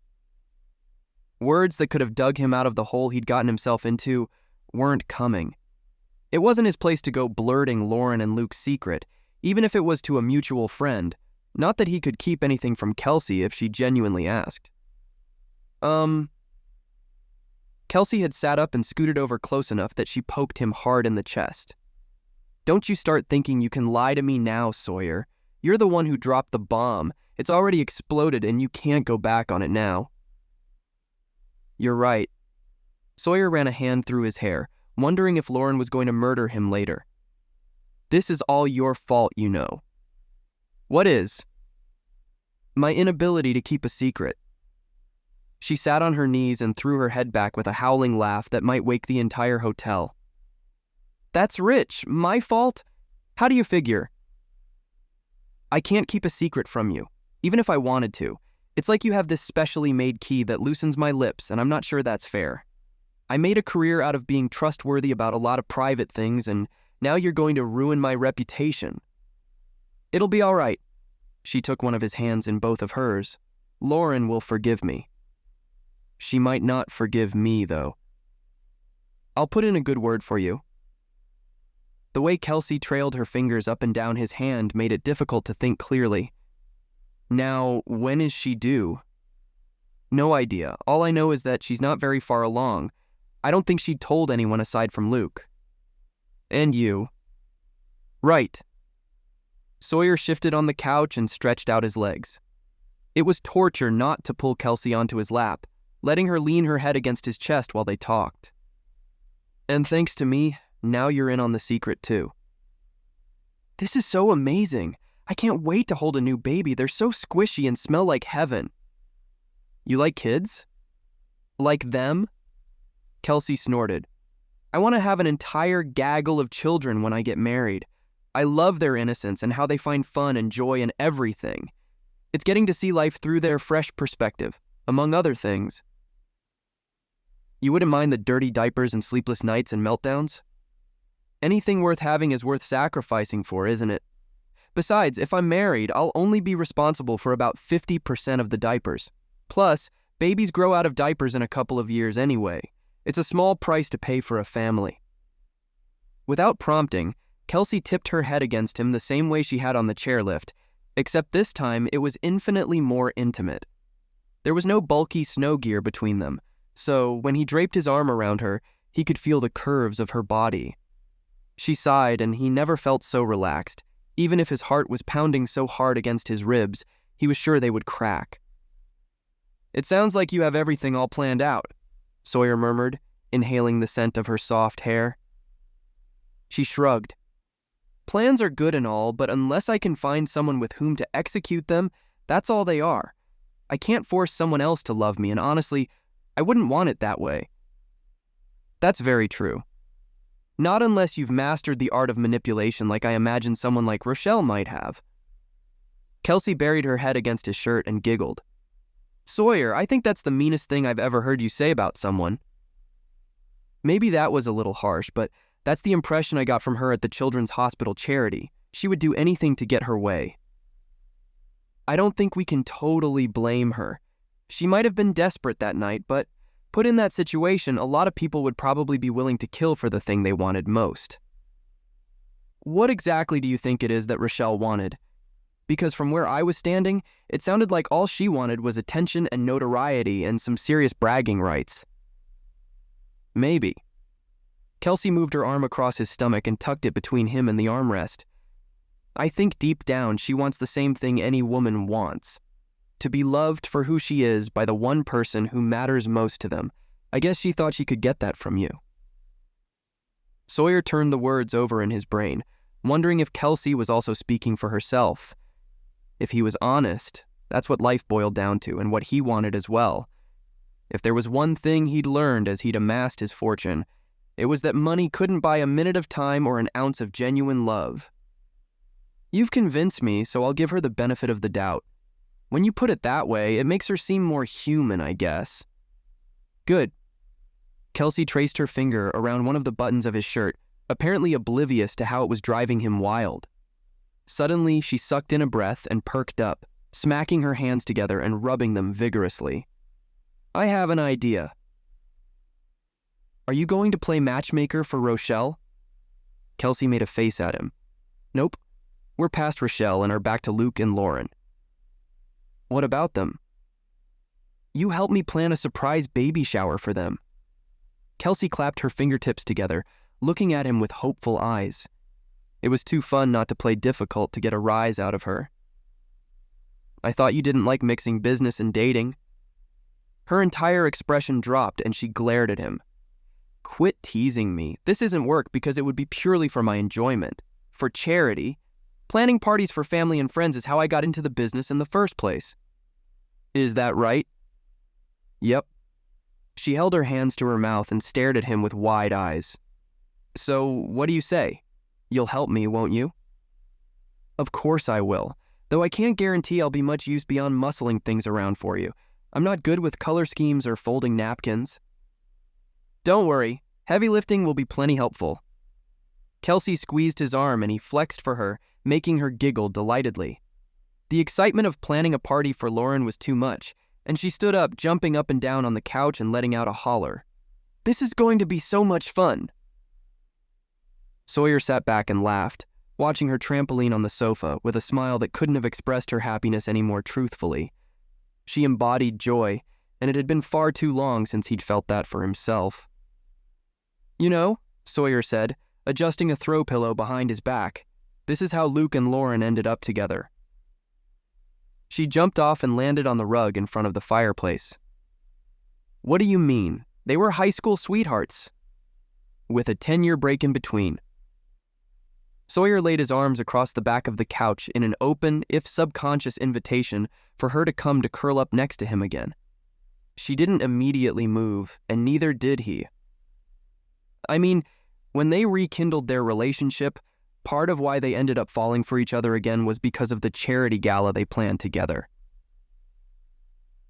Kelsea's gaze was penetrating and her lips flatlined, making Sawyer's heart stop cold. He'd been too forward in implying that might happen between him and Kelsea, and her reaction was a very visible step back. Coaxing her over so he could apologize, she walked over and sat down next to him, putting her arm back where she'd had it tucked against his waist and laying her head onto his chest. He was sure she could hear how it made his heart jumpstart again, but he didn't care. Why should he try to hide how she made him feel? "I'm sorry," he said quietly. "You don't have to be sorry. I just don't want to rush anything. Get our hopes up, you know?" "I understand." He did, but that didn't mean her reaction hadn't been a blow to his confidence. She looked up at him. "I like you, Sawyer, and I'm having the time of my life. But the last time I wasn't careful and got my hopes up, I was hurt badly enough that I almost swore off men completely. I'm sorry." "For what? You weren't the one to hurt me." "No, but no one should ever have done that to you. You're too amazing to deserve anything less than the perfect relationship with the man of your dreams. He should always treat you like a queen and help you feel like it." Her beautiful eyes were tinged with sadness, but she managed to smile. "You're a great guy, and I consider myself lucky to know you." "I feel the same about you." Her gaze trickled down to his lips, and he held his breath, hoping for another toe-curling kiss, but afraid of where it might lead. She extended her neck, and with a soft kiss that was over so fast, his brain hardly had time to register it had happened, she gave him a taste of what he was hungry for. "Thank you. For everything." She leaned back against him, and together they stared without speaking at the fireplace. Warm and comfortable, his eyelids began to droop until he could no longer keep them open. Kelsea's breathing had already slowed, and he was sure her eyes had closed long before he gave up. He had no idea when he had drifted off to sleep, but when he cracked his eyes open, the fire had been turned down low, and he could feel Kelsea lifting his legs onto the couch. Pulling off his shoes, she dropped them on the floor and opened a blanket she must have found in one of the closets.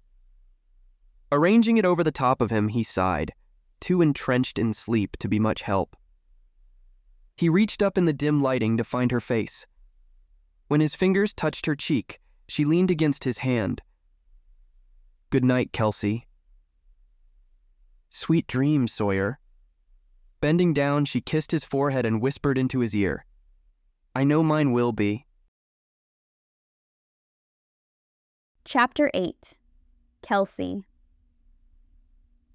Triple-checking she had the right address, Kelsea pulled open the glass door on the small 2-story brick building.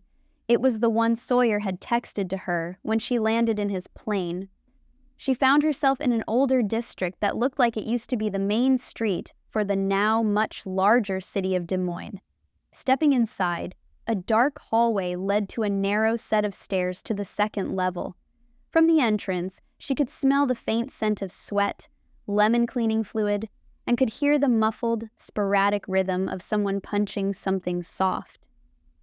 Taking the stairs, she tightened her lips into a line, keeping her jittery nerves from making her turn around and walk out the door to call Sawyer. He promised he'd be there when she arrived, but he wasn't waiting for her at the front door, and she'd paced back and forth for a good 10 minutes before deciding to check if he meant he was going to wait for her inside. In the rush to make plans for their second date, some of the details had been overlooked. At least he'd made arrangements for her to get from Michigan to Iowa. After calling it quits early and leaving work on the Friday following their weekend ski trip to Vail, Kelsea drove to the airport and was greeted by the co-pilot of Sawyer's business jet. Sawyer had insisted it wasn't a big deal to fly her to Iowa. It had been less than an hour direct flight, but it certainly was more effort than anyone else had put into a date with her. When Kelsea finally worked up the nerve to go into the gym, she figured she'd poke her head up to the top floor and see if she could spy Sawyer. If he wasn't there, she'd sneak back down to the sidewalk. She didn't exactly want to hang out with a bunch of strange men training at their boxing club and wondering if and when Sawyer was going to show up. The light was brighter at the top of the steps, and as she scanned the open gym floor, she immediately spotted Sawyer in the boxing ring at the center. He was wearing headgear and a mouthguard behind the boxing gloves he held up defensively in front of his face, but there was no missing the mischievous grin. He was dripping with sweat and grunted every time his opponent struck. But for whatever reason Kelsea couldn't comprehend, Sawyer was enjoying himself. Cautious not to distract him, Kelsea moved around the room, sticking to the edge and smiling politely at anyone who happened to look her way. She found a good place to watch from the shadows and quietly set down her things. Sawyer managed a few solid punches to the other guy, but his opponent struck like an angry cobra. When Sawyer swung at the other guy's face and missed, Kelsea couldn't help herself. She cupped her hands around her mouth and shouted, "Come on, Sawyer!" Her cheering was enough to pull Sawyer out of focusing on the sparring match. His eyes searched the dark outskirts of the room, eventually landing on Kelsea. He smiled, and in response, her heart did a cartwheel. She returned it, radiating all the happiness he made her feel. While Sawyer was busy flirting across the room with Kelsea, his opponent landed a power punch square to Sawyer's face, knocking him flat on his back. Kelsea squeaked and slapped her hands over her gaping mouth, drawing a few questioning looks in her direction. For a moment, Sawyer lay spread eagle on the mat until he started laughing. Sitting up, he accepted a hand from his opponent and was back on his feet. "That was a prize-winning punch, my friend." Sawyer took off his headgear and gloves, fist-bumping the man who'd knocked him down. "I'm sorry, Mr. Boone. I thought you were going to block it. You were on top of my jabs all evening, until that last one." Sawyer silenced him with a hand and draped his arm across his shoulders. Upon closer inspection, Kelsea realized he was more a kid than an adult. There was a touch of softness to his cheeks, and a voice that hadn't quite lost all its boyishness among all the muscles and height. Never apologize for taking advantage of someone else being distracted during a match, especially if your opponent is distracted by a pretty face. Sawyer winked at Kelsea, making a flush creep up from her neck to her cheeks. He turned back to the kid.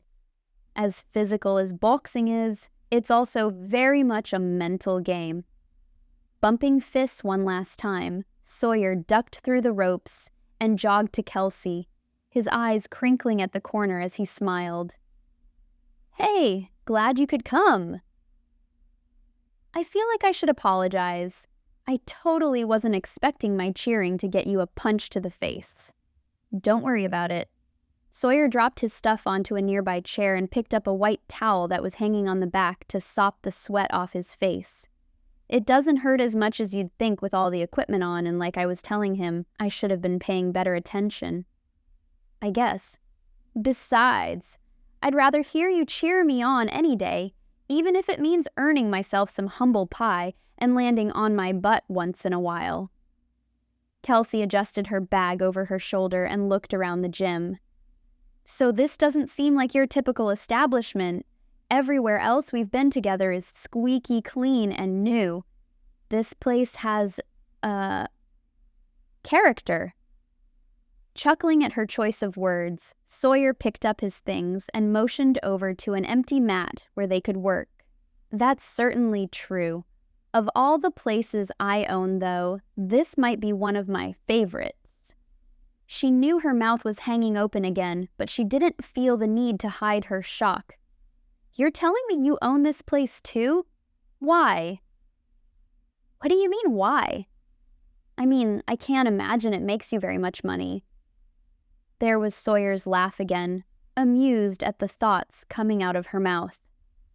"I'll give you that, but maybe that's why I like it so much. There's no pressure for this place to perform. I can come here when I'm in Des Moines, on business, and be one of the regular guys when I exercise, not some uptight rich guy who doesn't want to get his hands dirty. Plus, I oversee a charity for boys out of here.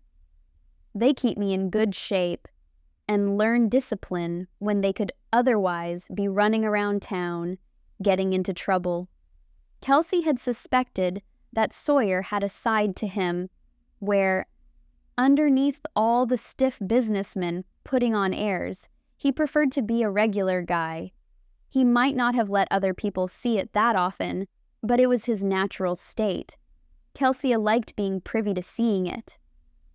"That's very interesting." While she was tapping her finger on her lips, Sawyer's eyes darted back and forth. "What is?" "I like that you can get sweaty and take a few punches like a regular guy. Helping out those kids is a huge plus, too." Dropping his eyes to the ground, Sawyer ran the towel around the back of his neck.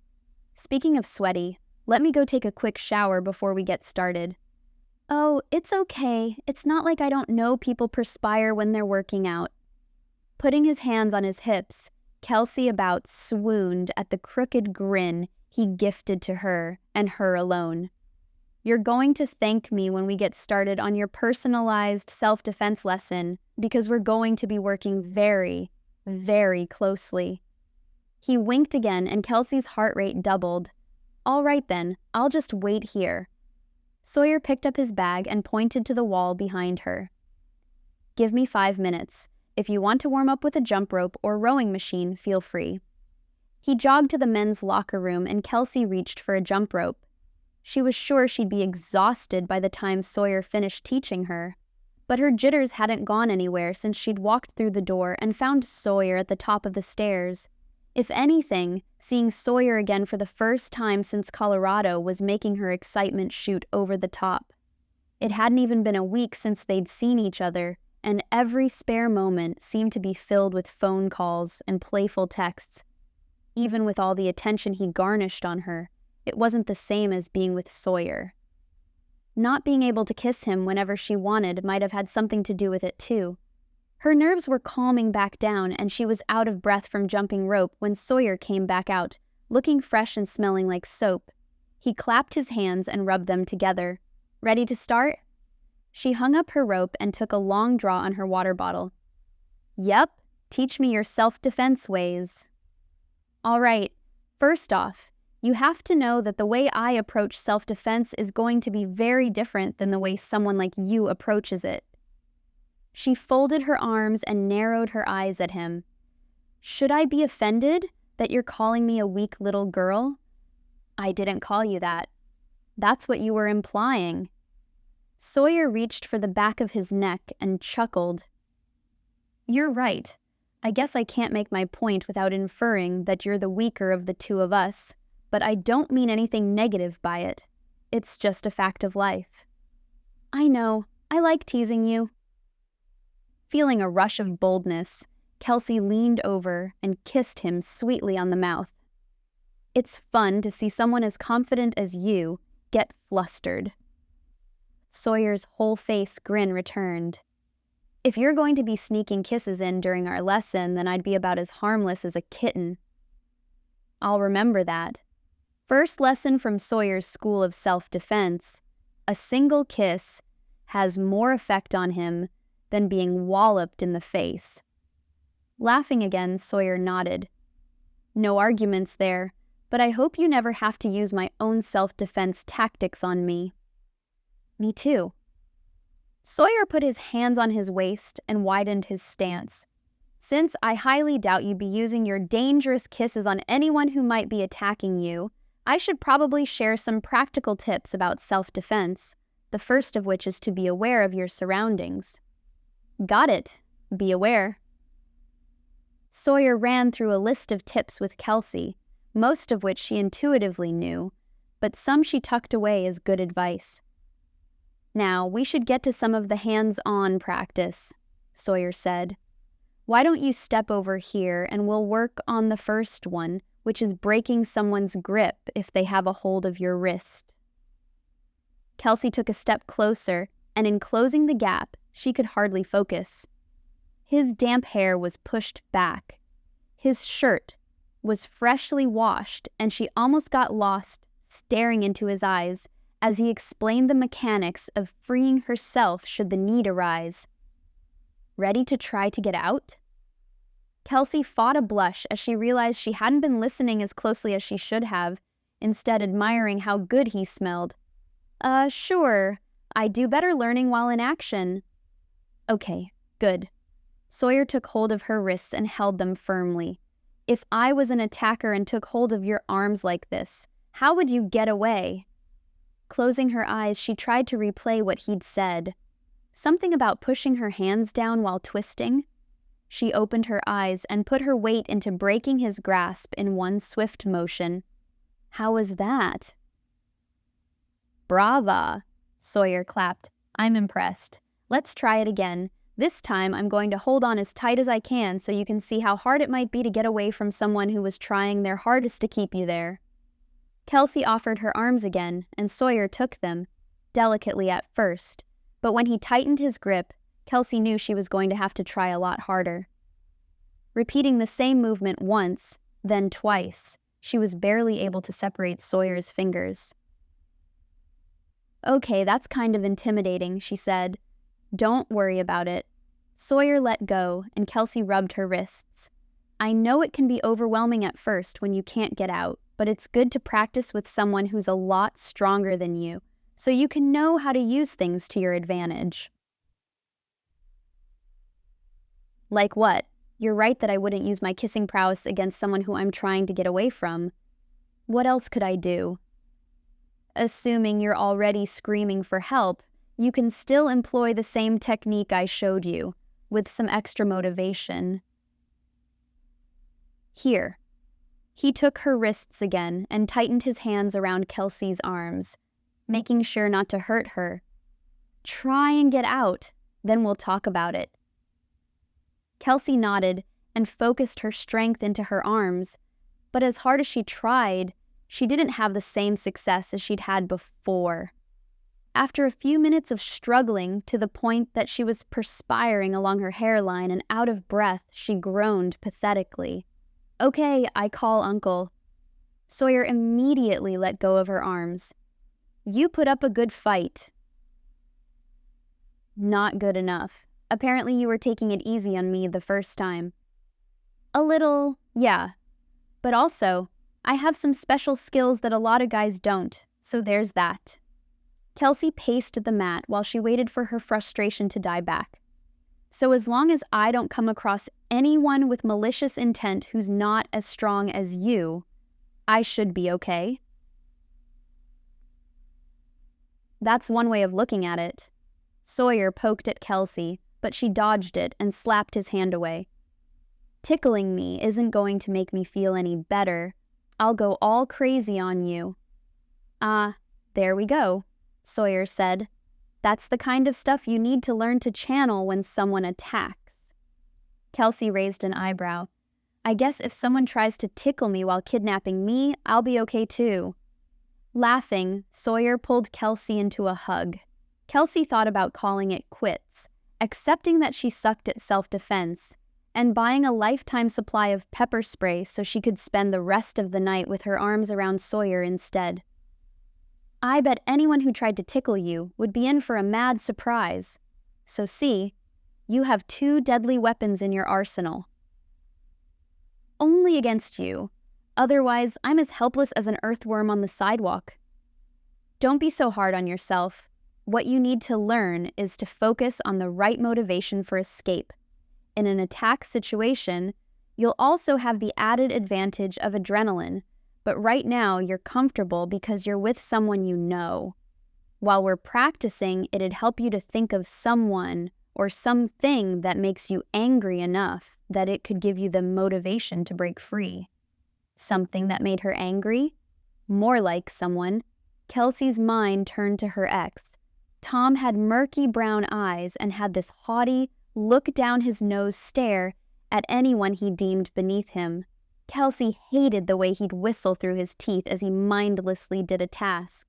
He'd argue with crosswords when he couldn't figure out the answers, insisting he was the one who was right. All of that could have been forgiven if he didn't have a streak that was downright cruel. He'd unleashed it entirely too often on Kelsea until one day she just walked away. Her blood was nearing the boiling point the longer she thought about Tom. Kelsea held out her arms. Let's try again. You've thought of something that you're angry enough to fight against? She didn't mean to, but her eyes flashed irritably at Sawyer. Definitely. Sawyer nodded, and she waited to make sure he was holding on with his tight, unyielding grip. With one forceful motion and an angry growl, she was able to break free. "Awesome!" Sawyer clapped. "That was amazing." Kelsea blew a stray hair out of her eyes and smiled, letting her past frustration with Tom slip away. "You're not just saying that?" "Nope. I think you're one of only a handful of people who've been able to escape once I get my hands on them." She liked that compliment. Lifting her eyebrows, she crossed her arms. "What else do you have to show me?" "Lots. We won't be able to cover it all today, though." "Then teach me the essentials, and we'll have to make this a continuous series of date nights." Sawyer's lips twitched with a suppressed smile. "So you're agreeing to yet another date with me?" "I guess that depends on if you're a good teacher or not." Kelsea cocked her head and sassily planted a hand on her hip, making Sawyer drop his head and laugh. For the next hour, Sawyer showed Kelsea pressure points, using her size and flexibility to her advantage, and how to punch correctly so she didn't injure herself. It was incredibly therapeutic to think of Tom while slugging a punching bag. He'd used her as his emotional punching bag for so long that it only felt fair that she had a turn. "All right, I think I'm beat." Sawyer wiped his face off with another fresh towel. "I'm going to need another shower for the workout you put me through." "Done already?" "Yep, I don't normally stay here this late." Kelsea looked around the gym and hadn't even realized they were the only two still left. "We've been here for almost 2 hours. I didn't want to say anything because you're obviously enjoying the challenge, but I think my stomach might implode if I don't get some dinner soon." He was right. Kelsea had relished every minute she'd spent with Sawyer. He'd empowered her and reminded her that there was no reason she should let another human being walk all over her, whether she knew them or not. It was a refreshing reminder of her self-worth. She rested her hands on her waist and swayed back and forth, wanting to ask one last favor, but she hesitated. He'd already given so much of himself, from a personal chauffeur to Des Moines via plane, to his time, which she knew he guarded fiercely. "What's on your mind?" Sawyer was crouched down next to his bag, taking out another clean shirt and looking up at her with an entertained smirk. "Huh? You've got something to say, but for some reason you're keeping it in. How do you know?" "The way you start fidgeting while your eyes stay focused." "Go ahead, say it." Kelsea shrugged and played with the end of her braid. "I think you've spoiled me enough for one day." "I like being able to treat you. Seeing you smile is how I spoil myself. Come on, what's on your mind?" Kelsea stood still. "Since you insist, I was hoping that you'd teach me how to do that move you talked about in Colorado, when you were going to show me in the restaurant, but I stopped you because I wanted some breadsticks first." Sawyer laughed softly and stood up. "I remember." "Yeah, I can show you quickly. Though, don't be disappointed if you don't get it right away. It's one of those tricky moves that can take some time and practice to master." "Okay, for 5 minutes, that's it. If I can't get it, then we'll call it quits and go get something to eat, because now that you mention it, I'm starving again, too." Motioning her over, Sawyer cradled her against his chest. Sawyer explained how she could get out of someone's grasp if they had their arms around her, and how to leave them incapacitated with a well-aimed kick so she could escape. She liked the way his breath tickled her neck, and it took all her remaining willpower not to sink against him. They could do that later. For now, she wanted to know if she was up for the challenge. "Ready?" Sawyer asked. She could feel his muscles tensing around her, and she nodded. Taking a deep breath, she thought about Tom one more time, channeling her frustration into his arrogance, and how for far too long he'd wrecked her life. Kelsea let out a roaring growl as she pushed into Sawyer's arms while bending back his fingers so she could escape. Tripping backward, she caught herself from outright falling and grinned at the stunned look on Sawyer's face. "Other than forgetting I was supposed to turn and kick you, was that good?" "Yeah." He shook his hand like she'd done some real damage. You're the first person I've ever seen do that on your first try." Kelsea knew it was childish, but she threw her arms in the air, squealing and cheering at her accomplishment. "That was amazing! I can't believe I did that." She calmed herself down and tugged at the bottom of her shirt as she walked over to her bag. "Okay, I'm done. If you're still up for it, I'd love to have dinner with you." "Great." Sawyer examined his fingers with a pained look. "There's one quick stop we need to make first." Kelsea picked up her bag and slung it over her shoulder. "Where to?" "The hospital. I'm 99% sure you broke my finger." Chapter 9. Sawyer. "I can't believe I hurt you." Kelsey's eyes kept wandering over to Sawyer's injured finger, between hiding her shame behind her own hands and staring out the floor to ceiling glass overlooking the parking lot. "I am mortal, so it was always a possibility. But I literally broke you. I should have held back." "No, you shouldn't have. I was trying my hardest. You just managed to best me. Besides, it might not even be broken. It could be a bad sprain." Kelsea turned away again and muttered that was only slightly less awful. While they were sitting in the hospital emergency room waiting area, he'd asked for a package of ice to help dull the pain. It was helping moderately well, but with the pulsing ache and swelling, it was looking more and more likely that Kelsea had managed to break his left index finger. Kelsea sighed sharply. "I'm still sorry for hurting you, even if it was unintentional." Sawyer laid his right arm on the back of the chair and gave her braid a playful tug. "I accepted your apology that it was an accident, but you should also know that I'm impressed."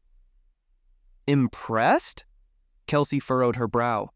"Should I be worried about you and making sure you seek therapy?" "No." Sawyer shook his head and laughed. "What I mean is that there are only a handful of people in my whole life who've ever been able to hurt me. That being said, you're the first to send me to the hospital." Groaning again, Kelsea retreated by dropping her face into her hands. "That doesn't sound like something I should be proud of." Sawyer laughed softly and moved his good hand to her neck and massaged it as he pulled her closer to him. He was glad that he'd insisted on another quick shower before they left, so when an opportunity to draw her in next to him arose, he didn't smell like dried sweat. "It's not like you did it on purpose, and I know there's some risk to teaching self-defense. If I hadn't been holding you so tightly, you wouldn't have had to try so hard. So, there's something to be said about the effort you put into totally dominating the move."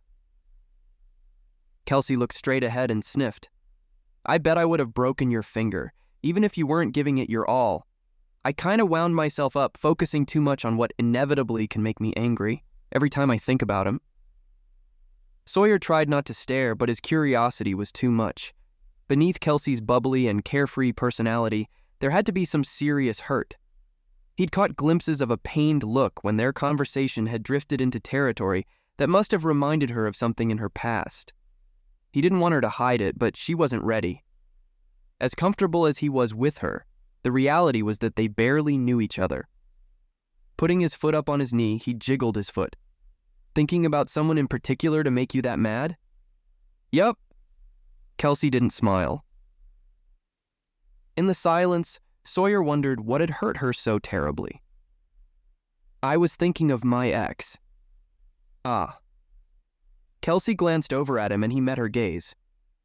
It would be inappropriate to wrap his arms tightly around her so he could kiss her senseless in the middle of the waiting room, but if it would help heal the shattered parts of her heart, he would do it. Standing up, Kelsea stretched her back, then reached under the chair for her purse. "I know we had plans for fine dining tonight, but I'm going to treat you to a different kind of dinner." "Oh yeah? What kind?" "Vending machine food." Laughing, Sawyer was relieved to see her humor returning. "That sounds mouth-watering." "Only because we're both so hungry that we're reduced to thinking packaged crackers and stale chips sound good. If only I would have broken your finger an hour earlier, we could have at least had a reheated hamburger patty from one of the fast food restaurants. Too bad for us, they're closed." "That's all right. Overpriced pretzels and flat soda are so much better." "You're a dork." Kelsea giggled. Sawyer moved to reach for his wallet, wincing when his finger brushed against his pocket. "Let me pay. I think I've got some spare change that should at least cover the appetizers." "No?" Kelsea held up her hand and raised her chin. "I've caused you to have a very expensive medical bill. The least I can do is pay for dinner this time." Without letting him insist, she spun on the heels of her tennis shoes and walked down the hall to where a row of vending machines were lined up next to the now-closed gift shop. Counting her cash, she studied the selection behind the glass while Sawyer studied her. It was hard to describe the essence that made Kelsea so appealing, but being able to put her into words was irrelevant. He was smitten with her charm, and their physical attraction was undeniable. The question was if it was something that could last. As fun as she was, he knew in a lot of ways they were different, from the way they approached their businesses down to what temperature they liked to keep the cab in the car. Then there were their personalities. He prided himself on being sharp and precise while she was carefree and fun, but maybe different didn't have to be a bad thing. As Kelsea walked back with an armful of snack foods, her phone trilled in her purse. She took it out and checked the screen, smiling as she answered. "Lauren, it feels like I haven't talked to you in ages. How have you been?" Dropping her bounty onto Sawyer's lap, she handed over a can of soda and opened the top of hers. He reached for the mini Oreos, while she decided on a bag of cheese crackers. There, an example of how their differences were beneficial. No tug of war over snacks. "No, I'm not at home." Kelsea talked as she ate, making sure to hold the phone away from her mouth while she chewed. "I'm actually in Iowa right now." Sawyer ate slowly, unapologetically trying to eavesdrop on their conversation. He knew that Kelsea and Lauren had talked about him before, but he wondered what Kelsea had told Lauren about him. The question was enough to make him nearly go crazy, worse than an itch he couldn't scratch. "How are you feeling?" Kelsea popped another cracker in her mouth. "I'm good, but I'm asking about you, lady." Sawyer nudged Kelsea with his elbow and shook his head. Covering her speaker with her hand, Kelsea leaned closer to hear his whisper. "She doesn't know that I told you about her being pregnant, remember?" Kelsea moved her hand to her mouth and made a cringing face at Sawyer. Lauren was still talking on the other end of the phone, though too soft for Sawyer to hear. "What? Oh, wow. You don't say." Kelsea's excitement sounded forced, and she glanced at Sawyer, drawing her mouth into a concerned frown and widening her eyes. Kelsea was going to get caught, and she knew it. When a nervous giggle started, she cupped a hand over her mouth, but Sawyer knew she was done for. "No, of course I didn't know." "You're a terrible liar," Sawyer muttered with a smirk.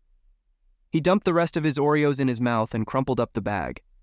Kelsea responded with an elbow to his ribs and sticking out her tongue.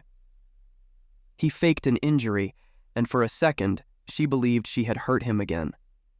When she realized he was putting on his own performance, she walloped him on the arm and rolled her eyes. He just laughed and tipped his head in close, indicating he wanted to hear what Lauren was saying too. Kelsea held the phone between them, and leaning temple to temple, Sawyer held his breath and listened. "Kelsea, you're a terrible liar," Lauren said. Sawyer mouthed, "See?" Covering her phone, Kelsea pinched her lips. "Since when has being a bad liar been a disadvantage?" "It's not," Sawyer said. "I think it's cute. Plus, I'll be able to use that knowledge for my own benefit." "Don't you dare, or I'll tell everyone that I'm stronger than you and broke your finger," Kelsea threatened, though it came with another round of giggles. "You see, that's where you're wrong in thinking I'd be embarrassed." Sawyer produced his most charming smile. "This incident would be very entertaining to hear, and I know how much you enjoy a good story." "Kelsea?" Lauren severed their conversation as her voice came through the phone. "Are you talking to someone?" "Yes, I was. Sorry." Kelsea put her finger to her lips, motioning for Sawyer to be quiet. "What were you saying?" Lauren sighed. "I was asking how on earth you found out I was pregnant. I haven't seen you in person in a couple of months, and all we've told yet are our families and..." "Wait a minute, did..." With a tiny snort and more uncontrollable giggles, Kelsea clapped her hand back over her mouth. Finding herself backed into a corner, she blurted, "Sawyer told me." Groaning, Sawyer slipped back into his seat and covered his eyes with his hand. "I can't believe you. You're throwing me under the bus. Lauren is never going to forgive me." "Sawyer?" Lauren cried. "I knew he couldn't keep a secret. When I see him next, he's going to get an earful from me." "Lauren, I'm going to apologize right now." Sawyer spoke loudly into the phone. "I didn't mean to say anything, but Kelsea and I were talking and it kind of slipped out." "Sawyer?" Lauren hesitated. "You're with Kelsea?" Sawyer matched Kelsea's knowing grin. "Yeah, we're on a date. Sort of, I guess." "Just for clarification, this is a second date?" Lauren asked. "Technically, though our first date was going to a ski resort for the weekend, so that kind of seems like it should count for dates 1 through 15 at least," Kelsea answered. Lauren sighed.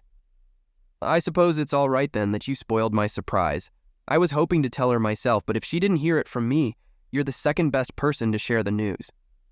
"If anything, it was my fault," Kelsea interrupted. "I'm not exactly easy to keep secrets from." "It's true," Sawyer agreed. "I can't be fully accountable. She practically twisted my arm to get information from me." Lauren laughed while Kelsea pressed her hand to her chest, feigning hurt. "I can't believe you. Talk about throwing people under the bus." "Where are you two?" Lauren asked. "Kelsea said she's in Iowa, and I can't remember her ever telling me she had any connection there. Did you whisk her away somewhere romantic to try and impress her, Sawyer?" Sawyer glanced at Kelsea and she shook her head, but he couldn't help himself. "We're waiting in the emergency room at a local hospital." Kelsea's jaw dropped. "You traitor." "Okay, what is going on?" Lauren asked point blank. "I am thoroughly confused. You went all the way to Iowa for a hospital?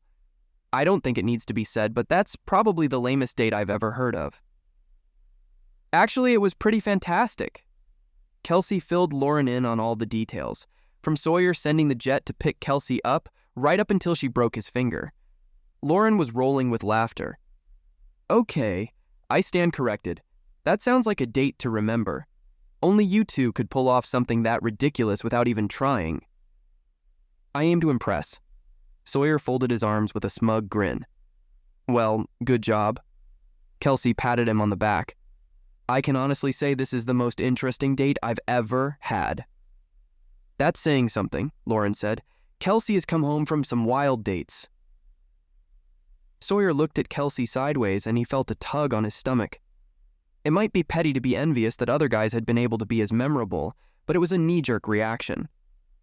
"Should I be jealous?" He tried to keep his tone light, but he leaned his elbows on his thighs and put one hand over the other, the way he did when he found himself sitting in a particularly tense business meeting, careful not to brush his injured finger. "Hardly." Kelsea tossed her braid behind her shoulder. "Lauren had a dry spell before Luke swept her off her feet, and I think listening to me talk about all the first dates I had made her think I was having this incredibly successful dating career." "You don't have to try and paint me as a spinster to make Sawyer feel better," Lauren teased. "It is true that I've gone out with a wide variety of guys, but I can honestly say they've all paled in comparison to you." Kelsea blinked her lashes dramatically, evoking another laugh from him. Sawyer pulled her over for a quick kiss, breaking apart only far enough to look into her eyes. "There's another apology you don't need to make. There's nothing to feel sorry about. If I'm being compared to 100 other guys and I win out, that has to be a huge compliment for me, right?" "Oh," Kelsea said with a high-pitched whine. "I like that perspective. And yes, you've no doubt got them all beat." Sawyer was ready to move in for another kiss, only one that would last much longer and cement in Kelsea's mind that he was as fantastic as he'd managed to convince her he was when he heard Lauren on the phone. "Hello? Did you guys ditch me again?" Her eyes twinkling, Kelsea grinned. "Yes, but technically you're interrupting us on a date, so you're being a third wheel in this situation, Lauren." Knowing her friend's sense of humor, Lauren giggled at Kelsea. "Okay, fair enough. I did want to call and ask you a favor, though." Kelsea held the phone back between their heads so Sawyer could hear better, though all he wanted to do was nuzzle against Kelsea's neck and make her squeal. He had 2 days' worth of beard growth, and he would put down money that her neck was ticklish. Kelsea chewed her lower lip and waggled a finger at him, seemingly reading his mind, but she did settle in under the crook of his arm. How profoundly her small act affected Sawyer was nothing short of revelatory. After all he had done to try to impress her, he realized that what he enjoyed most about her was being near her. Simple as that. "Shoot," Kelsea said. "What do you need help with?" "I was hoping I could hire you to plan a baby shower for Luke and I. I'd pay you, of course, but I don't think anyone could pull it off even remotely as well as you would be able to." Lauren quickly added, "I'm flexible on dates and there's no expense spared, so you'd basically have free reign." Kelsea tilted her chin up to Sawyer, and she pressed the phone against her chest. "Did you hear that? She wants me to plan her baby shower." Sawyer kissed the top of her head. "I think she picked the best event planner in the business. Even better, she's getting the best of both our creative geniuses together." Kelsea put the phone back up. "How funny you should ask that, Lauren. Since we're all blabbing secrets tonight, you should probably know that Sawyer and I were already planning a surprise baby shower for you." "Really?" Lauren sniffled, and Sawyer could hear a few muffled sobs on the other end. "Oh, you two are the best." "You okay there?" Kelsea asked, looking as confused as Sawyer felt. Lauren snuffled while laughing. "Sorry, pregnant woman hormones, they aren't kidding when they say they'll make you cry over the strangest things." "Hey, we're happy to help," Kelsea said. "Parties are what I live for. Plus, when I'm bawling my eyes over having a baby of my own someday, I'm totally going to call in a favor and have you plan a baby shower for me." While the two of them laughed and Lauren filled in Kelsea on the woes of early pregnancy, but how none of it was relevant because she was so happy, Sawyer let his thoughts wander. He'd known Kelsea less time than he'd owned his newest business investment, but time seemed entirely irrelevant when he was with her. She saw him as a man, not a bank account, and she wasn't afraid to be herself around him. He knew he was falling hard for her, but the thought of standing at the edge of a cliff where something as simple as Kelsea's smile would push him over was thrilling rather than terrifying. "I'm so happy for you. Seriously," Kelsea gushed. "You and Luke are going to be amazing parents." "Thanks," Lauren said, sounding teary-eyed again. "I'd better let you two go. I've taken up enough time from your unconventional date." Sawyer and Kelsea both said their goodbyes, and Kelsea slipped her phone back into her purse. Finishing off her cheddar crackers, Kelsea chose a granola bar from the stash, unwrapped it, and took an enormous bite. "I'm so happy for them." "Me too. It's nice to see Luke and Lauren get their happy ending." Kelsea nodded, tipping her head back over onto his shoulder. "That's what I'm hoping for someday. It doesn't have to be splashy and fancy, but any love that gets me there is going to have to be genuine to see it through. I hope I can be that rock for someone else too." Brushing aside her braid, Sawyer kissed her head and breathed in her scent. She had no idea what she was doing to him, but he'd work up the courage to tell her when the time was right. "Something tells me you'll get your own happily ever after too." Chapter 10. Kelsea. It had only been 3 days since Kelsea had seen Sawyer, but it was 3 days entirely too long. They hadn't gotten back from the hospital until late, and though it could have been the kind of disaster that destroyed any progress they'd made in getting to know each other, it was quickly becoming one of Kelsea's favorite memories. They didn't have to be doing anything special to make their time together feel well spent. Kelsea had dreaded the flight home because it signaled the end of another perfect weekend. There would be no bumping into each other around town or meeting for lunch without some serious planning beforehand. There were already some major hurdles to any relationship they might have, and though she felt like she'd have the endurance, it didn't mean that Sawyer would want to see it through. The thought made Kelsea's gut twist in knots. Staring at the same spreadsheet she'd been looking at for the past hour, without making any progress, Kelsea made up her mind. If Sawyer didn't ask her out by the end of the week, she'd do the asking. She was a modern woman, and it wasn't like she hadn't done it before. The difference was that Kelsea actually would care if he said no. every other guy she dated recently was a fun way to pass the time. Sawyer? Every time she locked eyes with him, she knew they were meant to be. Kelsey's secretary, Miley, knocked on her office door. "Kelsey, there's someone here to see you." "Is it Mrs. Donovich? If it is, can you reassure her again that the flowers for her daughter's wedding reception will be here on time if I have to fly to Holland and cut them myself?" Miley grinned in a way that made Kelsey sit up and pay attention. "It's not Mrs. Donovich. She already called while you were out to lunch, and that's exactly what I told her." Kelsey shut her computer and drummed her fingers on the edge of her desk. "Who is it then?" "He didn't give me his name, but I can tell you he's a hunk of man candy if I ever saw one. If I wasn't already in a serious relationship, I'd be slipping him my number." She pointed her thumb back to the front office. "You want me to go ask his name? Is he about my height? Has a tan left over from summer and darkish hair that he keeps clean cut?" All that, plus the kind of dimples that when he grinned made me go all weak in the knees. Seriously, it was a good thing I was already sitting down, or I would have dropped an armful of invitations all over the office. Kelsey's heart hopped joyfully. It had to be Sawyer. No need to ask his name. Go ahead and show him in. Miley didn't have to be asked twice. Figuring she had a few minutes before she was staring into Sawyer's gorgeous eyes again, Kelsey pulled open her drawer and rifled through the clutter to find her makeup mirror and an old tube of lip gloss she kept in case of emergencies. Her mascara was still in place, and she was glad she checked her smile. A stubborn piece of salad was wedged between her two front teeth. While she was hurrying to smooth on a fresh layer of lip gloss, she could hear footsteps approaching and Miley giggling harder than a freshman girl watching the football team pass in the hallway. As Kelsey shoved her desk door shut and opened her computer pretending to be hard at work, Miley walked in with Sawyer. He caught Kelsey's eye, and exactly the way Miley described it, Kelsey's knees quivered. Good thing she'd been sitting too. "Sawyer, how nice to see you again."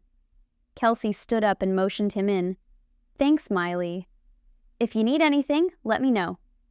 Miley stepped back out into the hallway and tapped her manicured nails on the door frame, mouthing, "Have fun," before she went back to her desk.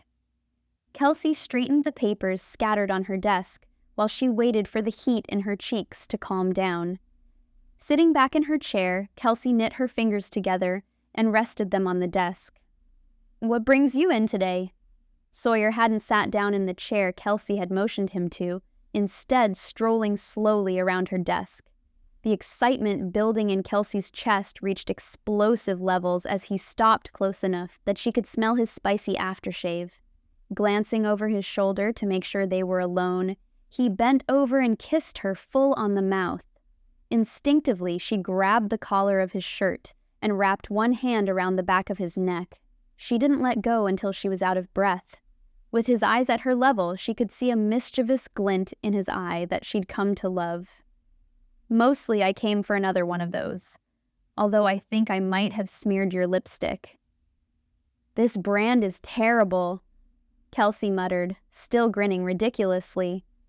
"And if we're getting technical, it's lip gloss." "There's a difference?" "A big one," Kelsey said. "I ought to get something that stays in place. If we keep kissing like that, yeah, you probably should." Kelsey touched her lips and fumbled with her drawer, looking for a tissue to wipe off the evidence. Before she could find anything, Sawyer had a handkerchief out of his pocket. He didn't wait for her permission as he tenderly dabbed at the damage he'd done. It was another glimpse into a side of him that was so different from the tough exterior he so often hid behind. He was gentle and kind in a way that made her want to dive headlong into another kiss. "All better?" Kelsey puckered her lips, making Sawyer's chuckle come from low within his throat. "Not if you keep puckering at me like that. I'll end up making your lip gloss all askew again." "I'm not the only one." Kelsey took the handkerchief from his hands and wiped his lips. Me having smudged lip gloss is hardly something to blink at. But you? I think that would raise some eyebrows. Sawyer sputtered another laugh, trying to hold still as Kelsea cleaned him up. When she finished, he thanked her and pulled over a chair. He sat facing her, close enough that his knees bumped into hers. As much as I'd been wanting to do that again, I made an unanticipated stop here for a new investment opportunity that just popped up. And since I happened to be in the area, I thought it would be smart to stop by. I know how much you hate mingling work and dating, so since I'm technically here for business, I figured you wouldn't mind the intrusion. I don't mind one bit. Swing by whenever you'd like. Would you be up for dinner with me afterward too? As filling as it was to eat out of a vending machine, I owe you a proper meal. Of course. Kelsea's hand found the end of her hair and started twirling it around her finger. I'd like that. Good. I was hoping you'd say yes, though you'll have to pick the spot. I can't say I've been to Michigan all that often. Deal. Now, since we're at work, I'm happy to talk about the party you'd like to plan for your company employees. Kelsea typed in the passcode to her computer and pulled up a new document to gather all the details. Tell me everything you can off the top of your head. Budget, themes, dates, if you're including prizes, all of it. Actually, I'd rather talk about a baby shower for Lauren and Luke first, if that's all right. My party can wait. Oh yay, Kelsea moved to the end of her seat. I've been thinking nonstop about all the ways we could make it amazing.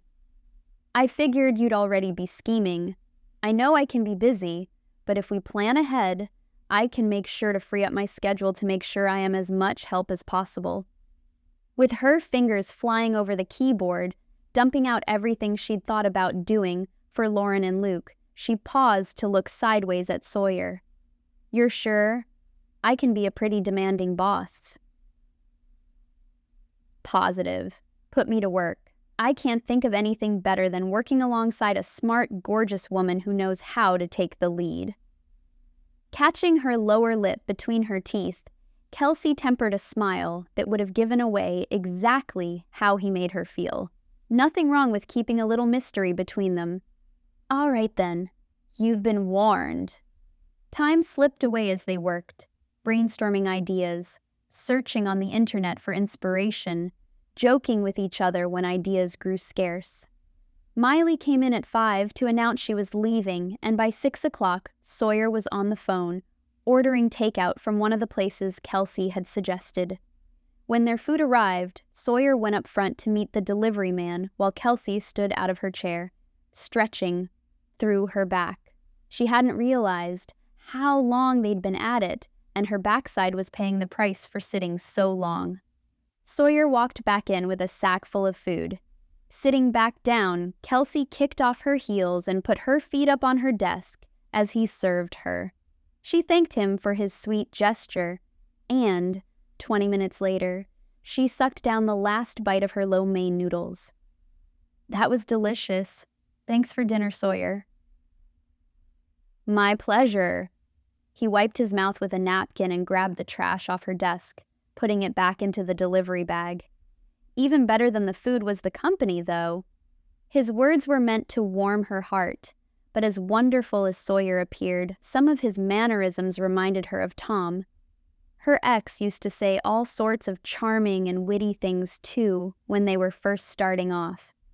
It wasn't until she was a year into a toxic relationship that was squeezing the joy out of her life that she realized she needed to get out to save herself. As proud as she was for remembering that she had self-worth, despite what Tom said, there was still a layer of insecurity that bubbled just beneath the surface, and it had kept her from any truly meaningful relationships ever since.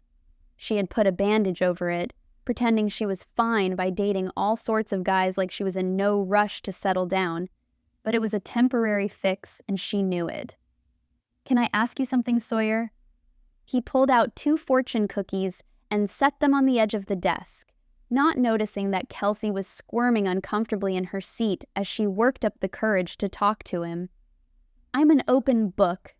He split a fortune cookie and read the fortune within. His eyes crinkled at the corners as he grinned. "Ask away." Kelsea wiped her sweaty palms on her skirt and licked her lips. "What exactly do you think is going on between the two of us?" His eyes moved to hers, and he set the cookie down on the desk, brushing off his hands and giving Kelsea his full attention. "What do you mean? Because I don't think you're wanting me to say anything generic, like we're dating." A humorless laugh clawed up her throat, and she second-guessed herself, wondering if it was too early to even be bringing up her painful past. "You're right. I know we're on a date. My question was confusing. Sorry." "Take your time to say what you mean. I'm not going anywhere." He hunched over in his chair and took her hand. The act spoke volumes, more than anything he might have said to her at that moment. She smiled, and for the first time in months, her vision swam with tears. Kelsea was not a crier. She stared at their intertwined hands, trying to keep them from spilling over. "I guess maybe I need to explain about my past for you to understand my question." Kelsea's knee started bouncing. One of my relationships in particular. She could see the muscles in his jaw tick as he clenched his teeth. Nodding, he watched her solemnly. "Go on." A long breath preceded the start of her answer. "During college, I started seeing this guy, the first one I dated seriously. I'm guessing he was your friend's ex, the one who made you vow you'd never date another friend's former flames. Is that right?" "Right." Kelsea let out a cleansing breath and was grateful her tears had retreated. "That would be Tom. He really did a number on me." Sawyer ran his thumb over her knuckles, reassuring her that he wasn't put off about her talking about her dating history so soon. "Did he hurt you?" "Not physically, no, but in about every other way he broke me. It started out wonderfully enough, but then he started nitpicking stupid little things. The color of my outfit didn't compliment my eyes. I couldn't laugh in front of his friends because I might snort. That I ate too much and he wasn't paid enough to keep me fed. I mean, I know I've got a fantastic metabolism and can basically eat what I want without repercussion, but his words hurt enough that I was walking the line of an eating disorder by the time I snapped out of it." Kelsea tried laughing, but it felt like boulders, one at a time, were rolling down and landing on her shoulders. Even though she knew Tom had been using her as a way to unload his emotional baggage and insecurities, his words still hurt. "I can't believe people like that still exist in the world." Sawyer's grip on her hand tightened. "He's an embarrassment to men, the kind of scum that gives the rest of us a bad name." "Yeah, he was." She let out a sigh, the weight of his memory pressing further down on her. "He destroyed everything I thought a romantic relationship could be, and maybe worst of all, going out with him made me lose my friend. She refused to talk with me after she found out I was dating Tom. I don't blame her. It was an underhanded move on my part." "It sounds like the guy did a lot of damage.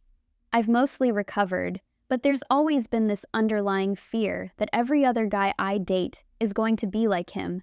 Because of that, I have a bad habit of keeping everyone away from me by dumping them after the first couple of dates. I appreciate the heads up." Sawyer's lopsided grin, highlighting just one of his dimples, warmed Kelsea's insides. "I'm glad that you're not scared away by my honesty. I've never had this conversation with anyone I've dated before because I didn't want to be so blunt. Talk about a killjoy." "It's not a bad thing to be honest and upfront. I like going into things as important as a dating relationship with my eyes wide open." He looked Kelsea straight in the face, and if he was feeling any fear or hesitation from her confession, he didn't show anything. "After this weekend, it was pretty obvious to me that we have a good chance of making each other happy. I've been having so much fun with you no matter what we're doing. It's been a while since I felt like I've been able to be myself around anyone. I don't know where all of this is headed, but I want you to know, I like you a lot."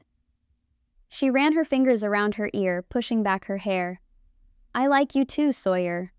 What can I do for you to put your worries to rest? I guess. Kelsey's legs stopped bouncing.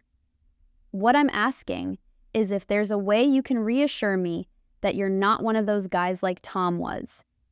That you're not going to get sick of being together and start resenting me, because I'm going to tell you right now, when I do commit to a relationship, I'm in with my whole heart. She wanted to steal another glance at Sawyer's face to see if she could discern what he was thinking, but she couldn't bring herself to do it. She cared for Sawyer more than she had any other man in a long time, but that didn't equate to trust. They barely knew each other, and if she was going to be vulnerable and put herself on the line, she wanted to know she wasn't destined to fail. It was imperative for her sanity. She knew the implication alone that Sawyer might be as bad as Tom could be taken in offense. It's not like she was perfect herself and could guarantee that she wouldn't do something to make him angry or break his heart. Feeling a hand under her chin, Sawyer brought her eyes up to his. She could see sadness there and a glint of anger, but it wasn't directed towards her. An overarching empathy and warmth overwhelmed the negative. I'm sorry you ever had to go through anything like that. He sounds like he nearly sucked your soul dry. An amazing woman like you deserves to have only the best, and that includes anyone who's lucky enough to be in a relationship with you. I'd like to believe that. Please do. Maybe you don't know me well enough to be confident, but I know there's something about you that has ignited a spark within me that I haven't felt in a good long while. I'm telling you, I feel incredibly lucky that I'm here with you at all. However I can get more time with you and however long it takes, I'm willing to invest in us. I have no problem taking things slowly. His calm reassurance eased the tension out of her chest, and for the first time since broaching the subject, she breathed without it catching in her throat. You know how to make a lady feel good, don't you? I don't know about all women, but I'm glad I can make you feel better. Poking at some crumbs on her desk, Kelsey asked, Now the question is, what can I do for you? Sawyer tilted his head and squinted. Are you asking what I want out of all of this? All I want is your time. Call me greedy, but I want to be near you, even if it's only to steal away a moment. That's not exactly what I meant. Kelsey's grin was mischievous. He chuckled softly. Are you asking about what my deepest, darkest fear is when it comes to relationships? Kelsey flopped her shoulders in an exaggerated shrug. After the accusations and demands I slung at you, it would only be fair. I don't want to hurt you, unknowingly or otherwise. Sawyer's brow furrowed as he thought. I suppose I have a fear of abandonment. I don't know why, but someone disappearing on me without explanation has always been something that scares me terribly. Well, I promise I won't ghost you then, even if you deserve it. I'll be sure to tell you exactly why I'm leaving. Better yet, Sawyer took both her hands in his. How about you never leave me? Kelsey could see the same vulnerability in his expression that she had felt divulging her past. In that moment, she knew she could trust Sawyer. Slipping over onto his lap, she wrapped her arms around his neck and kissed him. His eyes closed, and he held her close with one hand low on her back and his other tangled in her hair at the base of her neck. It was sweet and slow at first, but it was quickly heated with passion. Breaking their kiss, Kelsey leaned her forehead against his. It seems like we're on the same page. Yeah. Sawyer had to catch his breath. Besides, I knew we were meant to be. Oh, really? How's that? Keeping her on his lap, Sawyer reached for the fortune he'd pulled out of his cookie and read it out loud. You are at the beginning of something great. Keep your eyes on what matters most, and your devotion will be rewarded. A fortune cookie? Kelsey put her hand over her forehead and laughed with her whole heart. You've got to be kidding. Hey, Sawyer tossed the paper back on her desk. As far as I'm concerned, it might as well be an irrefutable sign we're meant to be. Chapter 11. Kelsea. The weather in Michigan was unseasonably warm, and with the misting rain, it felt like an early spring had come at the tail end of winter. Leaving her office after locking up, Kelsea ducked her head under her coat and trotted over to her car. She had an appointment for a haircut that night and was planning on doing a little shopping before going to dinner with Sawyer the next evening. They'd racked up a handful of dates together, and Kelsea was enjoying all the excitement of a new relationship.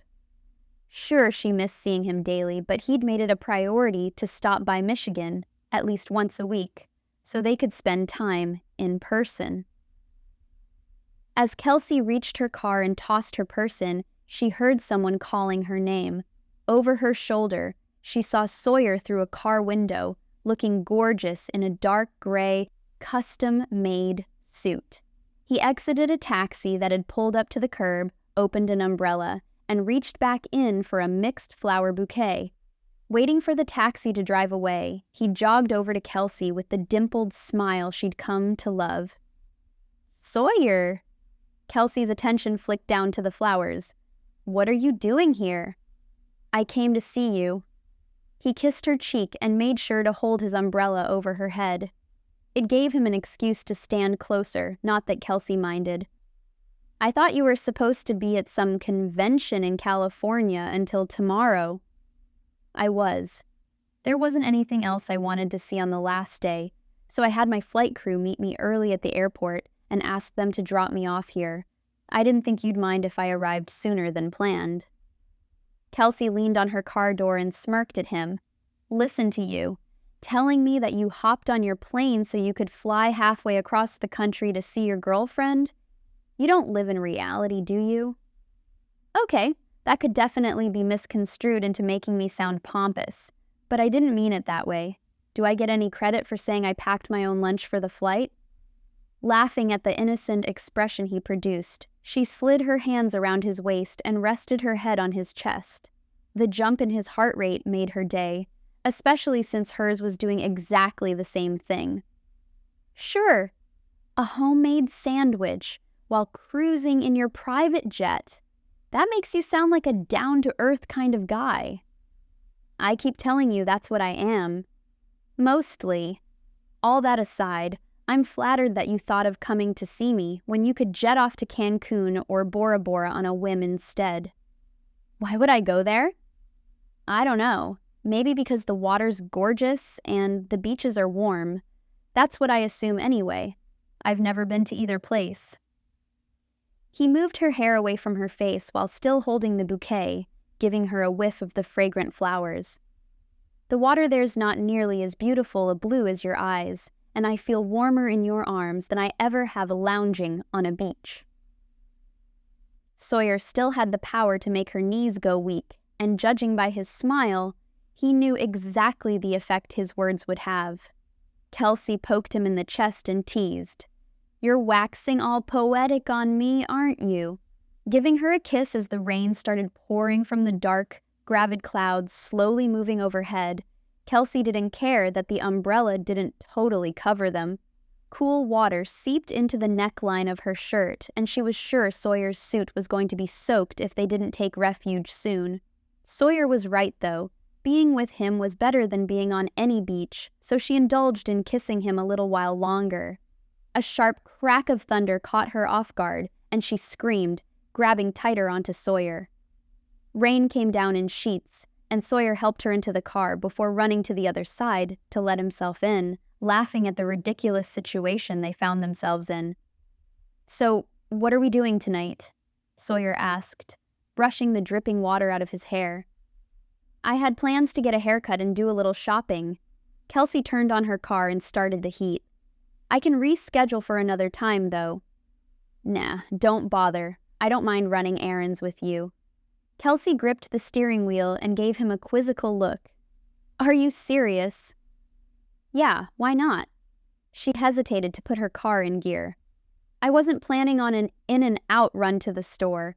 We're talking hardcore, hours-long retail therapy." Pretending to groan, he smiled at her when she backhanded him lightly across the chest. Adjusting himself in her seat so he could face her, he reiterated his commitment. I want to do it all with you. Skiing, dinner and movies, shopping, buying you cold medicine when you're sick, whatever.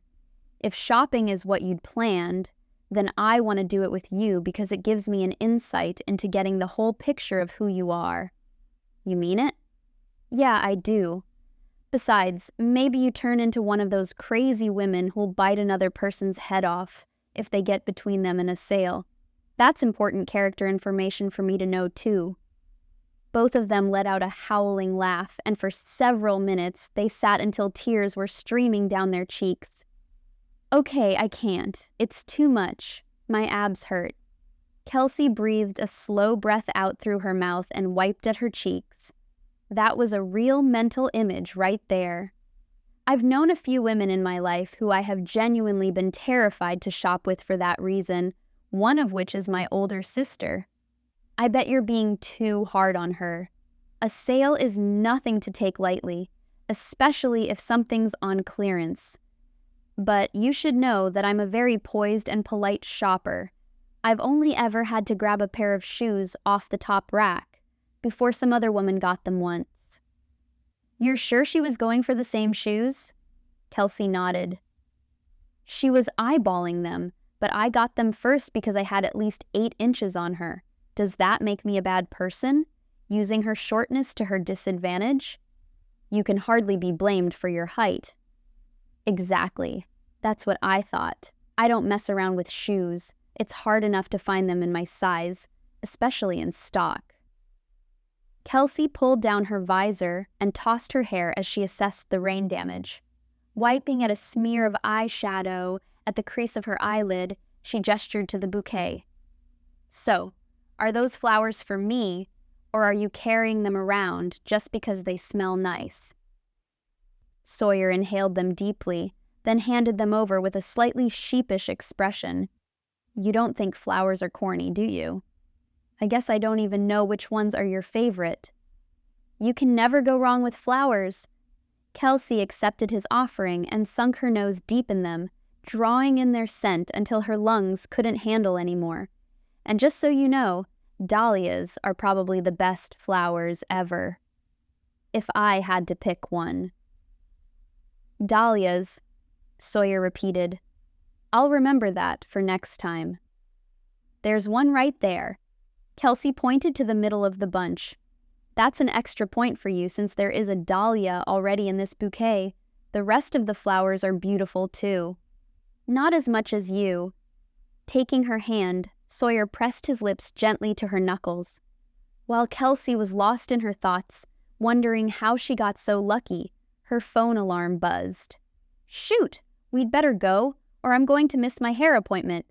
You're sure I can't drop you off somewhere before I go? Nope. Sawyer moved his seat back to give himself more legroom and buckled up. I was serious when I said I wanted to be with you, no matter what. I can read a magazine or check my email or something. I don't mind a little downtime while you're pampering yourself. Biting the inside of her cheek, Kelsea nodded and put her car in gear.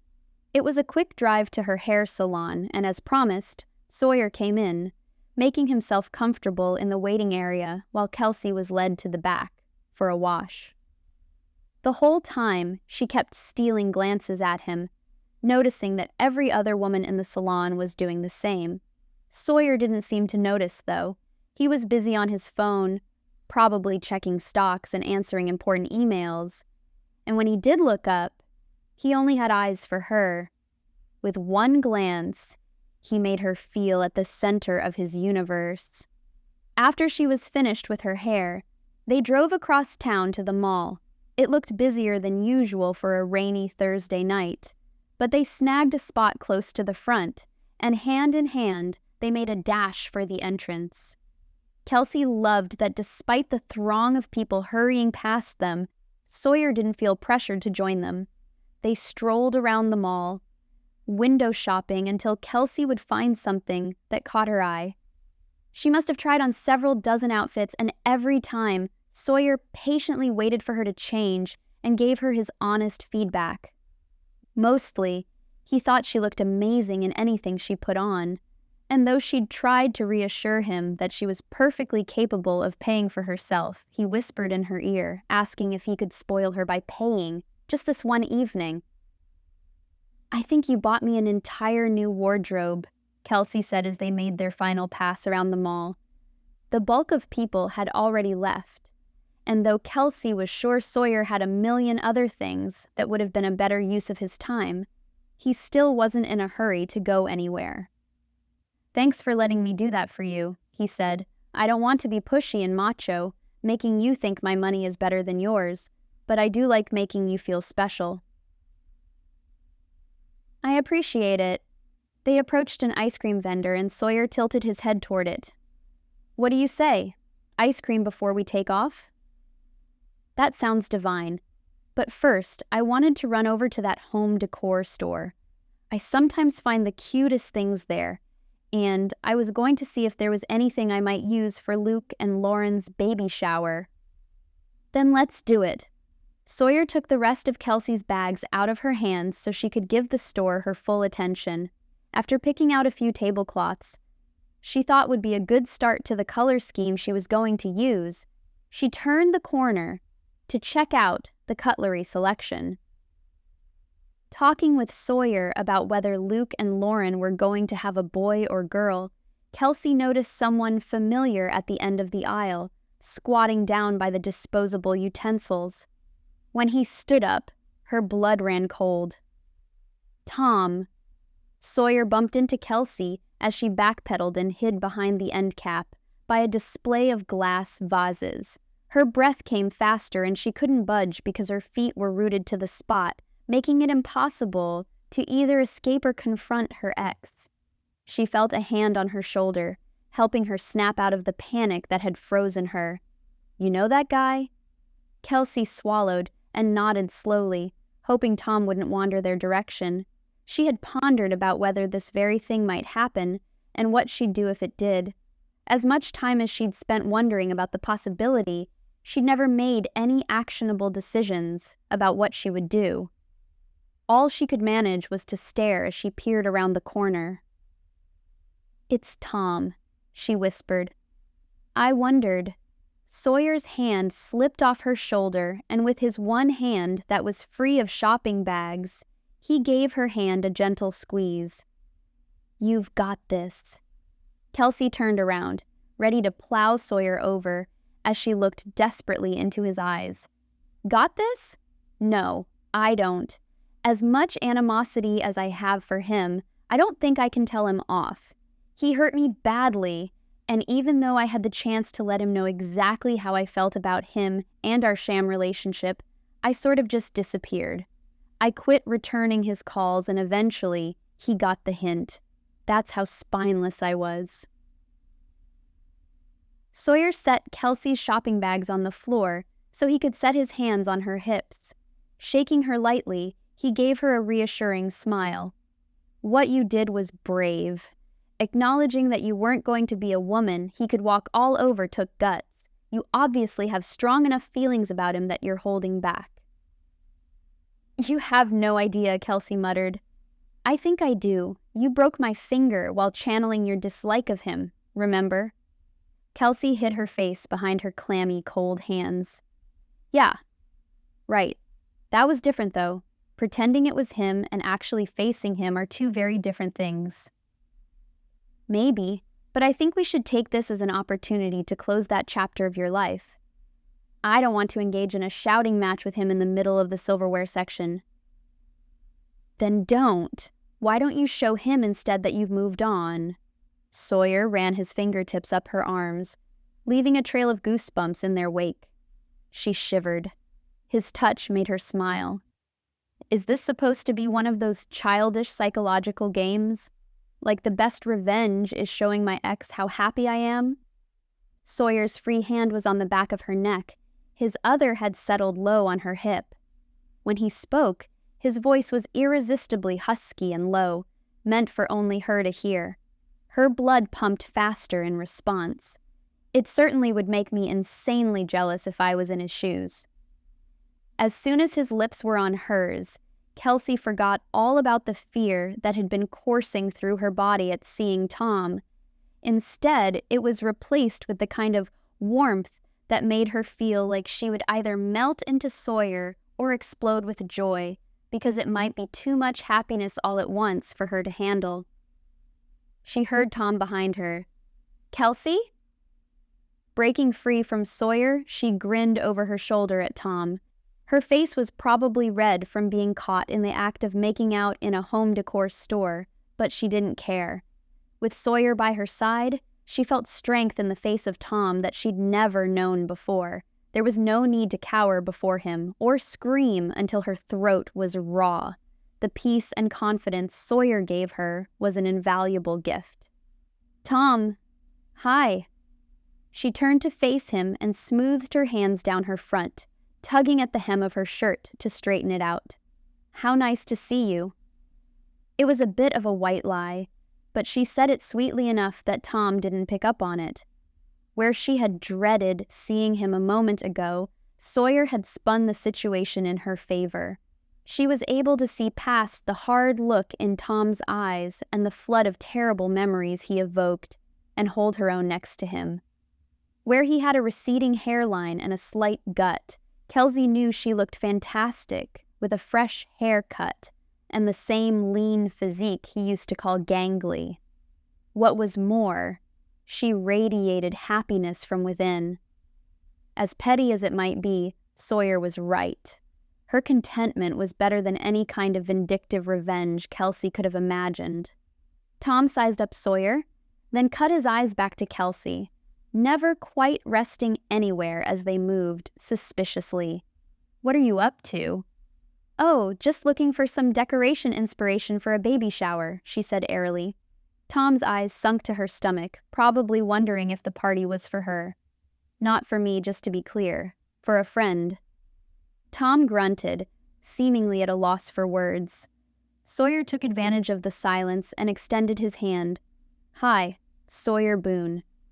"Tom," he said, giving one pump of Sawyer's hand. "How do you two know each other?" Sawyer asked, pointing between Tom and Kelsea. Kelsea stopped a snicker by pressing a fist to her mouth, giving Sawyer a subtle jab to the stomach with the other. He knew perfectly well where Tom fit into the picture. Sawyer was playing on the awkwardness of the situation for his amusement. "We dated in college," Kelsea said, regaining her composure, "until she up and vanished on me." Tom worked his jaw, and the maliciousness in his voice was apparent. Kelsea's confidence wavered, and she reached for Sawyer's hand. He intertwined his fingers through hers and squeezed. "It's true I vanished on you, but I had a very good reason," Kelsea said. "Really? I'd love to hear why." "One day I had a revelation of sorts. I couldn't live with your constant demeaning and humiliating me." Kelsea balled a fist at her side and imagined how satisfying it would be to break his finger. "I came to my senses and realized I didn't have to put up with your manipulation." "Manipulation?" Tom's voice rose, making Kelsea's blood pressure do the same. "Hardly. Calling it like it is doesn't mean I was being abusive." "Would it have killed you to say a kind word to me and mean it?" Instead of tears like his anger used to cause, Kelsea raised her eyebrows to taunt him. "I'll be the first to admit I'm not perfect, but it wasn't healthy for me to have you berate me every time we were together." "I said nice things to you," Tom sneered. Kelsea returned his sneer with a scoff of her own.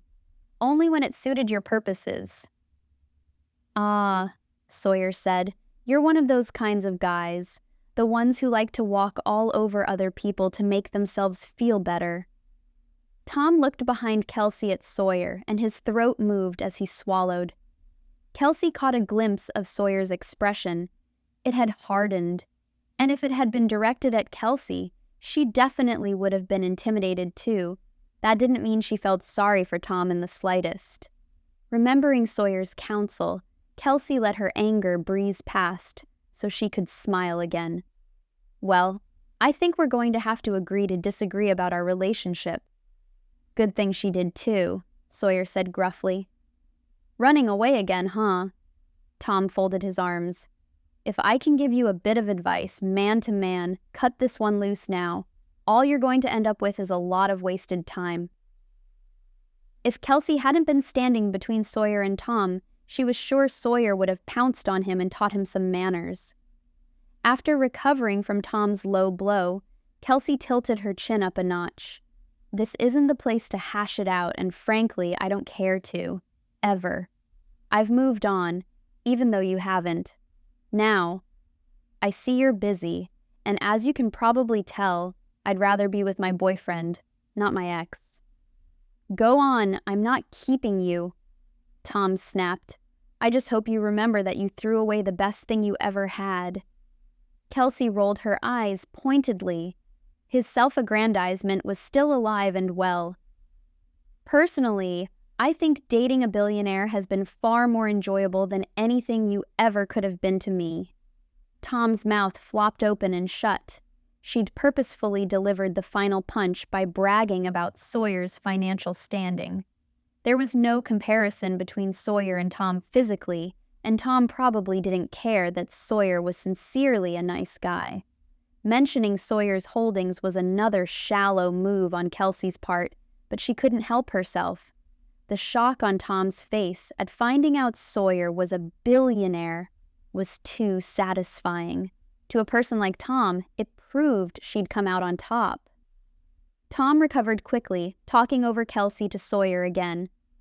You'd better keep her on a short leash unless you want her using up your money, then dumping you without explanation. Sawyer's knuckles were white as he clenched Kelsey's shopping bags. I'm not worried about that, because unlike you, I'd never give Kelsea a reason to leave. Tom tried to match Sawyer's steely gaze, but it was in vain. He looked away, anywhere but Sawyer's eyes, muttering about his innocence in his relationship with Kelsea. Well, this has been nice, but I think I should let you go then. Kelsea linked arms with Sawyer, in part because she wasn't sure her legs wouldn't give out on her. Best of luck to you, Tom. Kelsea pulled Sawyer along with her as her heart hammered in her chest. It wasn't exactly how she'd imagined meeting Tom again, but it had been satisfying to have a measure of closure with him, especially now that he knew Kelsey's life hadn't completely been derailed by him. Everything was a blur as she walked out of the store. She'd left the tablecloths instead of buying them and made it all the way to her car before Sawyer convinced her to stop. Taking the keys from her trembling hand, he opened her trunk and stashed her purchases inside so he could pull her into a full embrace. The rain had died down to nothing more than a mist. He stroked his hand through her hair and she rested her chin on his shoulder, clinging to him like he was the only thing on earth that could keep her grounded. She could feel the vibrations in his chest as he spoke. That was amazing. Was it? Kelsey's voice was shaky from the residual effects of adrenaline, and she tried to calm herself with a series of deep breaths. It helped some, but she was sure it was going to take a while to settle down. She was just glad she had Sawyer there to comfort her. I thought so. You were calm and collected and tossed a dash of indifference at him. I was about to knock the guy out for all his arrogance. You weren't kidding when you said he was a jerk. Kelsea laughed while a sob racked her body. I couldn't have done it without you. I would have crumbled if I'd come face to face with him by myself. After all this time, I'm still weak. I don't think so. You're stronger than you give yourself credit for. I don't just feel bad about talking with Tom either. It was awful of me to bring up your financial standing. I know how much you hate that people see you as a bank account, and I did exactly that. Turned you into a commodity so I could brag to someone else. I know, but I wasn't put off by it at all. Sometimes, with guys, it's a matter of who can flex their muscles the most, and that little tidbit put Tom in his place. You're not angry then? Angry? Sawyer put his hands on Kelsey's cheeks, encouraging her to look up to meet his eyes. I trust you. You needed me to be the guy who'd remind your ex how good he had it, and I was happy to play the part. Kelsea sniffed back the tears, rubbing at her nose as she let herself loosen up enough to smile. "You were amazing in the role of hot, smart, rich boyfriend." Stepping closer, he hugged her body next to his. And once again, Kelsey's heart rate revved, though for infinitely better reasons than it had been thumping while talking to Tom. Being close to Sawyer was always thrilling. Holding her gaze, he only broke concentration when his eyes flitted down to her lips. He smiled at her, while rubbing a hand along the length of her spine. "I aim to please." Chapter 12. Sawyer. "Are you sure you want to go to this?" Kelsey held on to Sawyer's arm as they ascended the steps of the Michigan Art Museum. "Here we go again," Sawyer said through a laugh. "What do I have to do to convince you that I want to be where you are? I know that these things aren't exactly your idea of a good time. On top of that, I'm technically working, so you'll be left on your own some of the evening. I'll say that this is better than waiting to get my finger x-rayed. What about running into my ex-boyfriend? Call me crazy, but I don't want to meet any of your former flames." Sawyer mulled over her question, while he enjoyed feeling Kelsey's hips bump into his as they walked out of step. Truthfully, it wasn't so bad meeting Tom. It was pretty impressive seeing how you handled him. Okay then, between the ER, meeting Tom, and one of these galas, how would you rank them? Tom at the bottom because he genuinely was as unpleasant as you said. Then the hospital. It was the dinner, wasn't it? Sawyer chuckled at Kelsey's joke. It was satisfying at the time, but no, I don't particularly care for eating an entire meal out of the vending machine.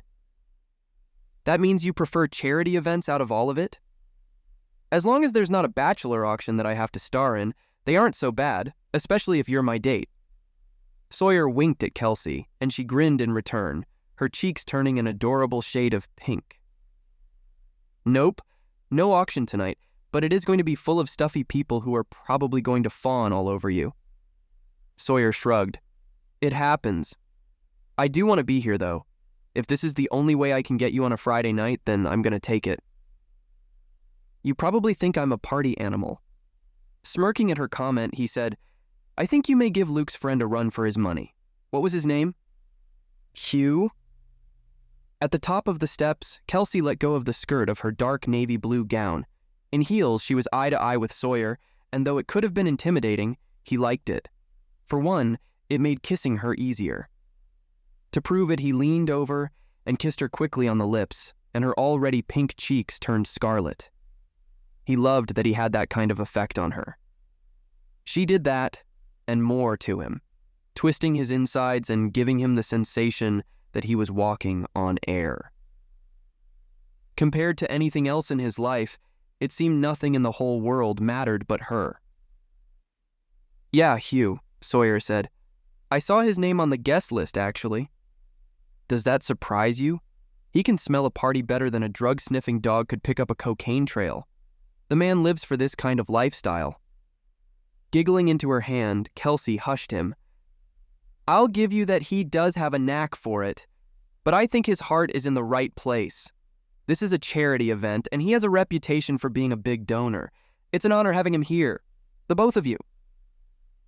Sawyer kept his comments about Hugh's motivation to appear charitable to himself. He was there to enjoy himself with Kelsey, not debate whether or not another man's generosity stemmed from the right reason.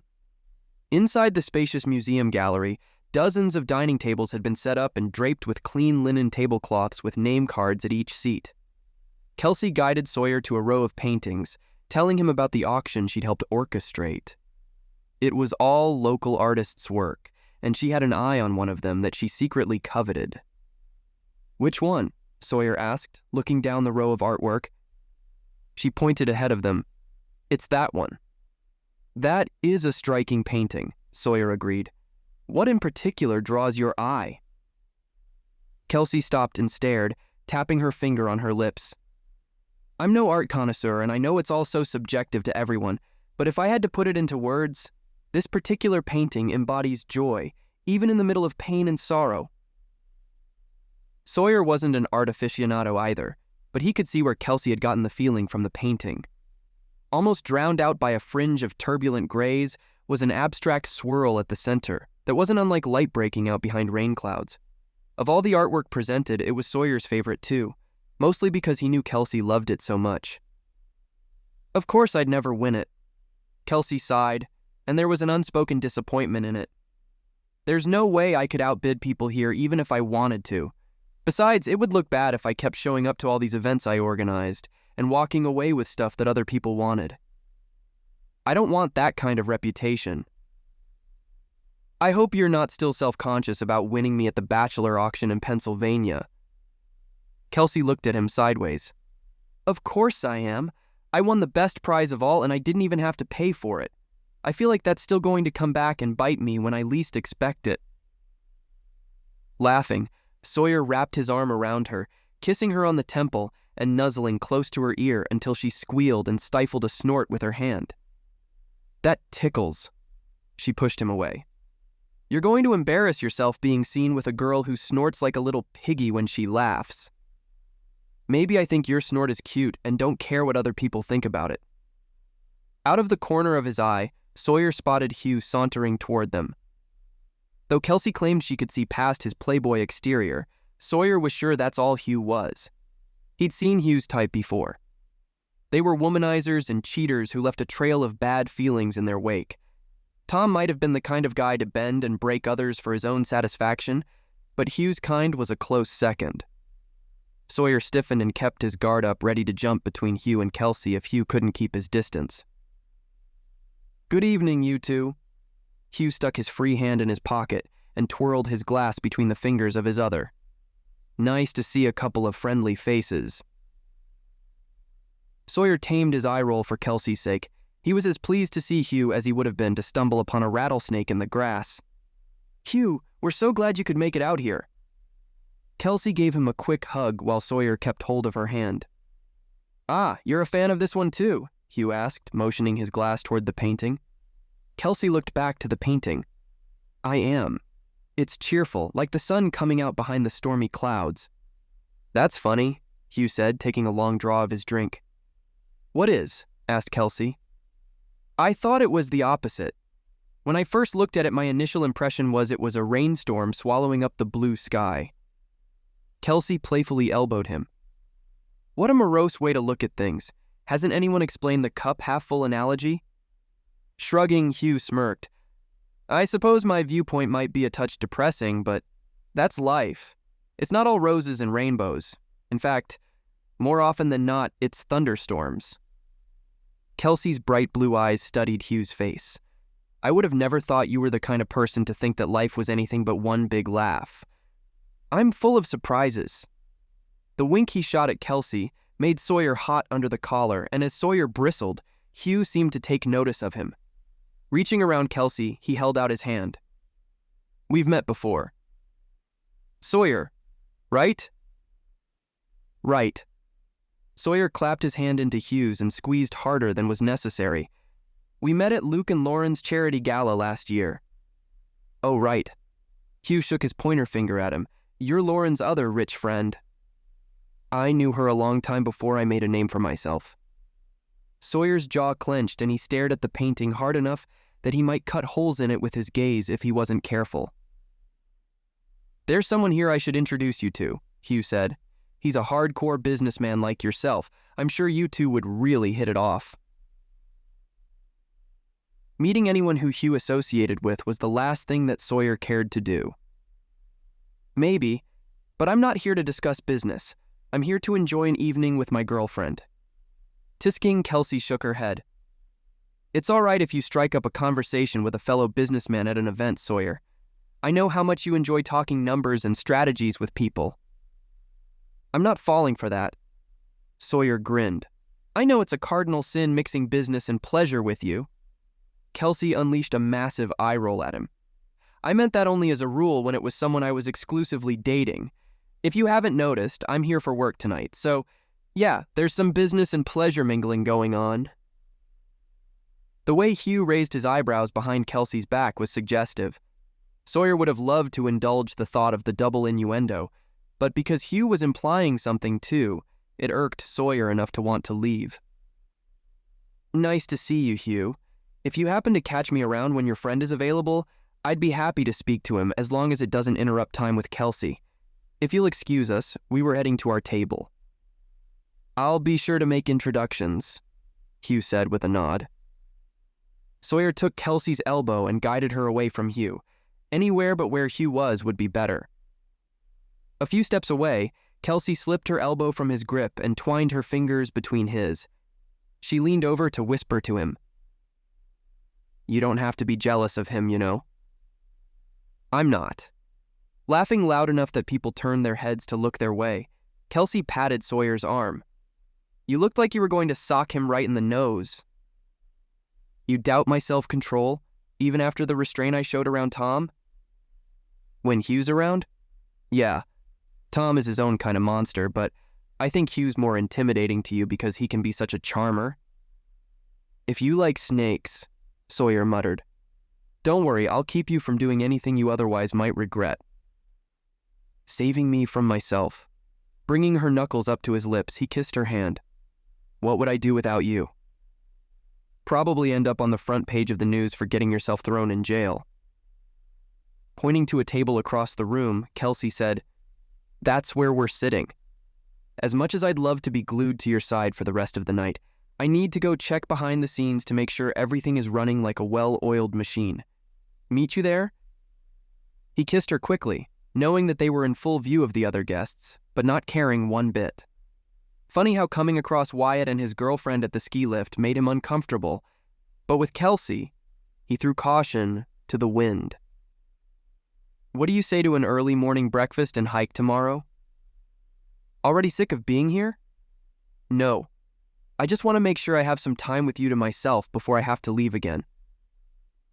Running her hands down the lapels of his tux, she considered his offer. How about late morning? I'm going to need to sleep in after this, and some sort of pastry probably ought to be involved. I'll buy you an entire bakery. Kelsea kissed him sweetly, making him wish they were alone. Let's not get in over our heads. Unlimited access to pastries wouldn't be good for me. As Sawyer watched Kelsea twiddle her fingers at him and leave for the kitchen, he felt a tug on his heart. He was becoming inseparable from her in a way that made him nervous and vulnerable and overjoyed all at once. It was a new sensation, and as scared as it made him, it sure made him feel invincible. Finding his name card at the table where Kelsea had pointed, he sat down, people watching as they mingled and laughed. A hand clapped down on his shoulder unexpectedly, and for a moment, his fighting instincts kicked in and he had to stop himself from twisting whoever's arm it was. Turning in his seat, he was annoyed to find Hugh smirking down at him.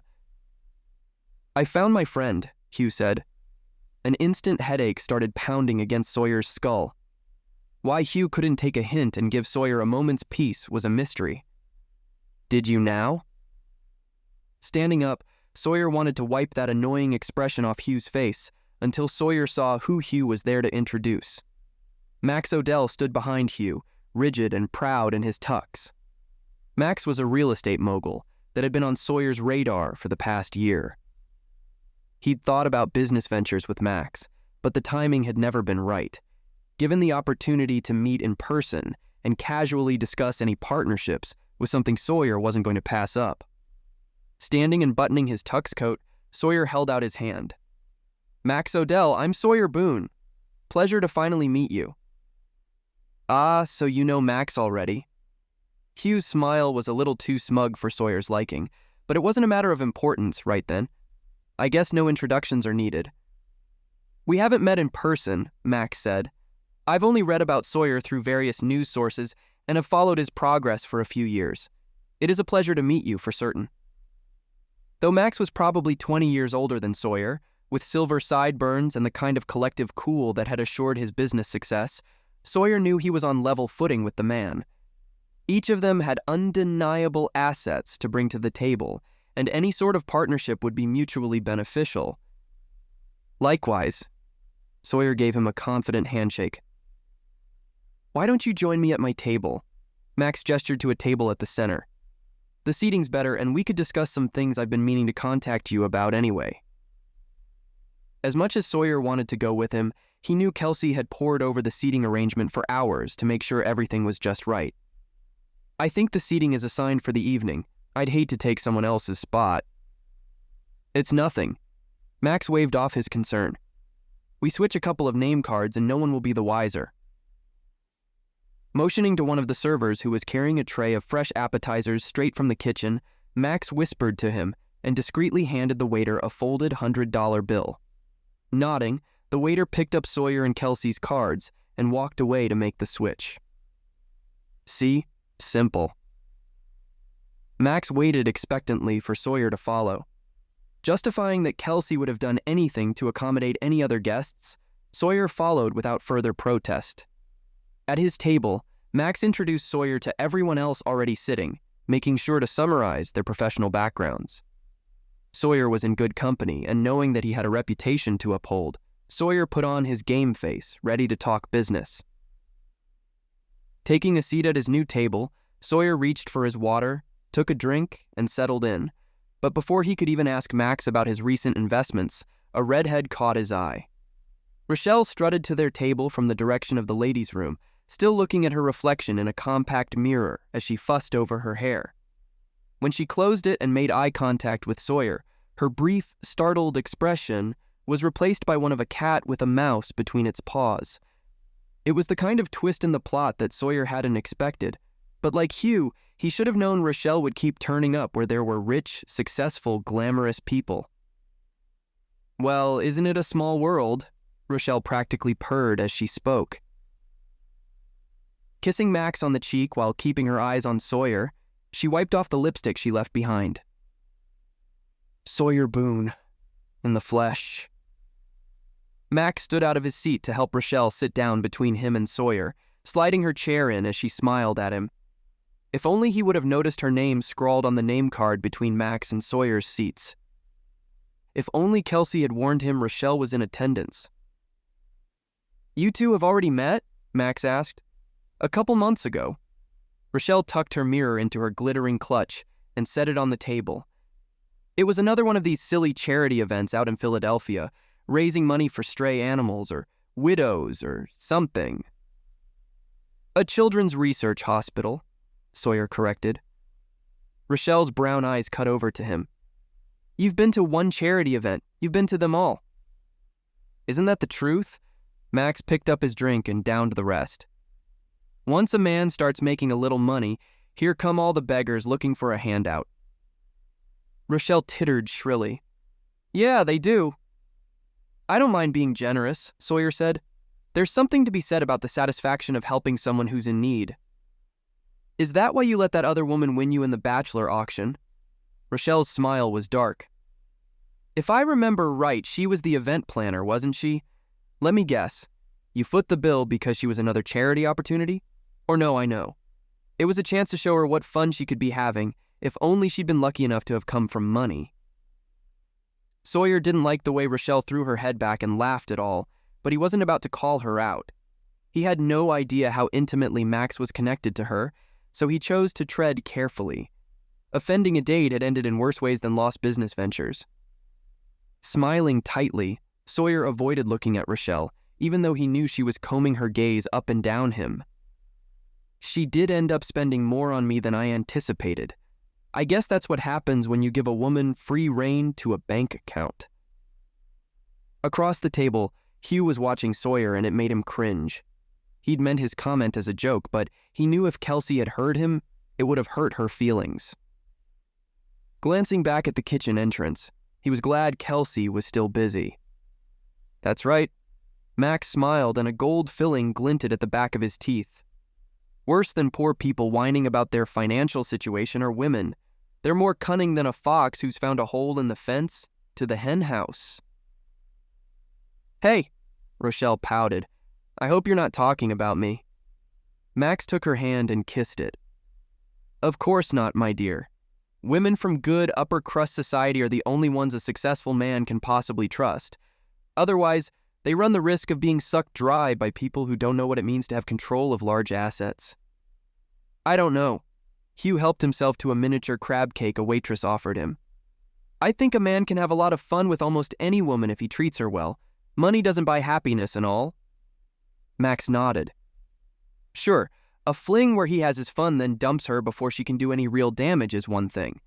But even with that kind of relationship, there's a risk. Money isn't the only thing a woman can take. Once social standing is damaged, it can be terribly difficult to recover. Several people around the table nodded, murmuring their agreement.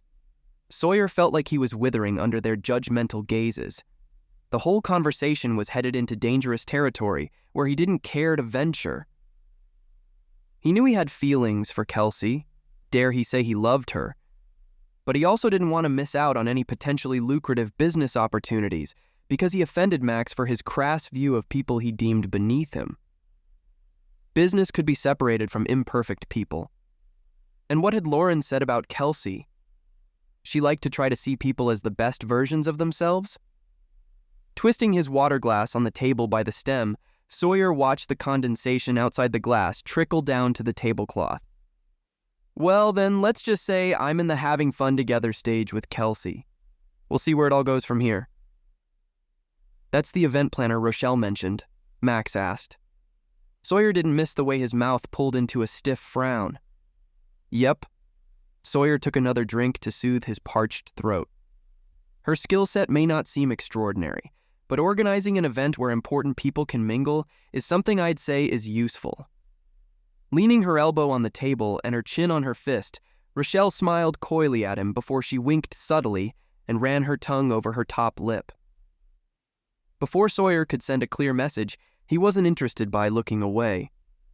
Rachel's eyes flicked over his head. She sat up straight and folded her hands in her lap, her eyes widening as she fluttered her eyelids. Oh, hello, Kelsea, darling. We were just talking about you. Sawyer spun around so fast in his chair that he almost knocked it over. All at once he felt hot and cold all over. If he could have recalled the last 10 minutes of his life, he would have given anything to do it. Hoping against hope that she hadn't heard, Sawyer stood up and went to the back of her chair, pulling it out and motioning for her to sit. There you are. Sawyer tried to smile, but his face was stiff and uncooperative. I was beginning to wonder where you were. Tears pooled in Kelsea's eyes and her lips flatlined into a pinched white line. Whatever she'd heard enough. Chapter 13. Kelsea. Kelsea, wait! Sawyer reached for her arm, but she yanked away. She would have pulled her own arm off to get away from Sawyer if he hadn't let go. After overhearing Sawyer laugh it up with his rich friends, Kelsea was sure she was going to be sick to her stomach. She'd left without a word, and even knowing it had given Rachael great satisfaction to see Kelsea's quivering chin and hot cheeks, Kelsea couldn't stop herself. She was embarrassed, horrified. Sawyer was using her in a way that made her feel like less than mud on the bottom of his shoe. It was like re-entering the dark period with Tom all over again, only 1,000 times worse. She had been straight with Sawyer. He knew where her deepest anxieties came from, and still, he betrayed her. It was everything she feared come to fruition. I have to go. Kelsea couldn't look him in the face because she'd either swing a fist or fall crying into his arms, accepting that maybe the best relationship she was worthy of was one where she always played second fiddle. It was all so confusing. Please, stay. Enjoy your time with the other guests. I'm sure they'll welcome you back with open arms to their table. She snagged her heel on a rug by the revolving doors and tripped into it. Other guests looked at her with raised eyebrows, probably wondering if she was inebriated so early in the evening, but it made no difference to her. She had to get away from Sawyer, even if it meant taking off her shoes and running barefoot all the way back to her apartment. Pushing her way outside, the air felt colder than it had been an hour ago, when the sun was going down and she was walking up the steps, happily holding tight to Sawyer's arm. What a fool she'd been, so blinded by his handsome face and sweet words that she actually believed they could be in a loving relationship and not end up exactly where she found herself, burning with embarrassment and shame. Wrapping her arms around her stomach, she marched resolutely in the direction where she'd parked her car. Sawyer jogged ahead of her and stood in her way so she had to stop. We need to talk. No, you need to talk. I'm guessing you feel guilty about saying those terrible things.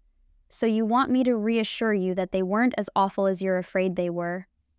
I think you were hearing things out of context. Stomping her foot on the sidewalk, Kelsey's mouth twisted angrily, keeping back an indignant growl. I was standing near the table for several minutes and heard plenty. After I couldn't find you where we were supposed to be sitting, I had to wander around the room until I found you. Remember those silly little name cards that I stayed up all night trying to arrange? They were supposed to give you a hint about where you were to be seated. Why didn't you sit down next to me when you found where I'd gone? Because I already noticed you were sitting next to Rachael. Raising her eyebrows and implying there was something he had to hide with Rachael was a punch below the belt, but as far as Kelsey was concerned, he deserved it.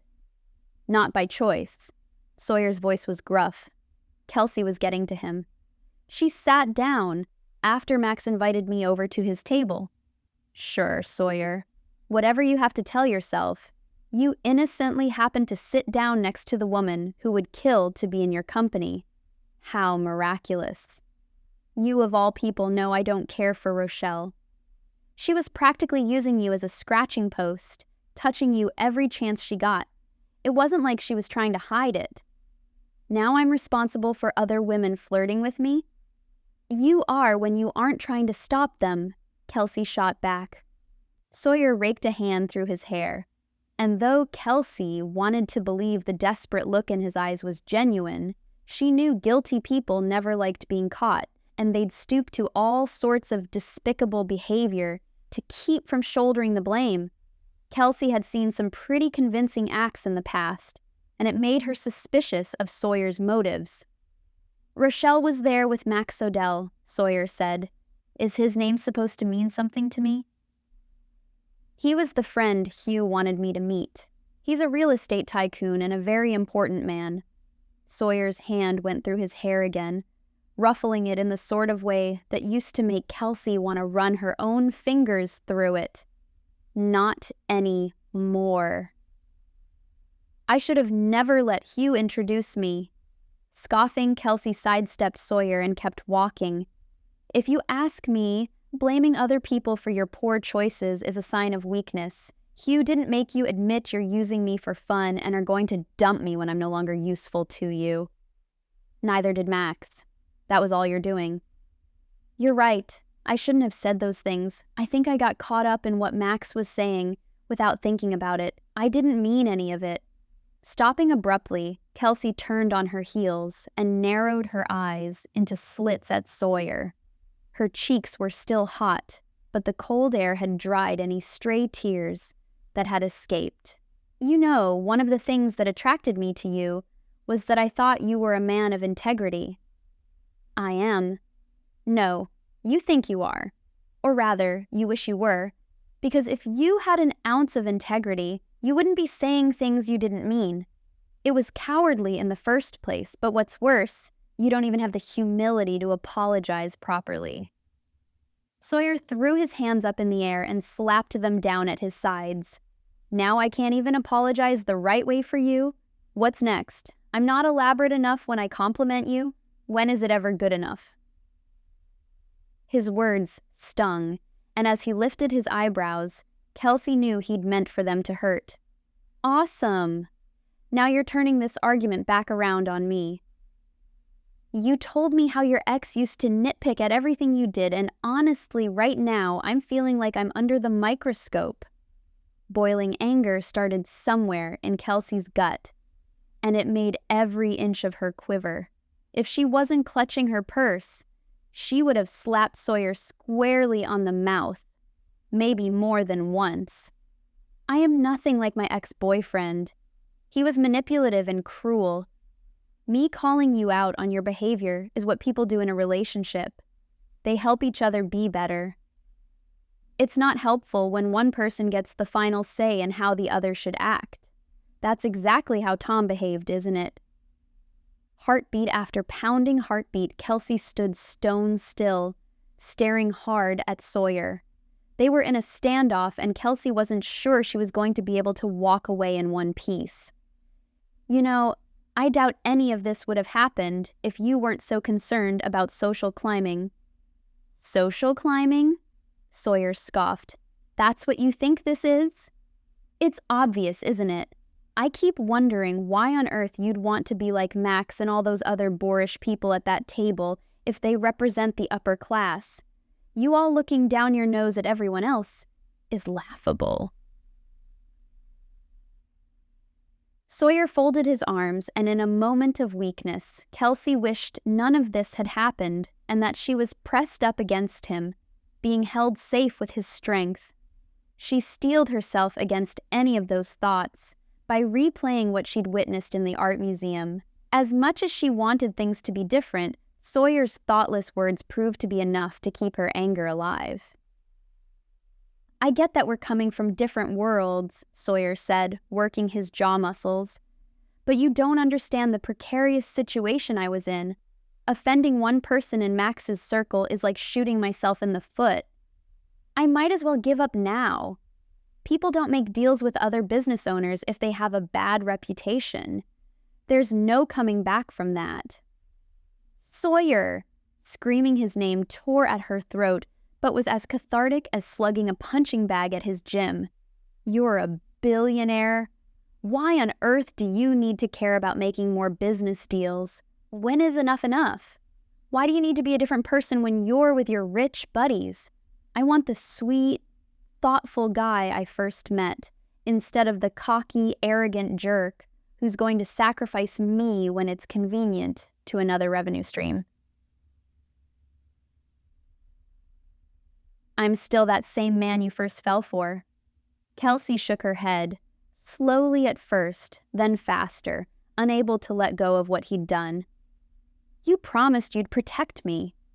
All of me, and that especially means my heart. Remember how you described yourself at the auction? Sawyer's expression contorted with confusion. What does that have to do with anything? Because, at the bachelor auction, you said that even with everything you had, your friends and family were the most important to you. And even before I knew you, I believed it. I thought you were going to be someone different. But it was all a hoax. Maybe you think it makes you sound more appealing to tell a room full of strangers that you're this great guy, but I'm convinced you're on a first-name basis with every dollar bill in your bank account. You don't care about anyone else. I'm not entirely certain you're capable of it. Sawyer's eyes flashed, and Kelsea knew she'd scalded him with her angry words. Okay, I have been extremely patient with this whole situation. I've admitted I was wrong. I've tried to explain what led me to mess up. I've attempted to apologize, but none of it's good enough for you. All of it has led me to a conclusion that helps me truly understand this whole situation. Oh, really? Kelsea stopped and crossed her arms. Enlighten me. You're looking for an excuse.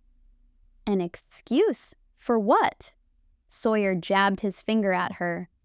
You're looking for an excuse not to be with me, a reason to push me away. Don't you see it? It's the same pattern you've been repeating with all your other short-lived boyfriends. You aren't able to move on from your past because you haven't been able to overcome the hurt. You're addicted to it. No, I'm not. It might be difficult for you to believe, but just because I can't will away the pain of my past doesn't mean I want it to be my constant companion. You've let what happened to you define who you are and what you do. Kelsea's head swam with disbelief. Sawyer knew her well enough that every single word he said was pushing on an emotional pressure point. In her past, she might have meekly accepted it, but she wouldn't let Sawyer have the last word. That's so ironic. The words on her tongue were so bitter she could have spit. You applaud me and are proud of me when I call someone else, like Tom, out for their bad behavior, but when it's you who slipped up, you can't take it. With an expressionless face, Sawyer closed himself off by crossing his arms in front of his chest. I'm sorry, but you're trying to place blame on me. Your inability to move on isn't my fault. None of it is." A torrent of emotions tore at Kelsey's already weakened spirit, and in that moment, all she could think to do was laugh. It was dry and humorless, but it seemed fitting as she thought about standing next to Hugh, appraising the painting they'd both been drawn to. Hugh must have been right. It wasn't the sun breaking through the clouds, it was the storm swallowing up the light. It was exactly how she felt standing next to Sawyer.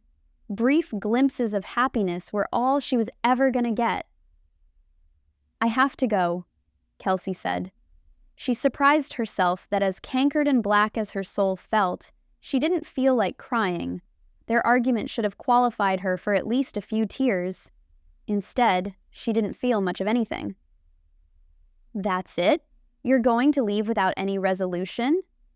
Taking her keys out of her clutch, she pointed the fob across the street and unlocked her car doors. "I think we've both had plenty of resolution for one night." She moved to step off the curb, but Sawyer took her by the arm. Glaring at him, she again jerked her arm from his grasp. He let go, looking unsure of what to do with his hands. "I'm sorry, Kelsey. I didn't think the evening would go like this, and I don't want to let you go when you're still angry." "It's not just me. We're both too frustrated to say or do anything productive. Besides, you don't get to tell me when I can and can't leave." "I wasn't trying to imply I did have that power over you." Resting his hands on his trim waist, Sawyer huffed out an irritated breath. "Why does this have to be so difficult? That's a relationship for you. Nothing about it is simple." She stepped off the curb, quickly glancing both ways to make sure there was no traffic, and warned Sawyer before he could touch her again. "Don't you dare lay your hand on me, or I swear I'm going to break more than your finger." Her threat was probably laughable, but she didn't care. A lioness was roaring within, and it was snarling directly at Sawyer. Hurrying across the street to avoid a city bus, Kelsey reached her car. She threw the door open, tossed her clutch on the seat, and sped away from the curb before she'd bothered to buckle her seatbelt. From the side of her vision, she could see Sawyer watching her go, his hands still firmly planted on his hips. With a moment to step away from the situation and take a breath, she could more clearly see the sorrow in his expression. It wasn't enough for her to run back to him. It was too bad he didn't have the foresight to predict that things would go exactly as they had because of his carelessness with her feelings. Pressing on the gas, Kelsey fumbled with her seatbelt. Pulling it across her shoulder to buckle it, she caught the very tail end of a yellow light and could hear someone blaring their car horn behind her. Her phone rang in her purse, and for a second, her heart stopped working. What if it was Sawyer? As mad as she was inclined to believe some of what he'd said to her. She wasn't perfect by any stretch of the imagination, and a good part of her hoped they'd be able to work through it. She had no idea how that would be possible, but for now, she needed some time to think and assess what exactly she was willing to risk with Sawyer. For the second time that night, tears blurred her eyes, and she had to keep them in place, or it would mean that she'd let Sawyer influence her so much that she was willing to bawl her eyes out over him. It was infinitely easier to pretend that he was one of the other men she'd dated, enjoying a few fun evenings with them, then saying goodbye. That way, she could guarantee she'd never be hurt by any of them. At a stoplight, she reached for her phone with a quaking hand. Checking the screen, Lauren was on the other end. As much as she didn't feel like talking, that was usually exactly what she needed. Putting her phone in the car charger cradle, Kelsey answered the call and put it on speaker. "Lauren?" "Hey, Kelsey. I hope I'm not catching you at a bad time, but I wanted to ask your opinion about the guest list for our baby shower." The baby shower. The thought made her want to crawl under a rock and disappear forever. How was she going to tell Lauren that it wasn't going to happen? At least not the way she'd hoped. There was no way Kelsea was going to be able to maintain a professional, no-strings-attached working relationship with Sawyer after what he'd done. Worse, after knowing how much she enjoyed his company, to say nothing of what a great kisser he was.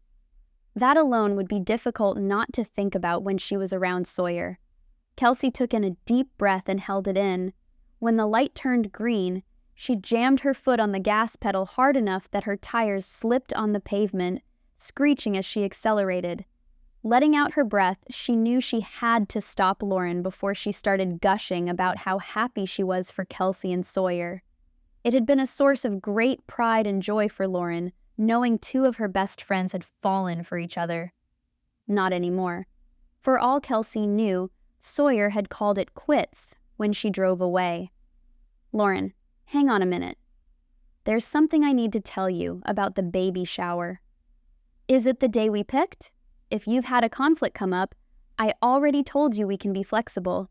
I don't care when we have it as long as you and Sawyer throw it for us." "That's what I need to talk to you about." More tears wobbled along Kelsea's lashes, making it hard to see.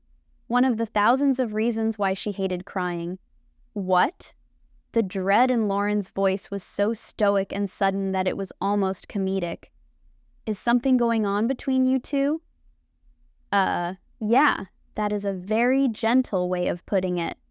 "Oh no." Lauren sniffled and let out a few soft cries. "This is all my fault." "Stop. What Sawyer did, none of that's your responsibility. You couldn't have known when you introduced us that it wouldn't work out." "Maybe I didn't make it clear enough to him that if he hurt you, he was going to be sorry." Kelsea's chuckle felt flat. "No amount of threatening would have prevented this. I wanted to be loved for who I am, by the one person who meant the most to me. I guess I thought that might be Sawyer. I was wrong." "I can't believe this. I thought everything was going splendidly." "It was, until about 20 minutes ago. I have a feeling I would have found out sooner or later. And to be clear, I'm not mad at you about this rift in our relationship, not even a little bit." Lauren held the phone away and blew her nose. "Sorry, I shouldn't be crying if you're not even upset about it. Why would I be more emotionally invested in all of this than you?" What Lauren didn't know was that Kelsea was feeling all the grief that had overtaken Lauren 100-fold, only she'd managed to kick it to the back of her mind where it was locked up. It was safer that way. Not to feel anything meant there was nothing to lose. In a few days, she might even be able to brush it off and say it was a fun few months, then move on to the next fling with whatever guy caught her eye. "Lauren, I hate to cut our conversation short, but I'm driving." Kelsea swiped at the pesky tears, hating that she had to acknowledge they were there. "Can I call you back later? I think I need to talk this out with a sympathetic ear when I'm ready." "Of course," Lauren said. "No rush. If you need some time, you know I'm always here for you." Kelsea's throat constricted, making it difficult to get out the words. "Thanks. I appreciate it more than you know." Hanging up with Lauren, Kelsea gripped the steering wheel until her hands hurt and forced herself to ease her foot off the gas. Swallowing once, then twice, she tried to keep her tears from falling, but they were coming with the force of a broken dam that couldn't be stopped. They came slowly at first, then hot and fast, running down her cheeks and soaking into her dress. If Lauren saw her now, she'd know exactly how emotionally invested Kelsea was. Sawyer had shattered her heart and reopened old scars that she had naively believed her relationship with Sawyer was soothing. Alone in her car, surrounded by darkness, she was unable to keep her grief at bay any longer. Only 5 minutes away from her house, she was driving on autopilot. She knew the route and could have driven to her apartment blindfolded. Switching off her brain, she let herself simply feel. The sooner she got it out, the better. Turning off the main road, she drove 2 blocks up and over a hill. On the other side, she could see her apartment complex at the bottom. wafting between falling into bed in her outfit and changing into her pajamas, to stay up all night with a carton of ice cream and a marathon of tragic, romantic movies.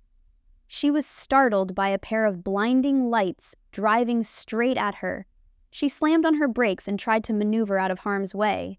But the last thing Kelsea heard was the crunch of metal smashing into metal. Chapter 14. Sawyer. Sawyer was in his tux again, trying to keep his eyes anywhere but from meeting another person's. He didn't want to have to smile because it would be forced, and he wasn't up for putting on an act for anyone. All he wanted to do was rip off his bow tie, toss it in the trash, and go home. He'd tied the stupid thing too tight, and he was sure it was going to slowly choke him to death. He tried not to think about Kelsea, but he might as well have attempted not to breathe. If she was there with him, she would have fixed his bow tie. She was better at it than him, and he loved the way her fingers would brush against his neck as she worked. He'd put his hands on her waist, beckoning her closer. His thanks for her help would be the kind of kiss that would leave her pink in the cheeks. Sawyer had to shake his head to wake himself from his daydream. If he was honest with himself, it was never going to happen. He'd blown his chance. He'd been dwelling on Kelsea since they'd argued and she'd sped off, leaving him on the sidewalk, helplessly watching her go. At first, his pride had hung on to his side of the argument, but as the days had passed without hearing from her, he could admit with enough humility that he had been entirely to blame. He was ashamed of himself, and if Kelsea never wanted to speak to him again, he wouldn't be the least bit surprised. She had every right to hold a grudge. Sweeping a glance around the venue in an attempt to get his mind off Kelsea, Sawyer felt a disdain for the people around him. They were in glitzy and glamorous attire, desperately attempting to one-up each other. Another ridiculous social when he would have rather been anywhere else. Lying on his couch, mindlessly sifting through television channels was more appealing, or better yet, in an office, trying to keep the pain away by focusing on a never-ending to-do list. As much as he wanted to be near Kelsea, he hadn't heard a word from her in days. It didn't make any difference that he'd swallowed every last ounce of his pride and tried calling on multiple occasions. Every attempt had been met with silence. It was a stark reminder that he'd really screwed up. The thought cultivated a dread deep within that had been his permanent companion since he'd watched her speed away. He'd messed up big time, and he knew it. As Sawyer scanned the space, trying to keep his focus on the marble pillars and ornate mural painted on the high arching ceiling, Hugh caught his attention from across the room and smirked, raising a glass to Sawyer. Just his luck. Sawyer nodded slightly in return. Though Sawyer didn't mean it as an invite, Hugh accepted it as one and made his way to where Sawyer stood on the outskirts of the party. He would have tried to escape talking to Hugh, but there was no way to disappear. He had to grit his teeth and bear a conversation with the man. "I'm surprised to see you out here," Hugh said, standing shoulder to shoulder with Sawyer, watching the crowd. "Still going to these kinds of gatherings after, well, you know, what happened last time?" "Yep. And people think I'm a partier." Hugh laughed, and it very much seemed to be in mocking. "You're hardcore, man." Sawyer's knuckles ached as he clenched his fists tight. Instead of teaching Hugh a lesson in manners by decking him, Sawyer stuffed his hands into his pockets. Legal trouble wasn't going to help him out any. He wanted to believe Kelsea's assessment of Hugh, so for her sake, he'd give him the benefit of the doubt. Sawyer cleared his throat and tugged at his bow tie. "I wouldn't have come, but I was asked to give a speech, otherwise I'd be somewhere else, using my time on something else more productive." "I hear you." Hugh sipped his drink and gestured to the party. "This is nice, but it definitely doesn't have Kelsea's touch to it, does it?" He had to know that even the mention of Kelsea's name would sting. Everyone at Max Odell's table, including Hugh, had seen the disgust on her face before she stormed off. Sawyer ignored the lump settling in at the top of his throat. "No, it isn't up to Kelsea's standards." Hugh nodded, pursing his lips and staring at nothing in particular. Neither of them spoke. Sawyer because he didn't want to give any more ammunition for Hugh to mock him with, and Hugh because he appeared to be slogging through his thoughts, whatever they were. As Sawyer opened his mouth to excuse himself, Hugh muttered under his breath, "I hate these things, don't you?" "Excuse me?" "Parties, the showiness, the fake, overdone happiness that everyone slaps on their faces when we're all just wondering when we can go home and relax and be ourselves." "You hate parties?" Sawyer felt his eyebrows pressed together incredulously. "You probably go to 20 a week."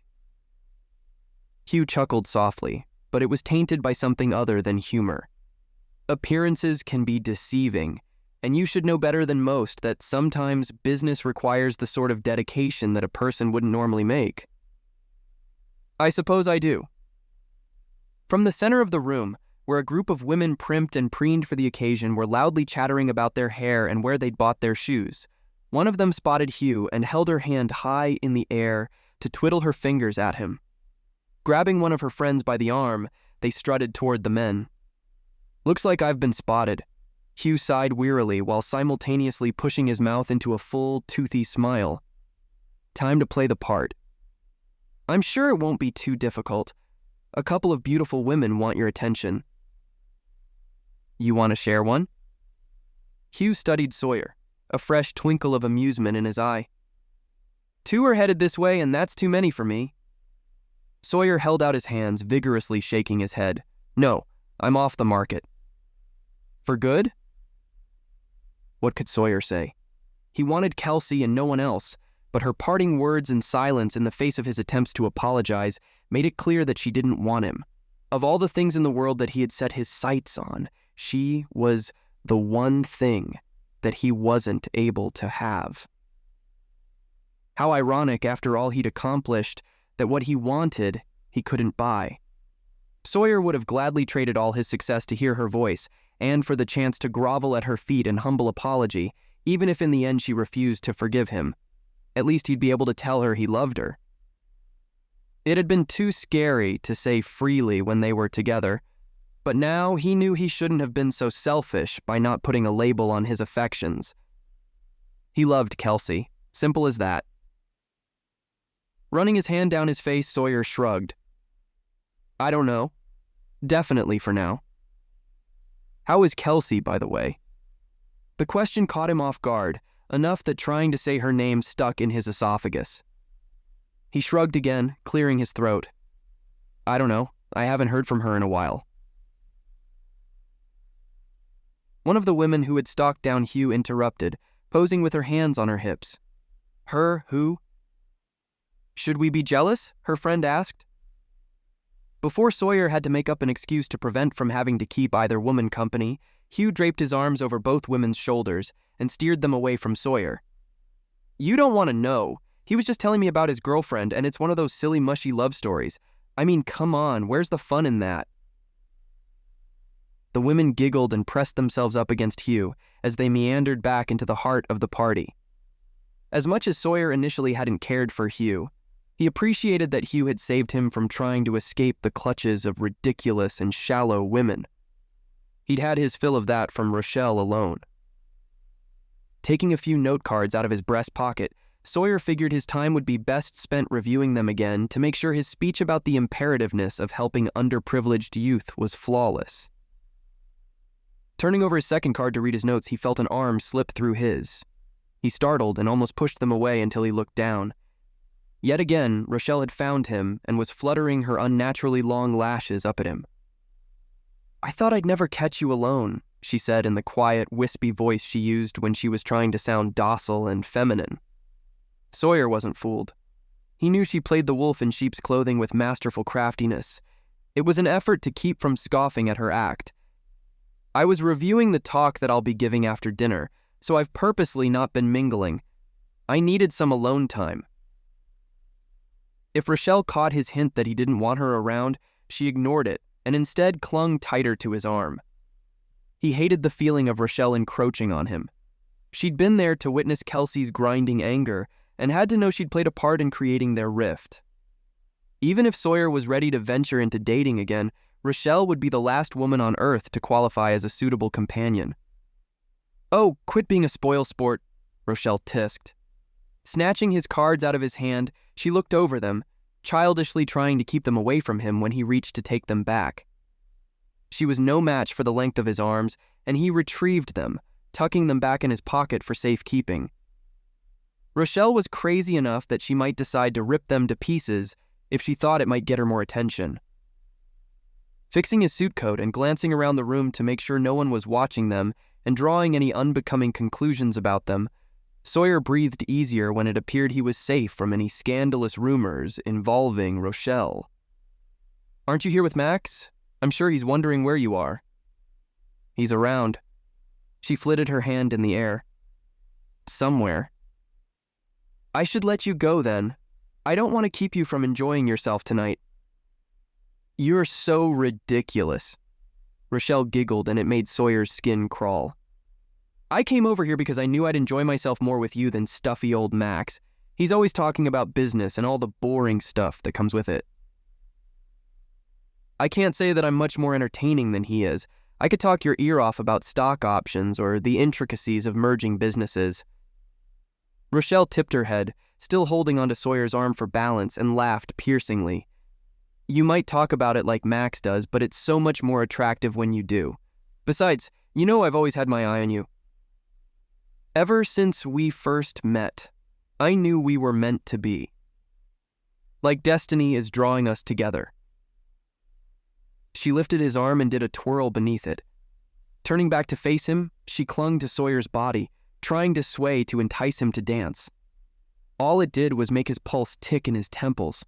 Removing his hand from hers and pushing her an arm's length away, he had to keep his voice steady to keep from yelling at her.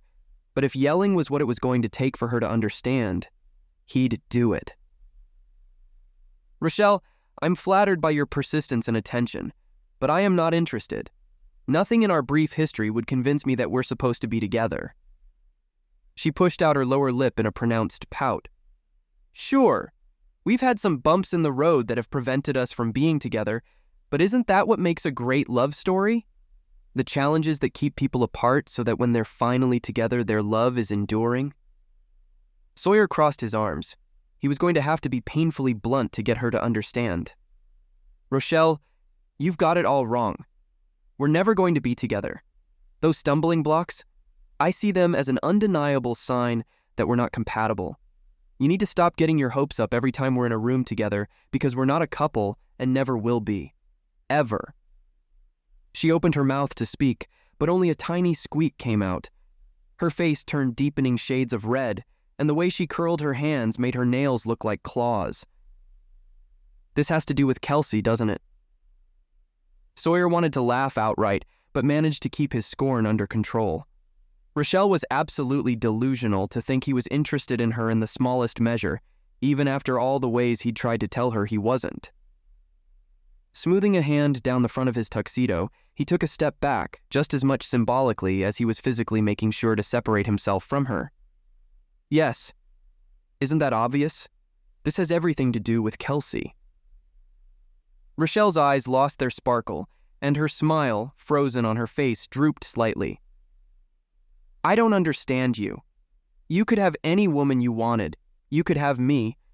But you keep going back to that nobody, and for the life of me, I can't figure out why." Rachael's shrill complaint must have caught Max's attention because he showed up right as Rachael looked like she was on the brink of a tantrum. He strolled over to meet them. Glancing at Rachael, he asked, "Figure out what, darling? You're not giving Sawyer here a hard time, are you?" "Only because he's being an idiot." Rachael retreated to Max's arm and hugged it like it was a lifesaver. She ran her French tip nails up and down his chest as she glared ferociously at Sawyer. He wasn't intimidated. "I think if anything, I'm doing him a service." "That's where you're wrong." Sawyer spoke through clenched teeth. "You are so off about her that you're totally missing how incredible she is." Max's brow furrowed. "She who?" "Kelsea," Rachael pouted again. "That frumpy event planner." "The one who you chased after at the gala in Michigan?" Max asked. Sawyer nodded, angry enough that he was afraid he might say something he'd regret if he opened his mouth. I remember her. Pretty face. Rachel's jaw dropped and she slapped at Max's arm, only making him chuckle. You have a pretty face too, my darling, and a fiery temper. That's one of the things I like about you. Oh, Max, Rochelle said adoringly, you know how to make a girl feel special. Max accepted a prolonged kiss on the cheek from her, and grinning at Sawyer, he asked, You're not still upset at being dumped by that event planner, are you? I was being an idiot. Sawyer scrubbed his hand across his face. There's no excuse for what I said. She had a right to put me in my place. Shaking his head as he chuckled again, Max patronized Sawyer with a pat on the shoulder. I have to say, I think your commitment to that woman is admirable, but if I can teach you something I learned a long time ago, it's that women come and go, no matter how good you are to them. Hey, Rochelle cried. Except you, dear, of course. Max ran the back of his hand across Rochelle's cheek, and it placated her enough that she replaced her scowl with a triumphant smile. You should be relieved that you were able to dump... What was her name? Kelsea. Rachael wrinkled her nose and said Kelsey's name like it was rancid meat. Right, Kelsea. You should be glad that you were able to get rid of Kelsea before she did any real damage to your reputation. Max slapped Sawyer's shoulder once more. Now, how about instead of getting tangled up with all this silly female drama, we sit and talk business? I've been thinking about the empire we could build together since the last gala. Looking at Max's hand on his shoulder and back to Max, Sawyer batted him away. No. Max glanced back and forth, bewildered by Sawyer's outright refusal. He means not yet because he has to give a speech after dinner and I caught him in the middle of practicing, Rachael said. He'll be ready later. No, I meant no. Sawyer couldn't remember the last time he felt so disgusted with another person as he looked between Rachael and Max. No, I'm not going to sit down with you to discuss business now or after my speech. Not ever. Max blinked at Sawyer. I must have misheard you. You didn't. I'm saying, I'm not interested in doing business with you. Max's eyes hardened, and he narrowed them at Sawyer. You're making a huge error. And for what? For Kelsea. Every muscle in Sawyer's body tensed. You have her all wrong. Do I? Max scoffed. I find that highly unlikely. I've seen her kind before. Beautiful, to be sure, but emotionally needy, deceptive, and looking for a way to dig into your pockets for as long as you'll let them. Sawyer's glance cut over to Rachael. She caught the meaning of his look and returned it with a glare. You don't know anything about her, Sawyer said. Kelsea is the sort of woman that's so high above you and me that she has to condescend to be on our level. She's kind and generous with what she has and loyal maybe to a fault, but I, for one, would rather have that than someone who's lukewarm about their commitment. I'm impressed with the fact that even though she's been wounded before, she has courageously chosen to move past it and learn to love again. Stop, Rachael snapped. Quit trying to make her out to be better than she really is. Everyone knows you got dumped by her, and you're trying to console yourself into believing that it wasn't as embarrassing as it was by making Kelsea into some sort of classy woman. I guess you wouldn't know anything about classy women now, would you, Rachael? Sawyer shook his head. Kelsea is 10 times the woman you'll ever be. That's uncalled for, Max growled. I thought of all people you'd appreciate when someone was upfront and honest, Sawyer retorted. No beating around the bush. Rachael sucked in her bottom lip. You can't let him talk to me like that. As their argument grew more heated, more and more people gathered around, gawking at the spectacle unfolding. Hugh stood at the fringe of the circle, both arms still laying across two women's shoulders.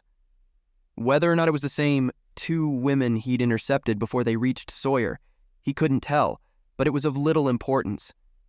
Sawyer was in the middle of putting Max and Rachael in their place, and he didn't care if the whole world heard him. He was defending Kelsea's honor. She deserved respect and admiration, whether Max and Rachael could see it or not. You heard the woman. Max put up his fists, ready to defend Rachel's honor by coming to blows. I'll not let you talk to my date like that. As enjoyable as it would be to put Max on his butt, Sawyer merely scoffed at his threat. If you want to punch me, go ahead. I've endured worse. Kelsea might not be the type you approve of, but I stand by what I said. As far as I'm concerned, Kelsea is the perfect woman, and if I have to work the rest of my life to prove that to her, I'm going to do just that. Chapter 15. Kelsea. Kelsea reclined in her hospital bed, trying to get comfortable. It was useless. It'd been over a week since the accident, and still, every move she made was agonizing. A turn of her neck sent shooting pain all the way down to her toes, and the entire left side of her body was one big bruise. Her left leg had taken the brunt of the injuries, though. The surgeon was able to piece it back together, but as he gravely explained her recovery, he made it extremely clear there was a long, painful road ahead of her. The only silver lining was he was confident she'd make a full recovery. Eventually, the television in her room was on, but carefully turning her head, she stared out the window. She could see the grass beginning to green and small flocks of sparrows flitting about the treetops, though her mind was on other things. The car crash had done a number on her body. Thankfully, one day at a time, she could tell she was starting to heal. The havoc her argument with Sawyer had wreaked on her spirit was even harder to bear. There was no end in sight for that sadness, and she wasn't entirely certain it wouldn't be fatal. She had loved Sawyer enough that the thought of giving anyone access to her heart ever again seemed unlikely. Worse was that she knew that there wasn't a clean break between them. Lingering feelings still pricked her soul, reminding her that she still loved him. There was a knock on Kelsea's door. She tried to sit up, but even her triceps were sore. Giving up, she laid her head back on her limp pillow. "Come in." Expecting one of the nurses to breeze in the door to poke and prod at her, Kelsea was surprised to see Hugh instead. Throwing her blankets over herself, she held her robe closed at the top of her neck. Hospital garb wasn't the most flattering thing she'd ever worn. "Hugh, what are you doing here?" He was holding a large bouquet of daisies and the kind of grin that looked like he was up to something. "I heard through the grapevine that you went and got yourself in a car accident." Kelsea relaxed. Though Hugh was a notorious flirt, it was all harmless, especially since she wasn't attracted to him. He seemed to think of her as a friend, too. "I didn't get myself into anything. A 16-year-old texting while driving caused this whole debacle. And in case you're worried about her, she walked away from the accident without even needing to get stitches." Pulling a chair up to the side of her bed, he slumped down into it. "Fair enough. I'm sorry that it happened at all. That couldn't have been fun." "Me too, especially now that I'm a gimp." She uncovered her leg, and Hugh cringed as he looked at the stitches and scars, crisscrossing the bare skin between her braists. "Geez, it looks like you're lucky they didn't have to cut the whole thing off." Kelsea laughed, though she couldn't put her whole heart into it. Her hair was greasy, she hadn't slept well in days, and every waking moment was filled with replays of her final moments with Sawyer. It was her personal purgatory, and, in some part, she felt she'd had a hand in getting herself there. She flipped the blanket back over her leg when Hugh started looking gray and queasy. "Don't be so dramatic. It looks worse than what it really is. It'll take a while to heal, but I should be back to my old peppy self in 6 months." Hugh set his offering of flowers on the table where her breakfast tray had yet to be cleared. "Are we talking physically, or is this a reference to your emotional state?" "What's that supposed to mean?" Hugh knew he'd hit a nerve, and Kelsea would have loved to wipe the smirk off his face, but in her condition she was at his mercy. Maybe she'd buzz the nurse's station and ask them to drag him away from her. Might as well use the hospital perks while she was a paying customer. "What do you think I meant by it?" Hugh put his hands behind his head and tipped back in his chair. Kelsea scoffed. If you're asking about Sawyer, I don't have anything to say.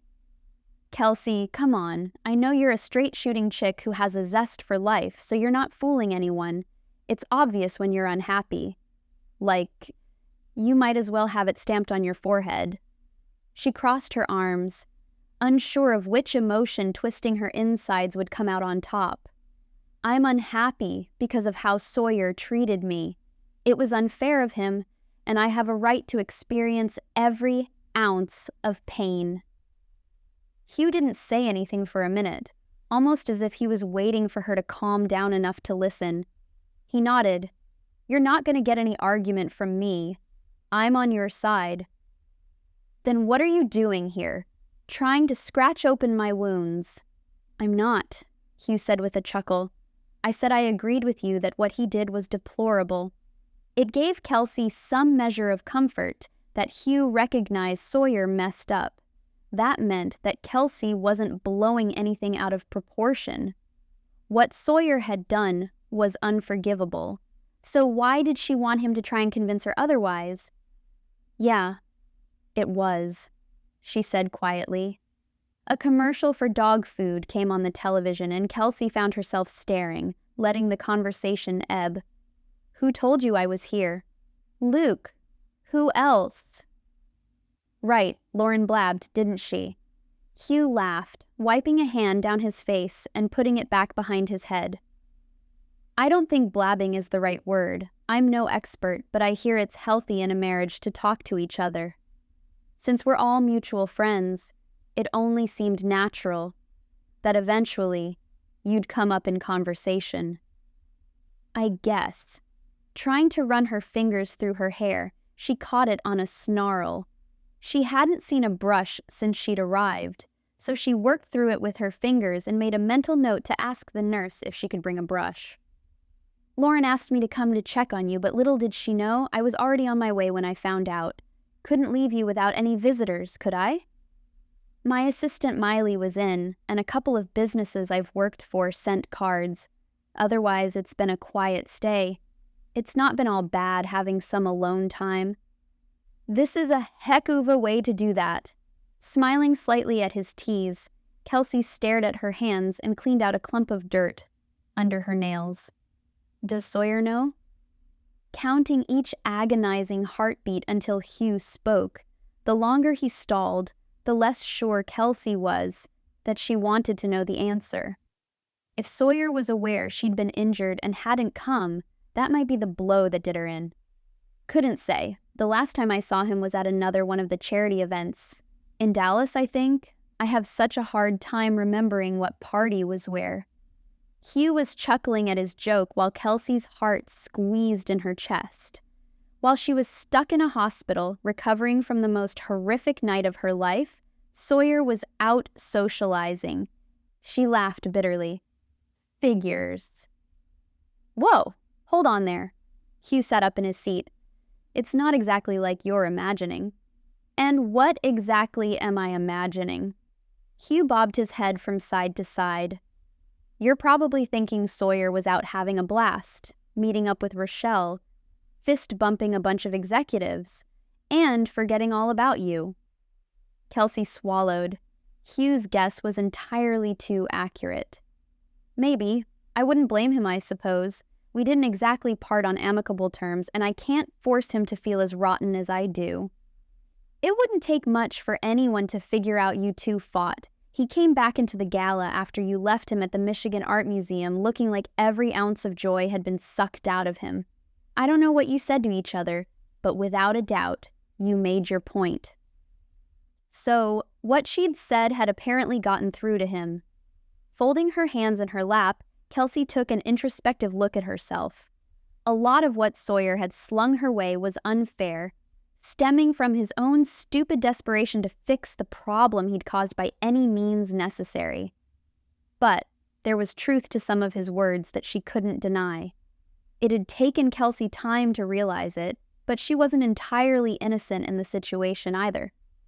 Kelsea didn't want to turn Hugh into her therapist, but he was there and willing to listen, so she let it all pour out of her. I left the museum without saying anything because I didn't want to draw everyone's attention. I am not a fan of needless drama, and there was some level of professionalism I was trying to maintain. But when we got outside and Sawyer kept insisting that we needed to talk, I finally exploded. We argued about what he'd said and how it made me feel exactly how one of my ex-boyfriends used to treat me. I might have been able to work past it and forgiven him if he wouldn't blame others for his actions. The kind of man who can't face up to his responsibilities when he screws up isn't the kind of man I can stand beside. Understandable. Hugh nodded. That is a hard lesson for a lot of people to learn. Then he had to go and drag me into it. Me. Hugh leaned forward in his chair, propping his elbows on his legs. What did he say? He told me I was running from my problems and letting my past dictate my present reaction. He even went so far as to say he thought I intentionally sabotaged my relationships before any of the other guys I've dated had a chance to hurt me. So ridiculous, right? Hugh didn't immediately and vehemently agree with her, and it made Kelsey's heart rocket into her throat. His hesitation reiterated the dread that Sawyer had hit the nail on the head. Hugh scratched at the back of his neck.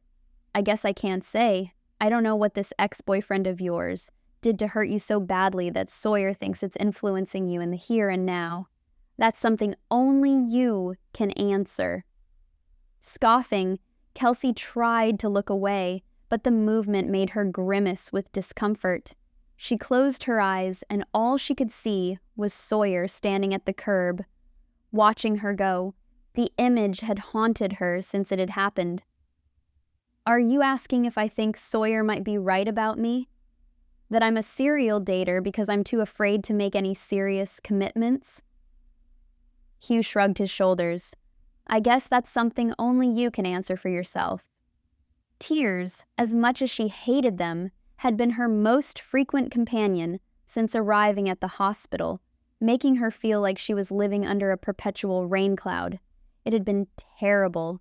Usually, she lived in the constant sunshine. Not anymore.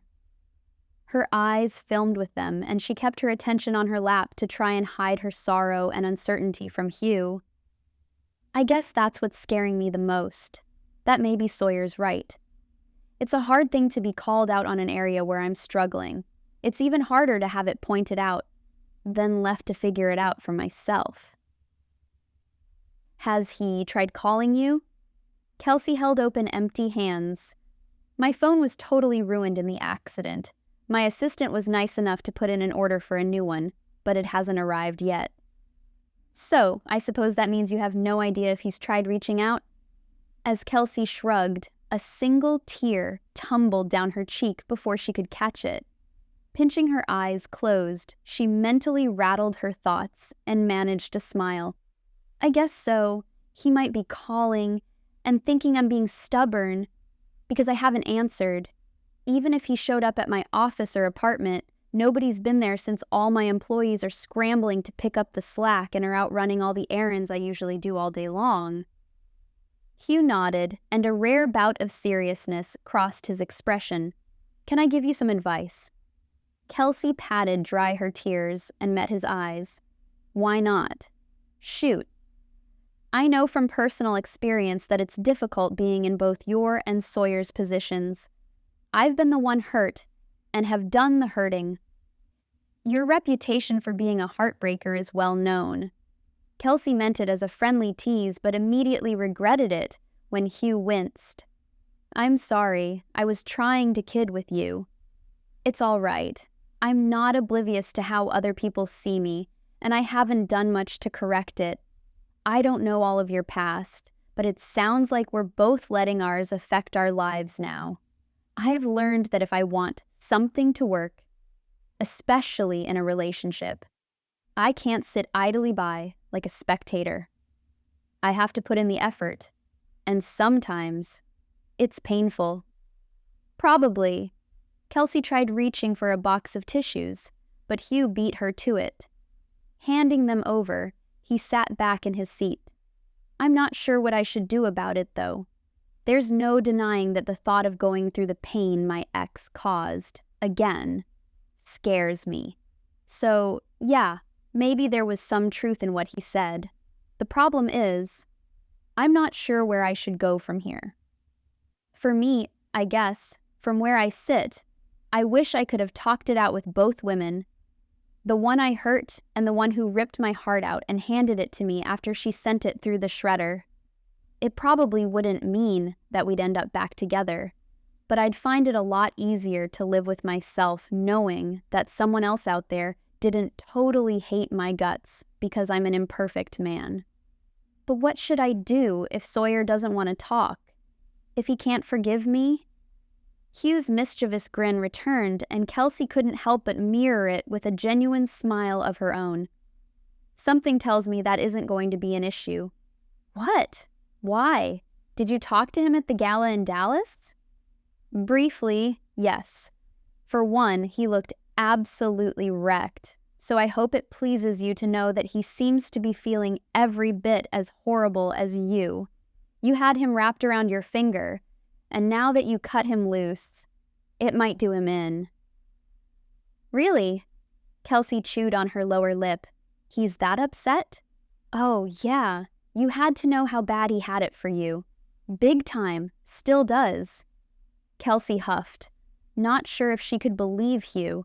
For all she knew, he was meddling, maybe even on behalf of Lauren to encourage Sawyer and Kelsea to patch it up.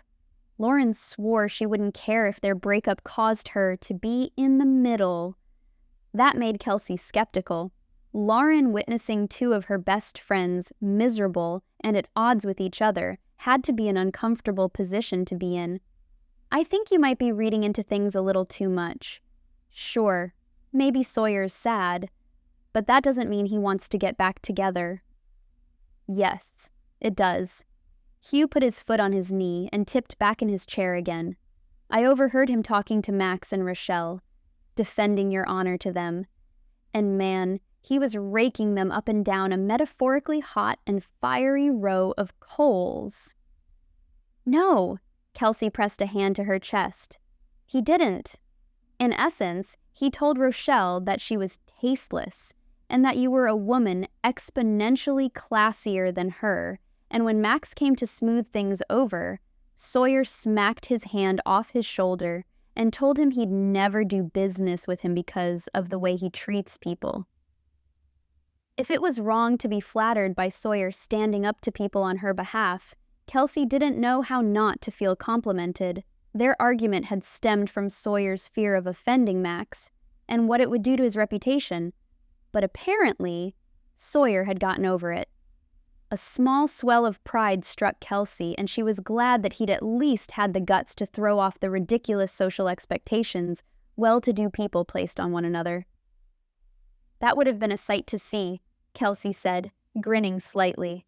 It was. Hugh nodded, keeping his eyes on Kelsea's face. So what are you going to do now? Picking at a loose thread on her hospital blanket, Kelsea scrunched her lips while she thought.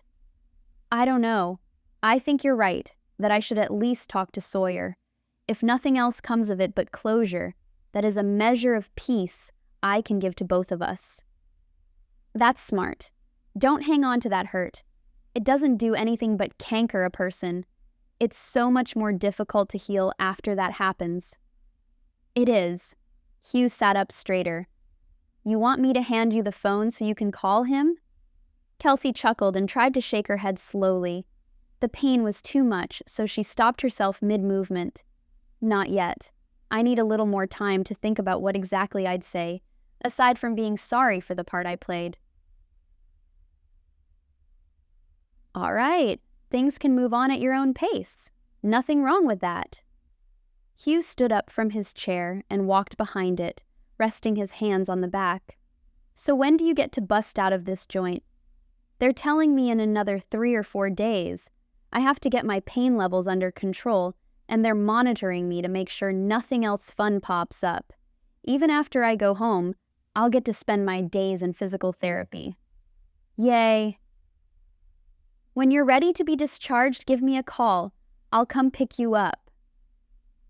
Kelsea batted a hand at his offer. You don't have to. I can call a rideshare. Or maybe have Miley come.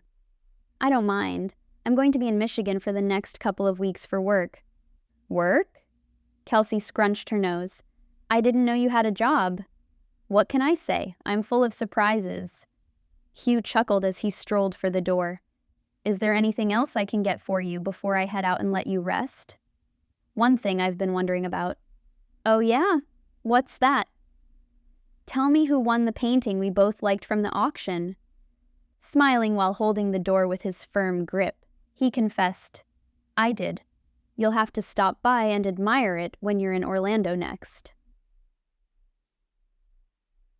I'll be sure to put it on my to-do list, though I'm not sure when that will be. Good, I'll hold you to it.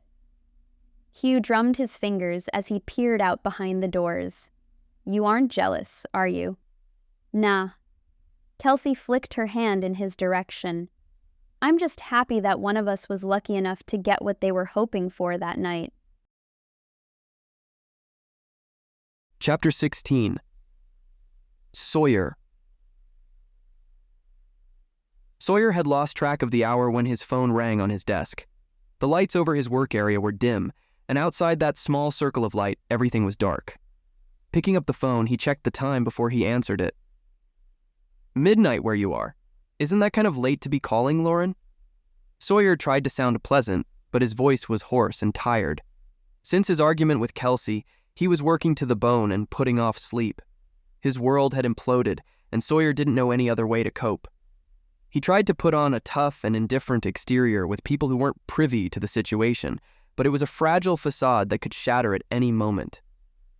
On top of attempting to cope by working nonstop, he mentally beat himself up as punishment for his idiocy. What kind of man would say the things he'd said to Kelsea? He was just as bad, maybe worse than Tom, because she'd given him fair warning about what that kind of treatment would do to her.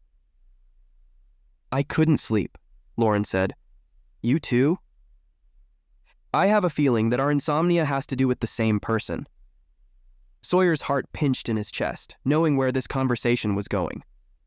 Have you talked to Kelsea lately? Not since... Sawyer choked on the words. I haven't spoken to her since we fought at the Michigan Art Museum Gala. Not even 20 minutes after Sawyer watched helplessly as Kelsea pulled away and drove off angry and hurt, he'd gotten a series of texts from Lauren asking him what he'd done to make Kelsea so upset. It didn't surprise him how fast Lauren had found out, and frankly, he didn't blame her for taking Kelsea's side. When he finally came to his senses, he readily accepted shouldering the responsibility for the mess he'd made. If only Kelsea knew that, maybe she'd be willing to at least hear him out so he could apologize. First, though, she'd have to answer her phone. Sawyer ran his hand down his face, trying to see through bleary eyes. I mean, I tried calling several times, but I kinda took it as a hint after the dozenth call that she didn't want to talk. Oh, Sawyer. Oh, no. He didn't like the way Lauren had spoken at all. Dread poured into him. What? I thought maybe you'd found out on your own. Sawyer's legs shot him out of his chair, and he leaned over his desk, feeling a jolt of adrenaline. What's wrong? Is Kelsea hurt? After she left the gala, I called to ask her about the baby shower. I had no idea you two had a fight. It made sense now how Lauren had found out so quickly about their argument. It's probably not breaking news to you then that I think Kelsea might have fired me from that project. I'm not worried about that, Lauren said. Kelsea only talked to me for a couple of minutes before hanging up, and sometime between my phone call and her getting home, she was involved in a car accident. In an instant, Sawyer was reaching for his suit coat, slipping it over his shoulders as he talked, and tossing his briefcase onto his desk so he could throw his laptop and papers inside. Where is she? Is she all right? She's fine. Now anyway. Why didn't you tell me? The seconds ticked by before Lauren answered softly. She asked me not to. Lauren's apologetic confession was a kick in the gut. When he should have been there for Kelsea, she'd firmly kept him at arm's length. Slumping back into his chair, he couldn't summon the strength to keep standing. I thought I was being polite and giving her space by not calling after she didn't return my attempts, he said. I didn't realize she was probably unconscious in a hospital somewhere. She wasn't in a coma or anything, thankfully, but her phone was completely obliterated. She probably didn't get any of your messages. But not only did she not call me, she specifically asked you not to tell me what had happened to her. Sawyer's throat constricted again. The accident hadn't been his fault, but if he hadn't driven her away with his cruel, thoughtless words, she wouldn't have been where she was to be hit. She would have still been with him, enjoying a decadent evening of food and art. He was going to make sure they went to the dance floor too, so he could hold her close while he peppered her with kisses. The past several days of his life could have been so much different if he hadn't gotten caught up in the moment and made Kelsea feel anything less than the amazing woman she was. More because she didn't want you to worry and blame yourself for the car wreck, I think. If it makes you feel any better, she didn't call me until 3 days after it happened. She was in a lot of pain and I imagine pretty groggy from the surgery. Surgery? Sawyer's head reeled with possibilities, each more grim than the last. You're sure she's going to be all right? I haven't been able to go see her, but from what I understand, she's mostly just black and blue and has a serious case of whiplash. Then what was the surgery for? Her leg. Lauren sighed loudly. It was broken in a couple of places.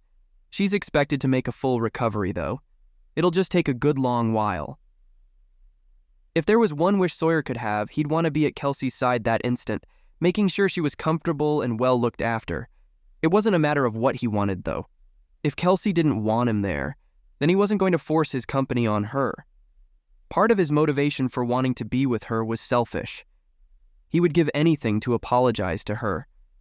All the sleepless nights and endless days he'd endured since they'd had a shouting match outside the art museum had been a constant and increasingly fervent reminder that it was all his fault.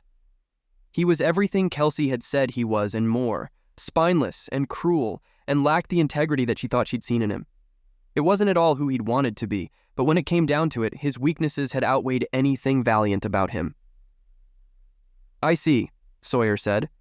If there's anything I can do to make her more comfortable, would you tell her I can be there in a couple of hours? Actually, that's part of the reason I called. I was hoping that maybe you'd be able to go see her. Sawyer leaned back in his chair and rocked it lightly as he considered Lauren's request. I don't know. If she didn't tell me she was in the hospital, that seems like a pretty loud and clear message that she didn't want me to be there. I don't want to make her more upset, especially when she's already dealing with a lot. I know. Sawyer could hear the disappointment in Lauren's voice. I don't want to twist your arm to go either, but I think it would be good for her to see you. Are you sure about that? No. Lauren laughed. Maybe you should just say you're there on my behalf. I've been swamped with work and I haven't been able to get out there yet. Seriously, it would ease a lot of my worries if I got an honest report back from you. I'm sure Kelsea's blowing off a lot of details. Lauren held her breath while he considered her suggestion. If it was going to give him an in with Kelsea, he'd take it. All right, I'll go. Lauren's sigh of relief came out in a whoosh. Thank you. I know I'm asking you to be in a very precarious situation, but it would make me feel better to know she's being looked after, especially once she's discharged. Giving him the hospital address and which room Kelsea was in, he couldn't help but feel a spark of hope ignite. If Kelsea would give him a second chance, he would promise her that he would do his best never to betray her trust ever again. All right, I guess I'd better call my flight crew, Sawyer said as he closed his computer and stacked the pile of papers he'd been shuffling through, putting everything back in his briefcase. I'm going to see if they can get me to Michigan tonight. Hang on, Sawyer. The hospital isn't going to let you show up for visiting in the middle of the night, not even if you were her next of kin. I know. Sawyer switched off his desk light and maneuvered his way out of the office by the security lighting. I want to be there waiting, right when I'm allowed in, though. With a quiet chuckle, Lauren said, You truly are in love with her, aren't you?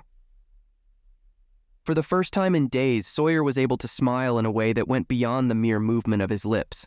The potential for happiness was returning. Madly. Now wish me luck. If she's able to overlook my faults and let me love her, as imperfect as it might be, I'll do anything to secure her love in return." Lauren did wish him the best of luck as she said her goodbyes, while Sawyer took the elevator down to the ground floor. Jogging to his car, the last left in the parking lot, he put his plan into motion. He was going to meet his flight crew at the airport in an hour after he swung by his penthouse apartment to grab a suitcase of clothes and toiletries. With any luck, he'd be in Michigan before sunrise. He tried to keep himself from speeding to the airport, but there was a sense of urgency to his mission. As far as he could glean, Kelsea wasn't in a life-threatening situation anymore, but there was still so much at stake. The anticipation of seeing her again propelled him. Trying to catch some sleep on the plane, he knew it would be fruitless. Behind his eyelids, all he could see was Kelsea and her magnetic smile. His mind ran through a million scenarios of how he was going to win her back, but with all his careful planning, there was no guarantee that she would accept him. He couldn't override her freedom and force her to choose him, even though he'd go to the furthest corner of the universe and back for her. All his efforts, as sincerely as he intended them, didn't mean she would forgive him. His plane touched down just before 5 in the morning, giving him a couple of hours before he would be able to go see Kelsea. While he waited on the plane, he did a search of local florists, making a list of their numbers. Kelsea had said he could never go wrong with flowers, and if he was able to find dahlias, it could only earn him some points with her. While waiting for the first florist to open up, he sat in the plane's leather seat, his leg jiggling uncontrollably as he thought of the other surprise he'd arranged for Kelsea. When she'd shown him the painting she'd been so fond of at the Michigan Art Museum Gala, it had hatched a scheme in his mind. He had fully intended on bidding on it for her in the silent auction, but after being scolded by her, the last thing on his mind was art. Hugh had ended up walking away with the painting, and though Sawyer probably could have convinced Hugh to sell it to him, he'd had another clever idea altogether. He'd held off on delivering his gift to Kelsea until he could apologize first, not wanting her to think he was trying to buy her affection. Hoping the day would bring a new beginning to their relationship, he'd contacted the artist who'd painted Kelsea's favorite piece and made arrangements for delivery.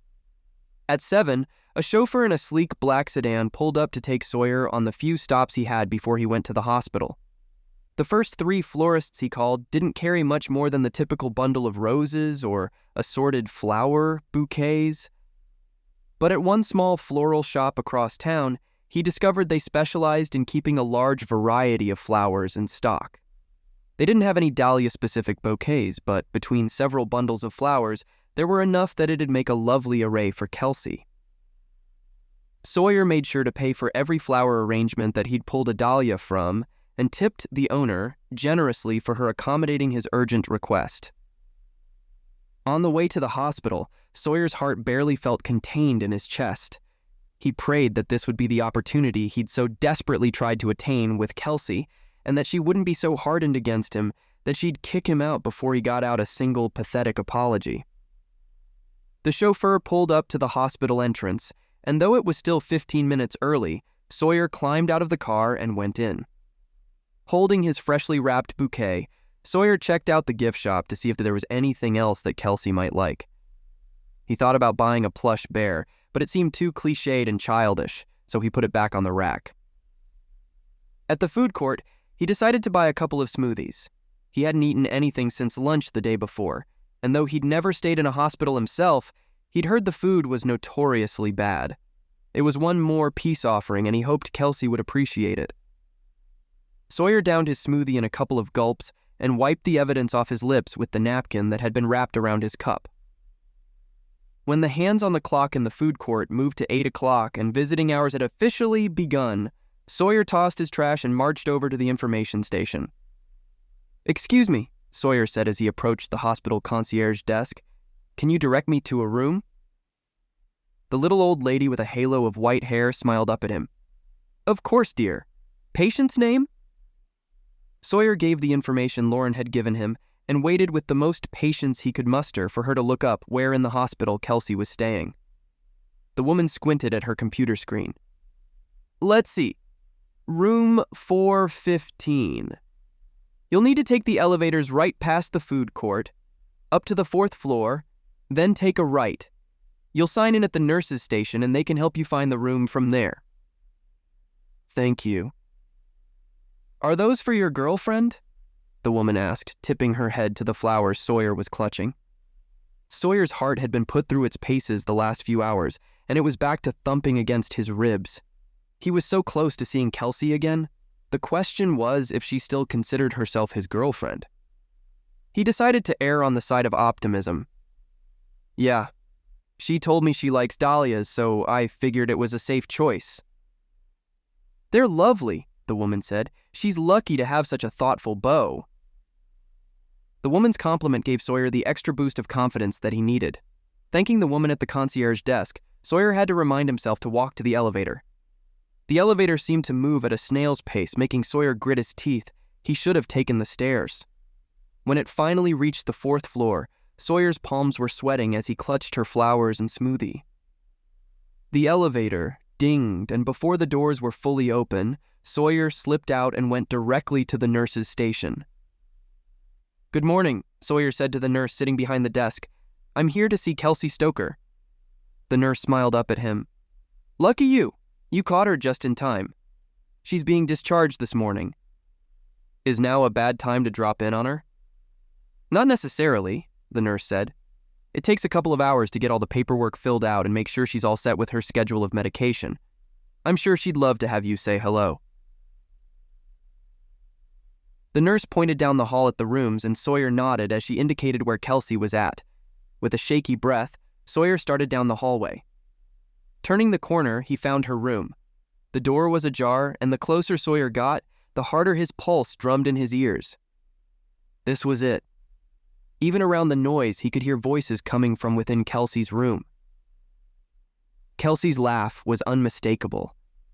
It was so good to hear it again, the same joyful, melodic sound that Sawyer had taken for granted. He walked the final few steps, feeling himself smile stupidly. Hearing a man's voice coming from within, Sawyer immediately knew who it was, and it stopped him dead in his tracks. Peeking through the crack, Sawyer spotted Hugh sitting in the recliner at the corner of Kelsea's room. Whatever he'd said to Kelsea had her in stitches, and she was begging him to stop as tears trailed down her cheeks. Sawyer knew she was probably pretty banged up from her accident, but despite the bruising on her forehead and the brace on her leg, she looked as happy as she ever had. Sawyer stepped back. If he hadn't fought with Kelsea, it would have been him sitting in her room, and even if Hugh had come for a visit, Sawyer wouldn't have hesitated to push open the door and make himself at home. Instead, he felt like an intruder. Lauren was certainly going to want him to call and give her an update about Kelsea, but she'd have to get it from Hugh. There was no way Sawyer was going into Kelsea's room to make himself a spectacle, while Hugh sat in a corner, watching with his typical amused smirk. Returning to the nurse's desk, the nurse looked at him curiously over the top of her glasses. "Is there a problem, honey?" Thrusting the flowers and smoothie at her, Sawyer said, "It seems she already has a visitor. Would you mind giving these to her when you have a minute?" "Are you sure?" Sawyer was already halfway to the elevator as he nodded over his shoulder. He jabbed at the down arrow button several times, and growing impatient with how long it was taking the elevator, he looked around him and found the stairs. He flew down the stairwell and jogged through the hospital to the front door. The antiseptic and smell of sickness weren't what was suffocating him.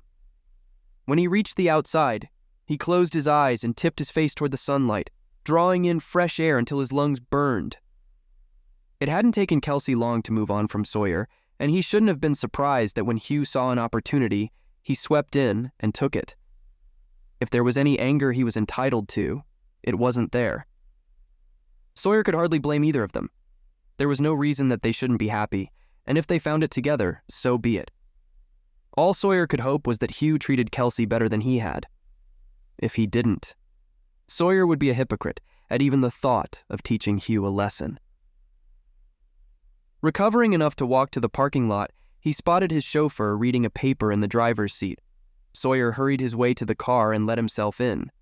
The driver startled from the front and turned around. "I'm sorry I wasn't paying attention, sir," he said. I would have pulled to the drop-off zone to pick you up, but I thought you would have been in the hospital longer." Sawyer held up his hand. "It's fine. I decided now's not the best time for a visit anyway." Starting the car, the chauffeur shifted in his seat. "Where to, sir?" Everything crashed down onto Sawyer at once. The fatigue, the regret, the feeling of helplessness were too much. Covering his eyes with a hand and squeezing at his temples to try and keep his headache from splitting his head in two, Sawyer had no idea where to go, except to run as far away as he could. "Take me to the airport." He put down his hand and blinked against the too bright light of the rising sun. "I think I should just go home." Chapter 17. Kelsea. "Lucky you. You got out of jail 2 full days early," Hugh said as he wheeled Kelsea out of the hospital to the valet parking area. "It's as good as a miracle." Kelsea laughed at his natural jovialness, but her mind was on Sawyer. She hadn't ever called to tell him where she was, but the irrational, wishful part of her wanted him to show up unannounced. That would have been miraculous. Hugh put the brakes on her wheelchair, and she held her small luggage bag of belongings closer to her chest. The hospital wasn't exactly like a jail stay. Might as well have been. She squinted up at him, blocking the sun with her hand. "Is that a hint that you have personal experience with being incarcerated?" Hugh made a face and bounced his head side to side. "I will admit to a one-night lockup, but I maintain my innocence in the situation. I was definitely in the wrong place at the wrong time, doing a friend a favor that I didn't know I shouldn't have been doing." "I'm going to have to hear more about this," Kelsea said through a laugh. "You never cease to astonish me." Hugh stuck his hands in his pockets and rocked on his feet. "I've long since accepted that for most people, life is one plot twist after another." The valet pulled up with Hugh's Audi, and Hugh thanked him, quietly insisting he take a tip for his services. Popping open the trunk, Hugh took Kelsea's things and set them in the back before helping her into the front seat. Her leg was still tender, but the discomfort was manageable. As impatient as she'd been, she'd taken it slow and given herself time to properly heal. "You want to go dancing first? Or are you going to be a spoilsport and have me drop you off at your place?" Hugh looked at her without a hint that he was joking and drummed his fingers on the steering wheel. "Home sounds like heaven. As much as I hate to put off an opportunity to dance, it'll have to wait for another time. My doctor has me on muscle relaxers that are so strong I can hardly keep my eyes open." "It's barely past breakfast," Hugh pointed out. "I know." Kelsea emphasized her aggravation with a groan. "It's so pathetic. I think I need to go home. My inner old man needs a nap." "All right, fine. Be a party pooper." Hugh put his car in drive, and as he waited for a shuttle bus to move out of the way, Kelsea watched a nurse she'd seen working on her floor come hurrying out of the revolving doors of the hospital with a bouquet in one hand and a clear plastic cup with some sort of purple drink in the other. She didn't think anything of it until the nurse zeroed in on Kelsea and made a beeline for her. The nurse trotted the last few steps to Hugh's car and knocked on the window. Rolling it down, Kelsea looked curiously at her. "Can I help you?" "I completely spaced making sure you got these," she said. "Well, isn't that a nice touch?" Hugh said. "You get flowers and a smoothie for being discharged. Could this day get any better?" The nurse chuckled at Hugh while Kelsea took the drink and set it in the center console. "Oh, I wish I could take credit, but these aren't from the hospital.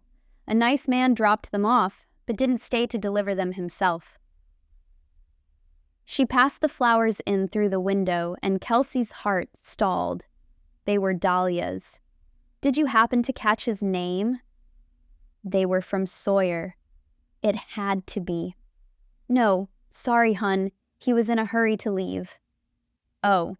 Kelsea stared at the flowers, wondering why, if it was Sawyer, he hadn't stayed to say hello. Or more likely, he hadn't even come at all, and it was simply a paid delivery, and Sawyer had never been back in Michigan. "You get yourself home and put that leg up," the nurse directed. "Hope you have a speedy recovery, dear." Hugh saluted the nurse and eased his foot off the brake, slowly moving away from the curb. "Should I ask who those are from?" Fingering the delicate fray of petals, Kelsea shook her head. "Ask all you want, but your guess is as good as mine." "Should we say our guesses out loud on the count of 3? Kelsea managed a smile as she patted him on his arm. "Nope." "All right then, I'll keep Sawyer's name to myself." Hearing his name out loud almost knocked the wind out of her. She tilted her head against the window, feeling the cool glass against her skin. As fast as Kelsey's mind was moving, her eyelids seemed to be made of lead. The last thing she remembered was watching the cars blur past, wondering if now was the right time to contact Sawyer, and the next thing she knew, Hugh was gently nudging her arm to wake her up. She blinked, rubbing away the sleep, and finding them parked in front of her apartment. Before she was totally conscious, she relished a brief moment of satisfaction, feeling like she had her arms around Sawyer. But it was a cruel trick of the mind.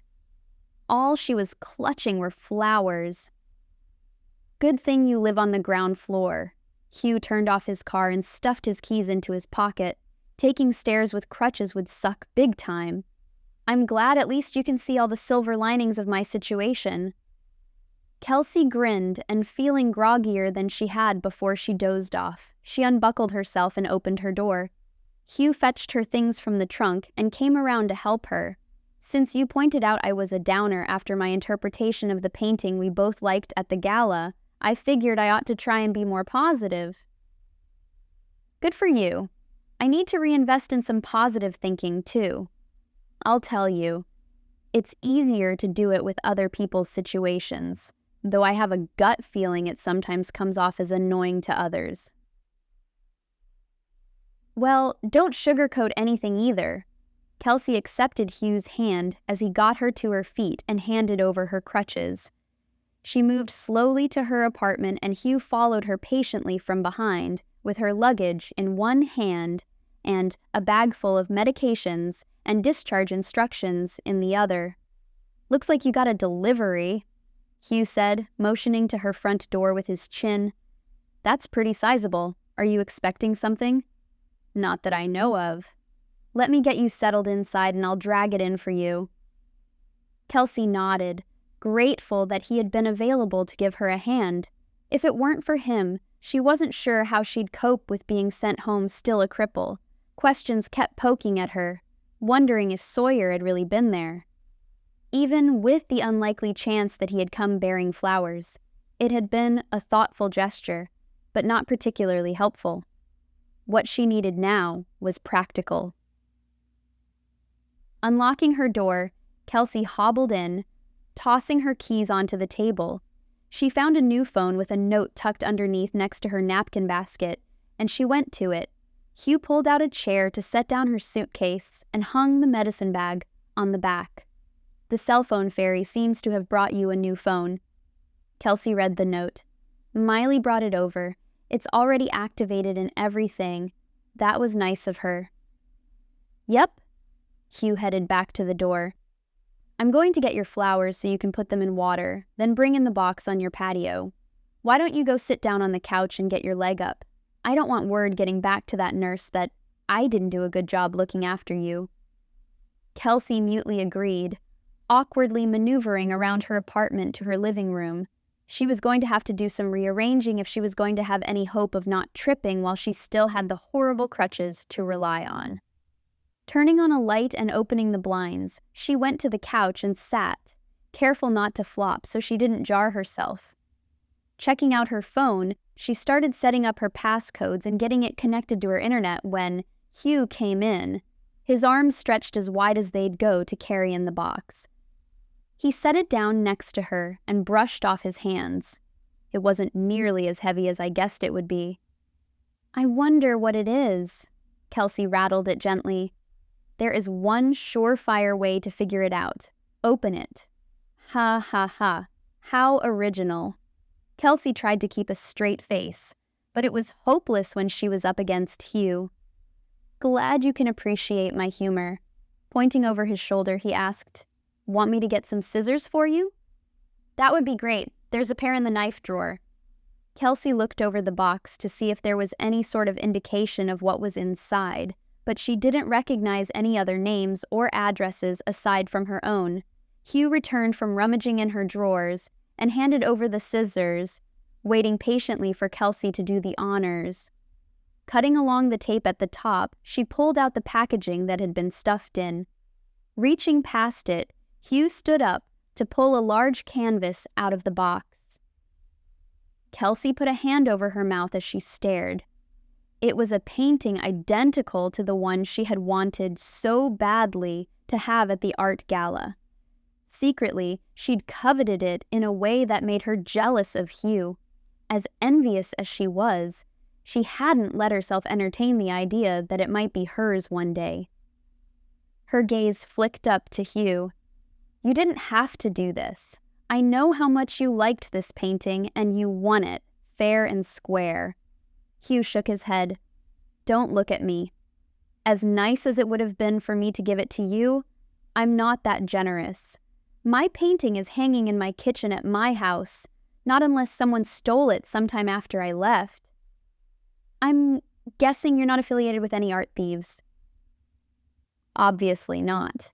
Then, who—" Kelsea examined the front of the painting, and, other than the artist's name in the corner, there was no indication of who it was from. The thoughtfulness smelled of Sawyer, but she had no evidence that her hunch was right. Clawing through the packaging material in the box, Kelsea tossed it on the ground. Hugh raised his eyebrows, and though Kelsea was sure she looked like a madwoman, she didn't stop even when Hugh conspicuously cleared his throat, trying to snap her out of her frenzy. "Looking for something?" "There has to be a clue about who this is from. A card or a receipt. Something." Still holding the painting, Hugh held it up closer to his face. "It looks like there's something stuck to the back." "Huh. Weird. It looks like there's a fortune cookie paper." Kelsea swallowed reflexively, but her mouth had dried up. "What does it say?" Squinting, Hugh read it aloud. "You are at the beginning of something great. Keep your eyes on what matters most, and your devotion will be rewarded. Does that mean anything to you?" Nodding, Kelsea couldn't get her vocal cords to cooperate with her brain. Drawing a raspy breath, she nodded. "Yeah, it does." "Care to elaborate?" Kelsea's nose tingled and the world became blurry. Her breathing strained and her face erupted with heat. Backpedaling, Hugh set the painting down on Kelsea's table and held up his hands to stop her. "Hey, if you'd rather not, I won't be offended." "It's okay." Kelsea laughed, while tears slipped down her cheeks. "It's from Sawyer. It has to be." "That's kind of what I figured."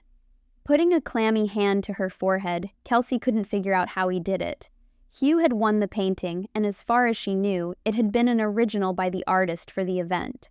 Sawyer must have commissioned the artist to make another, on her behalf.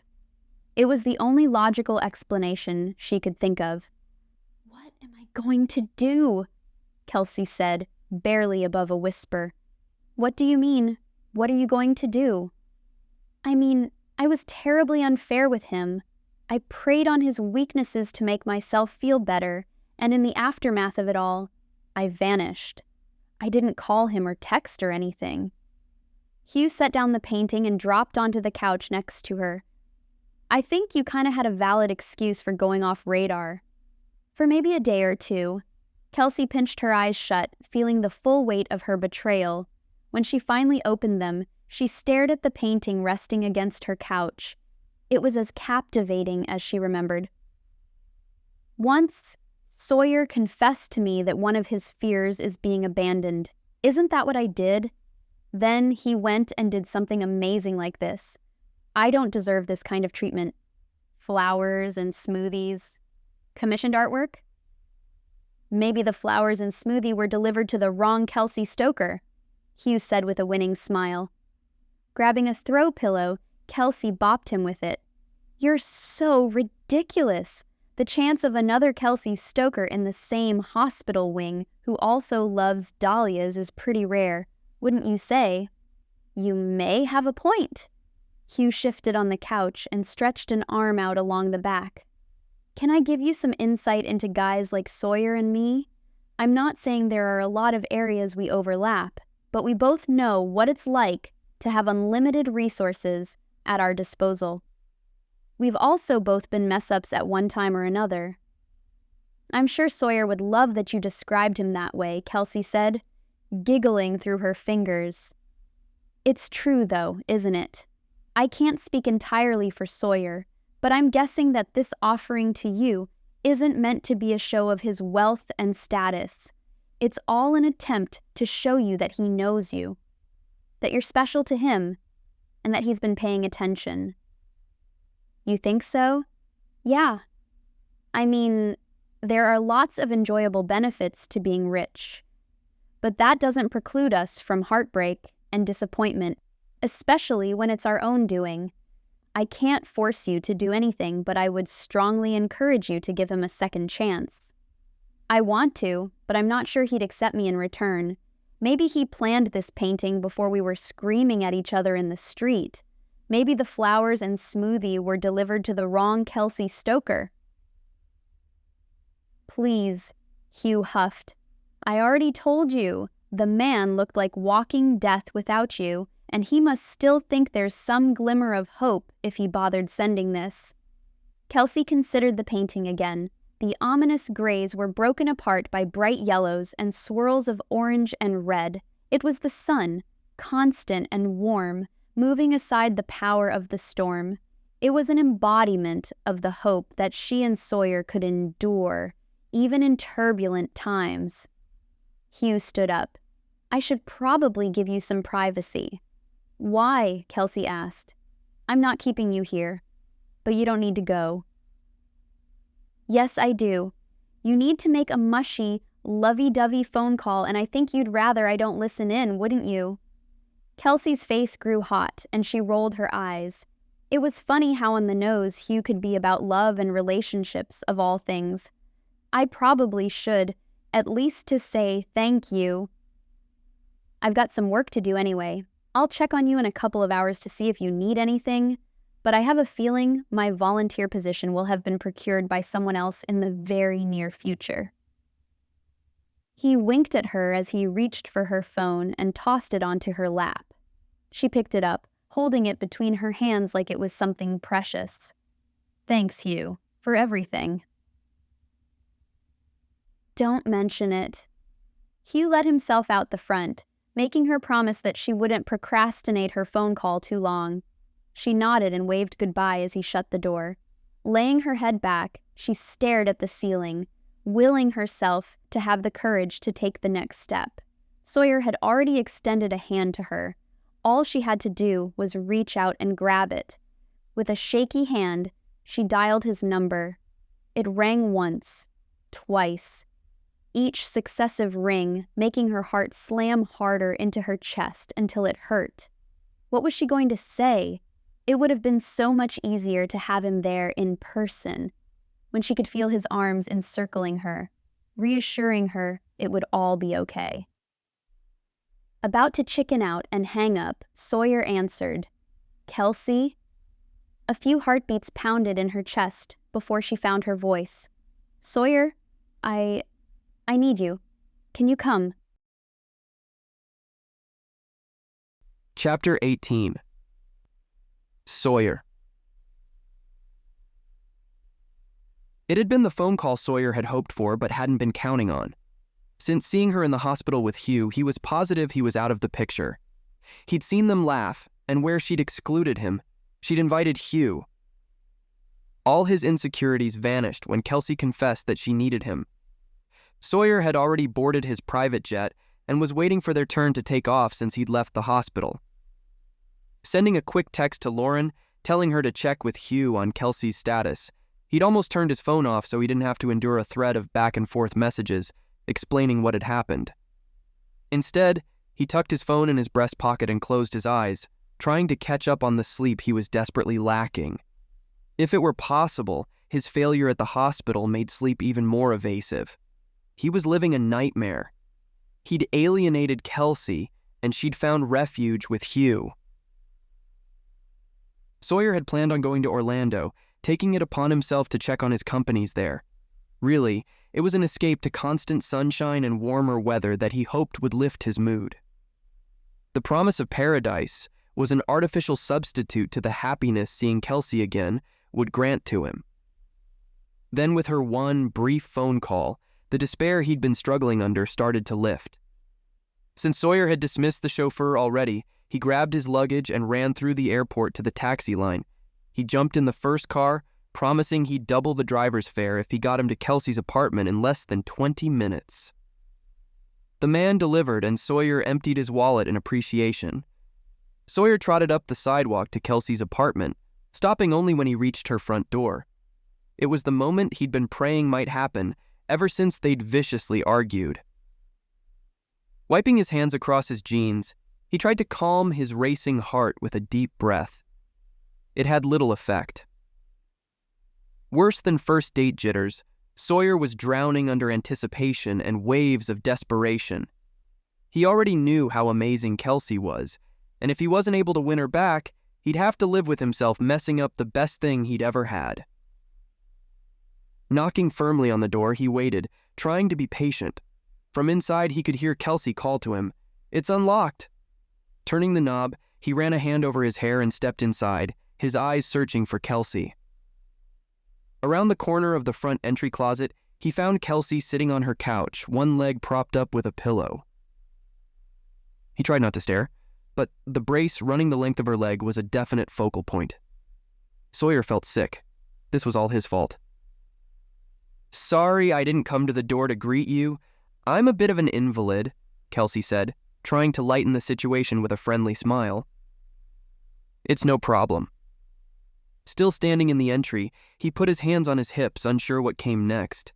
He had an apology that was begging to be let out, but he figured he should let her speak first. He didn't want to take the chance from her to say what she needed to say with his self-serving monologue. Kelsey wet her lips with her tongue and nodded to the painting he'd had delivered. It was already hanging on the wall above her dining table, though Sawyer had no idea how she'd managed to get it up while balancing crutches under her arms. "Thank you for the painting." The tension in his shoulders relaxed. She'd liked his gift. "You're welcome." "How'd you find another? I thought the painting Hugh won at the silent auction was the only one." Sawyer shrugged, trying to make it out like it wasn't as big a deal as it seemed. "You'd told me that you liked the painting, so I contacted the artist and asked if he could do another one. It's not an exact replica, but I think I like this one even better." "Me too." Shifting on his feet, Sawyer kept his eyes on the painting even though he knew Kelsey was watching him, probably trying to figure out his angle. He had none, other than to see Kelsey smile again. "Do you know what I like so much about this particular painting?" Tilting her head slightly, Kelsey took her time answering. "The contrast of light against the dark?" "Artistically, yes. It's a very masterful study of light and dark, but symbolically, it's so much more." "I can appreciate that about art. A work of art can be profound and mean different things to the person viewing it." "Exactly." Kelsey pushed at a pillow behind her back to get more comfortable. It took a great deal of self-control for Sawyer not to go do it for her. It would be meant in the spirit of service, but this initial interaction needed to be on her terms. "Definitely. Hugh and I certainly couldn't agree on what it meant when we were at the gala for the art museum, and we were both there studying it at the same time." Sawyer tried to hide his disappointment at the mention of Hugh's name, but it was a challenge. His name was a swift kick in the gut, intentional or not. There was no way Sawyer could know how Hugh played into Kelsey's new reality without outright asking. All Sawyer could do was hope he hadn't already been replaced. "I remember," Sawyer said. "I tend to think that you were right." Letting out a small laugh, Kelsea said, "Of course you did. I'm not sure you and Hugh would see eye to eye on a lot of things." "Maybe not." Sawyer dropped his hands to his sides, then slid them back up to his waist. Everything about him was awkward. "Do you mind if I tell you why I like that painting so much?" Kelsea nodded, her eyes drifting back to his. He quickly got lost in the ocean blue. "Sure. For me, when I look at it, I think it represents the way I feel about you. Ever since we met, you've been this brilliant ray of sunshine in my life. I didn't fully realize what a dark, monotonous cloud I was living under until you broke through and showed me what it meant to live with joy and gratitude. I was reminded that work isn't everything and that social status is as secure as building on a sandy foundation." A minuscule smirk tugged on Kelsea's lips as she played with the hem of her shirt. "You're being very generous with how you're portraying me. I also have rainstorms and deafening cracks of thunder and lightning inside my soul." "Who doesn't love a good rain once in a while? No one expects you to be the sunshine all the time. Certainly not me." "Then maybe you're oversimplifying me. I'm messy and have been broken and have had to glue myself back together more times than I care to remember. I'm not easy to live with." People worth knowing are always complex, but when it boils down to it, it's our relationship that's simple. Kelsea's mouth lifted into a full smile, amused at his assertion. "You sure? I always thought relationships are what get people into trouble because they're so difficult to navigate. One wrong move and you're in hot water if not dumped altogether. The details might get tricky, but when it boils down to it, the only thing that matters is whether those two people want to be together or not. People aren't perfect. Relationships aren't perfect. When I think of you and me, how we were and how I want it to be again, it's simple. All I need is you. That's it." Kelsea stopped fiddling with her shirt, but her gaze didn't quite find his. "That's a beautiful way to put it. I'm not sure I'm deserving of any of this praise, though." Kelsea's kindness drew him in, and he dared to take 2 cautious steps forward. "Yes, you do. You warrant all the praise I can give you. Knowing that, it makes me even more remorseful for what I did. I'm so sorry for all the pain I've caused. I never meant to hurt you this way. But whether I meant it or not, it doesn't excuse my actions in the slightest. I'll live up to them and accept any and all of the responsibility for this mess. You told me how deeply you'd been hurt, and I did it to you anyway. I can't think of anything more despicable. I have been feeling the same way." She swallowed and kept her focus on her hands. "It's a hard thing to live with, knowing I've been an awful human being."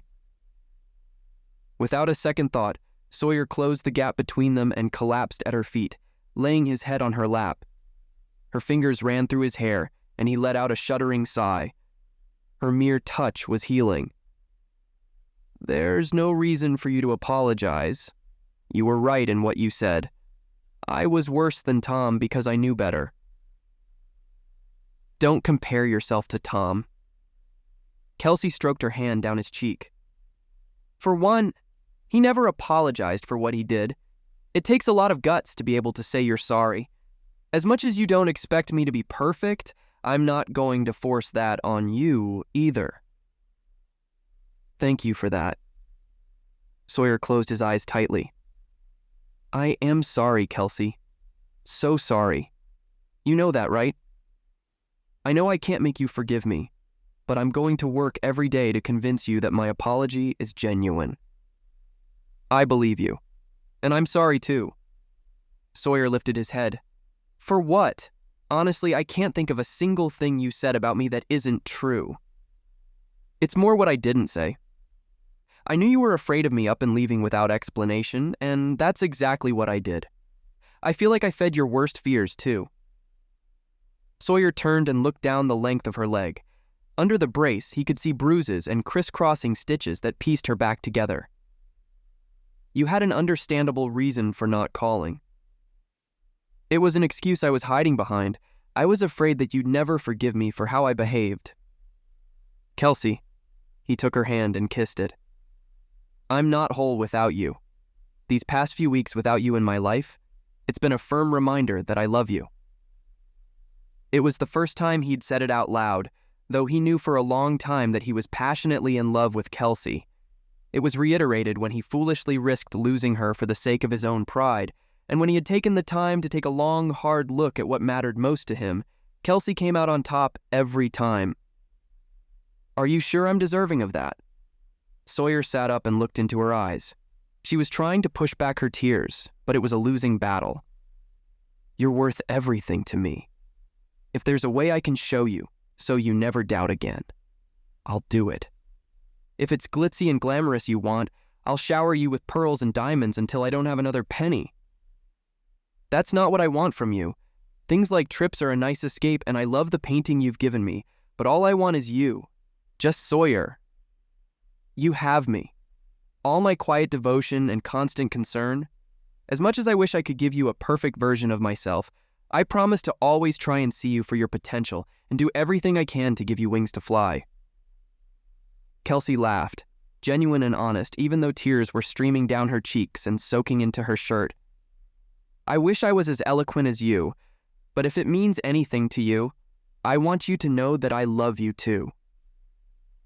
He wanted to grab Kelsea in a bone-crushing hug, but he restrained himself so he didn't hurt her already tender body. Instead, he rose and slid onto the couch next to her and coaxed her head onto him. She moved slowly, but when her head hit his chest and she draped an arm across him, the piece of him that he'd been missing was put back into place. That's worth more to me than anything. Sawyer kissed her head and she melted into him.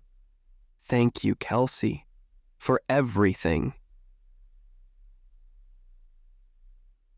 6 months later. Sawyer sat outside the hospital, soaking in the sunlight and waiting for Kelsea to come back out from her appointment.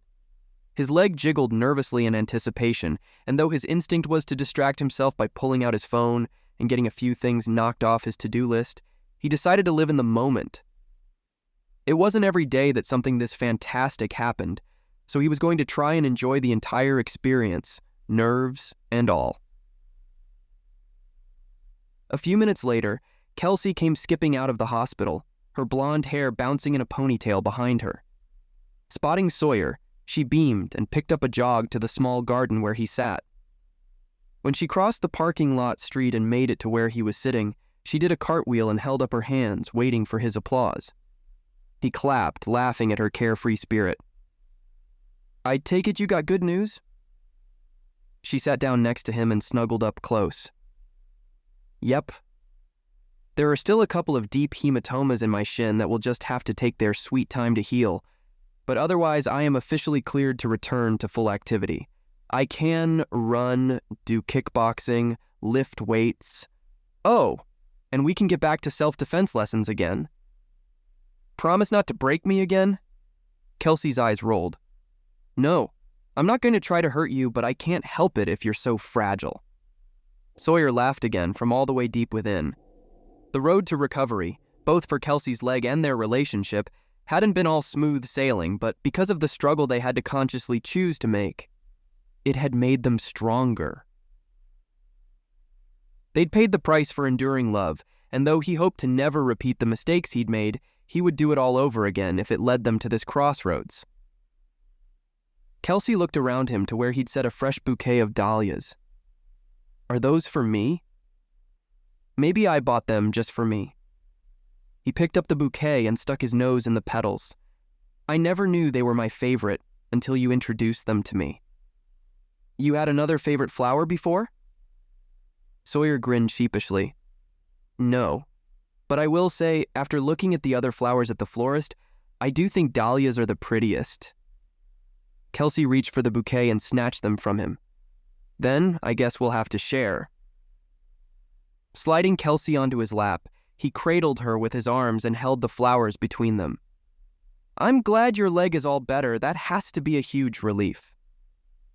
It is. I have you to thank for a lot of it, too. If you weren't out here in Michigan every spare moment you had to take care of me, I'm not sure how I would have survived. You're as tough as nails. Nothing as small as a shattered leg would have stopped you.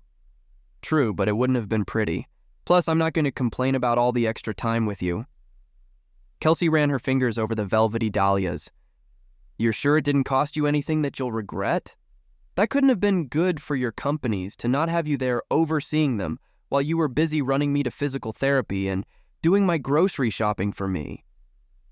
That's something I've been wanting to tell you for a while. He produced one of his patented dimpled grins. I decided to sell a couple of the companies that I've sort of lost interest in, and hired a few other managers to help me with the rest. You've used your wealth to buy back your time, huh? That's the idea. What are you going to do with all your free time? Kelsea tapped her lips, teasing Sawyer. She knew exactly how wild that drove him. Without answering, he cupped his hand around the back of her neck and crashed her lips onto his. She ran a hand through his hair and moved down to his jaw, holding his face as they kissed. Time slipped past, unhurried and unimportant. When Sawyer's brain turned back on, he had no idea how long they had been tangled up. Feeling a flutter of excitement in his stomach, he slowed himself down, kissing a trail down her cheek to her collarbone so they could catch their breath. For one, I plan on spending more time with you, Sawyer said as he nuzzled into her neck. No complaints from me. Too bad we live so far apart, though. As much as I see you, there are still times that I ache to have you with me, and even a straight shot in a plane is too long. Kelsea couldn't have set up the moment better than if he'd scripted it. Funny you should say that. Funny, why? Sawyer set her back on the bench and stood up, relishing the look of confusion on her pretty face. Reaching into his pocket, he pulled out a velvet jewelry box, knelt down, and opened it for her to see. In short, hyperventilating breaths, Kelsea bounced in her seat. Is that what I think it is? Kelsea Marie Stoker, I thought I loved you when you agreed to a first date, and you didn't hold yourself back, whether it was on the ski slopes or defending that woman who needed you in her corner. I was certain I loved you when I witnessed your ferocity in learning self-defense and you broke my finger. She giggled while tears wobbled along her eyelashes. You're never going to let me live that down, are you? Nope. Sawyer laughed and Kelsea hid her face behind her hands, squealing at his answer. He pulled her hands away and traced her jawline with his fingertips. I think it's an important part of our relationship, a good reminder that we're equals, right? Yeah, let's say that instead of it being because I had repressed rage about my ex, Kelsea said. But enough from me. You were saying? Sawyer kissed her hand and held on to it. Both of them were trembling, but it wasn't because of uncertainty about the outcome of his proposal, rather the excitement of the prospect. I was saying that before. I thought I loved you, but time and time again, you've proven that I've only scratched the surface. I want to spend the rest of my life with you, finding new ways to love you and admire you, and trying to be worthy of your love in return. There's no question that you are. I know I'm lucky to have caught your attention. Kelsea kissed him, keeping her eyes closed the whole time. Good thing you talked me out of my own self-imposed dating rules. Otherwise, we would have never had the adventures we've had. Adventures is the perfect way to put it. I want endless opportunities to experience life to the fullest with you right there with me. Sawyer swallowed against the dryness in his throat and took the ring out of the box. Slipping it on Kelsea's finger, he asked, Kelsea, would you do me the incredible honor of being my wife? She moved her fingers in front of her face, admiring the sparkle of the solitaire diamond he'd picked out. Words seemed to have escaped her, and all she could do was giggle and nod vigorously, shaking loose the tears that had accumulated in her eyes. Yes. Her voice cracked. I will. Epilogue. Hugh. Hugh sat at the back, watching guests mingle at the end of Luke and Lauren's baby shower. It wasn't his typical idea of a good time, but Kelsea and Sawyer had pulled it off well enough. The food was delicious, then followed by some light entertainment. And even though the afternoon was to celebrate the impending birth of Luke and Lauren's baby, there were no ridiculous games requiring guests to guess Lauren's girth, or what brand of baby diapers held the most liquid. The gifts had all been opened, and Hugh was pleased that he'd done a satisfactory job choosing his present. He'd picked a couple of outfits that were covered with brightly colored flowers and ruffles for their baby girl. Judging by the oohs and ahs from the other guests, they were the right kind of thing to bring. Hugh could have left it at that, but he took it a step further, unable to help himself. Finding the most obnoxious plastic toy that flashed lights and blared songs on repeat, he'd played with it a few times himself to make sure it was annoying. It was. When Luke pulled the tissue paper out of the gift bag and held up the toy, realizing what it was, his eyes searched the audience, narrowing as they landed on Hugh. He lived to get Luke riled up, and it had worked. Good thing Hugh didn't have any children of his own, or there would be some serious payback from Luke. Under the shade of the tent and with a cool breeze blowing off the nearby ocean, the Orlando afternoon was actually tolerable. It had been decided that the party be held at Luke and Lauren's new place. After they returned from their honeymoon, Luke surprised Lauren with a custom-built home next to their own private stretch of beach. It was beautiful and spacious, but not overly ostentatious. Perfect for their growing family.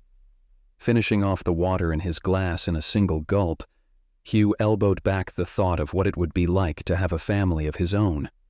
It wasn't quite 6 years ago that he'd almost started one himself.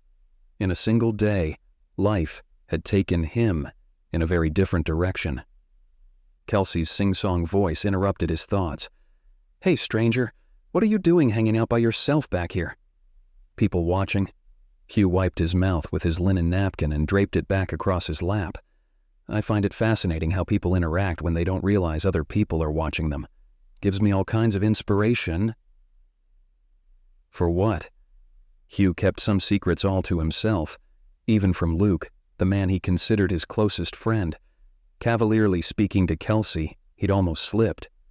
Nothing in particular, mostly because you know how I like a good laugh. Yes, I do. Kelsey scooted a chair out next to him and sat down. Even when the situation is serious, you have a resting smile on your face. I can't help it that I'm amused by so many things. You're right, and I don't blame you. I think it's one of the things I like most about you. You never take too many things seriously. That's ironic. What? Hugh opened his mouth to answer but decided against it. She might enjoy his boyish good humor, but some couldn't stand it to the point that they didn't want to be around him. At least that's the reason they gave. Silly, he knew, but he wasn't able to totally shake the feeling that maybe they were, at least in part, right about him. He deflected the seriousness of any given situation by resorting to flippant humor. He couldn't help himself. Nothing. Hugh leaned back in his chair and stretched his arms behind his head, interlocking his fingers. In case no one's told you, you did a fantastic job with the party. I've been complimented by other guests, but it means a lot coming from you. So thanks. She put an arm on his shoulder and shook lightly.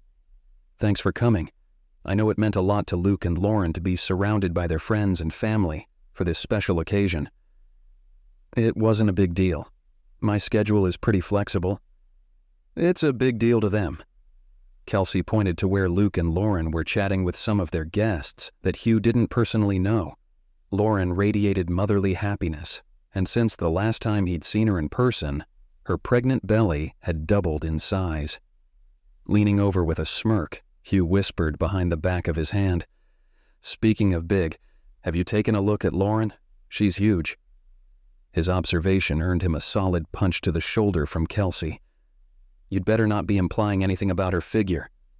Hugh rubbed where his arm was throbbing, impressed that Kelsey was able to punch with so much force. "Okay, that came out wrong. I'm not calling Lauren fat or anything. I can appreciate all sorts of figures women have, including when they're pregnant. I just meant she looks like she's going to pop at any moment. That has to be a lot to carry around." Snorting before she could cup a hand over her mouth to stop it, Kelsey giggled. "I'll give you that. She still has 6 weeks to go, though, so maybe don't mention that to her face, or she might claw your eyes out." Miming a zipper across his lips, Hugh made a silent promise. Not a peep. Satisfied that he wasn't going to make Lauren cry, Kelsey rapped her knuckles on the table. So, what's new with you? I feel like I haven't seen you in forever. It's been almost 6 months, I think. Yep. You up and disappeared on me right when I was getting out of the hospital. That's because my temporary volunteer position was filled by someone else. Hugh tipped his head to where Sawyer was stacking presents up in orderly piles. I didn't think you wanted a third wheel for anything. Well, it was a lifesaver having Sawyer able to help me long term. I appreciated your visits in the hospital and the ride home, though, too. Hugh downplayed her gratitude with a wave of his hand. It was nothing. I'm much happier for you two now that you've patched things up. A smile that only a person who was in love could have crossed her face. Hugh knew the feeling, but it seemed like eons since he'd experienced it himself. Yep, we've been inseparable ever since. You're going to be even more inseparable soon, I see. Hugh picked up her hand and examined the diamond on her ring finger. You sure you're ready to commit to a lifetime with one person? For better or worse? Till death do you part?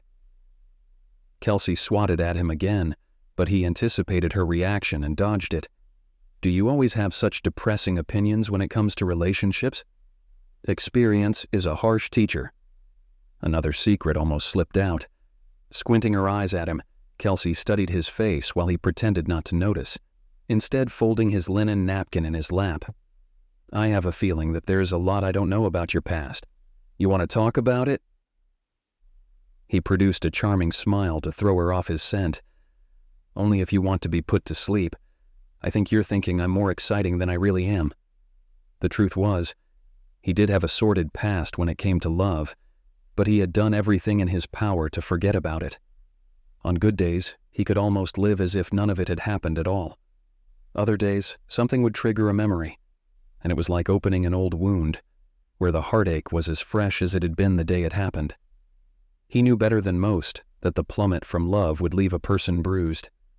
Kelsea didn't look like she was so easily fooled as she narrowed her eyes. If you say so. Hugh pretended that she wasn't making him sweat by stretching his arms in the air and yawning. I do say so. I'll believe you then.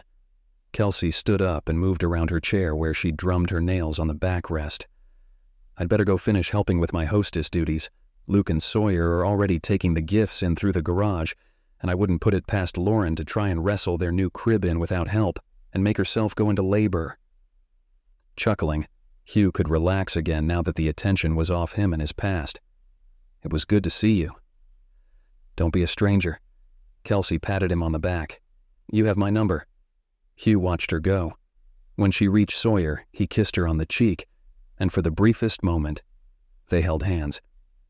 A small part of him burned with envy at what they had, but it wasn't geared toward them in particular.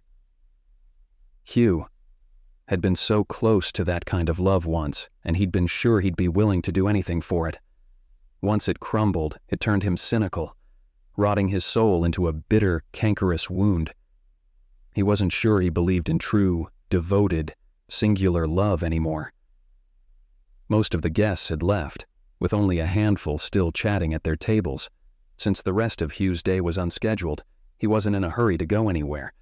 There were perks to his unlimited freedom, but more often than not, it left him with the empty feeling of being alone.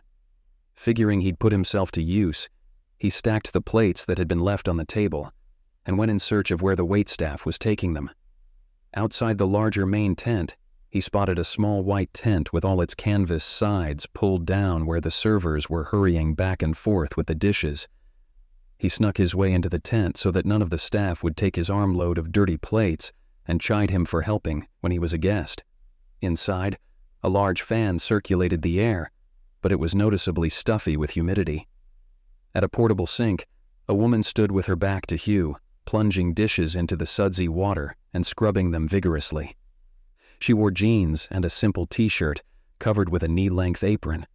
Her sandy blonde hair was piled high on her head in a bun to keep it off her neck, but every once in a while, she had to stop and wipe at the sweat along her hairline. "Where would you like me to put these?" Hugh asked.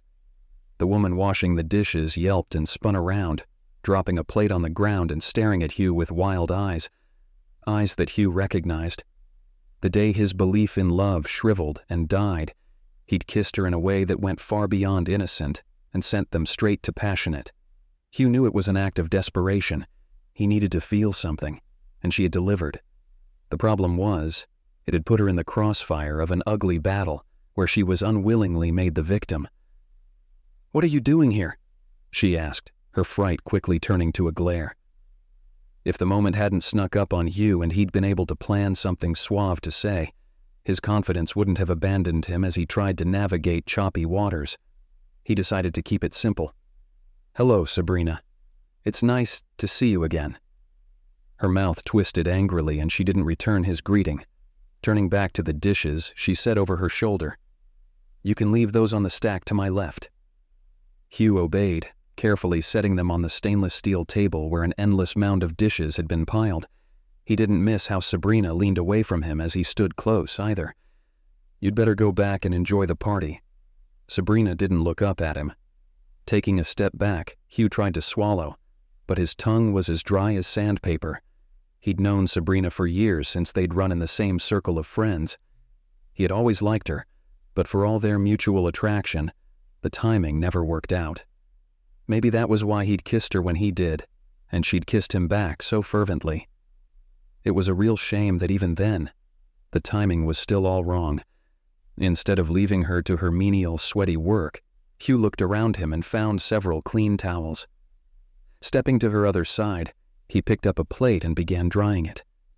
Sabrina stopped scrubbing, her eyes finally meeting his. Though he'd heard her lament them as dirt brown, Hugh had always thought of them as the color of rich, fertile earth, the kind of soil where things flourished, including his admiration for her. "What are you doing?" "I'm helping you with the dishes." She yanked the towel out of his hand. "I can see that, but you need to stop. You're going to get me fired if I'm caught with a guest helping me." "Relax." Hugh tried his signature grin on her, but she only gave him a cold shoulder. "I know the people who hired you, and they wouldn't fire anyone over something like finding me helping." Sabrina set her jaw and held onto the edge of the sink like she needed help to balance. "I don't think you understand. I need this job." Hugh wasn't sure what to say. There was a desperation in her voice that he'd never heard before. "I still want to help. If it's a matter of being paid per hour, I'll make up the difference if my help makes it go any faster." The way her eyebrows knit together and her lips pulled into a frown, he knew she wanted to argue. She didn't. Without another word, she went back to scrubbing plates. Hugh started a stack of clean plates on the table next to the towels. "In case you're wondering, I actually like doing the dishes." "Liar." Sabrina wiped at her forehead with the back of her arm. "No one in their right mind enjoys this monotony." "No, seriously, gives me lots of time to think and to piece things together." Focusing on a particularly stubborn spot, Sabrina pinched her lips. "That must be nice to do things just to have time to think." Her desperation had given way to bitterness. He had no idea what she'd been up to since the last time he saw her, but it seemed clear her life hadn't been breezing easily along. Hugh decided it was time for him to be quiet and let her speak when she was ready.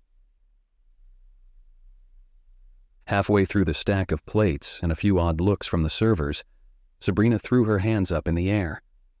"What are you doing here, Hugh?"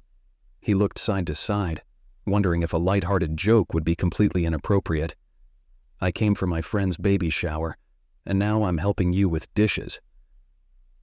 "No, I mean, why are you still standing here trying to be nice to me?"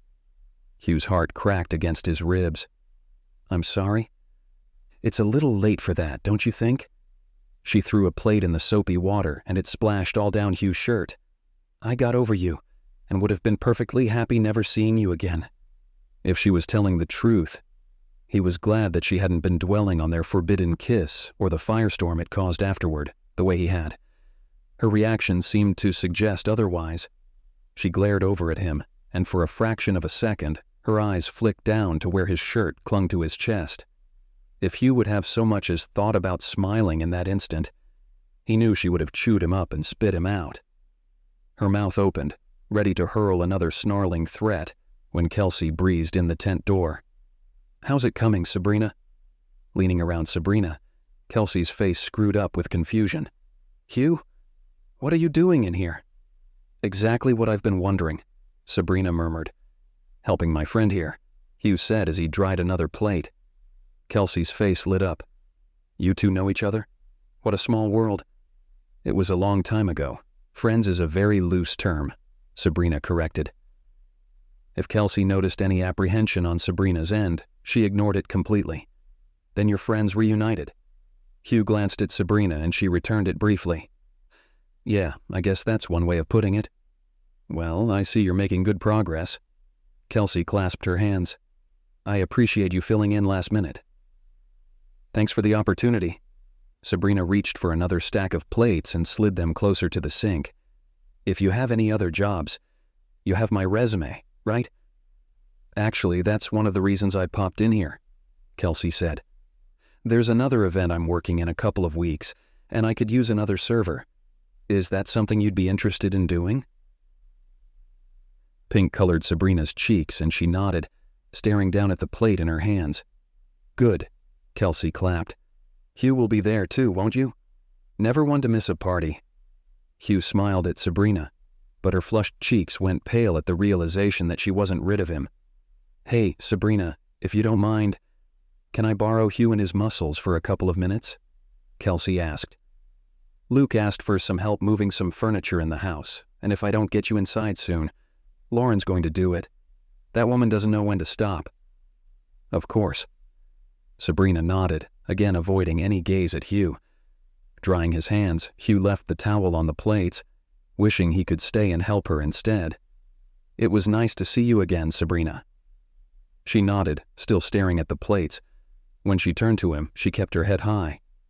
Thanks for your help with the dishes. Still careful not to rub her the wrong way with a beaming smile that might come off as haughty or worse, flirtatious, he only tipped his head to her and let his lips move into a closed-mouth grin. As Hugh slipped through the tent entrance and followed Kelsey to the house, he couldn't settle his thoughts. It was obvious that Sabrina despised him, and rightfully so, but there was also palpable electricity between them. Their attraction was alive and well. She was as beautiful and fiery as ever, but he knew it would take more than superficial flirting to win her back. If Sabrina decided she truly didn't want to have anything to do with Hugh, he would honor her wishes, but first, he was going to give her the full measure of his charm and see if she could resist him. The Billionaire Needs a Date. Written by Rachael Eliker. Copyright 2024, BHF Creative Works. If you enjoyed this story, continue the series with The Billionaire Needs a Kiss. Hugh and Sabrina were friends, but they were almost something so much more until one afternoon caused them to self-destruct.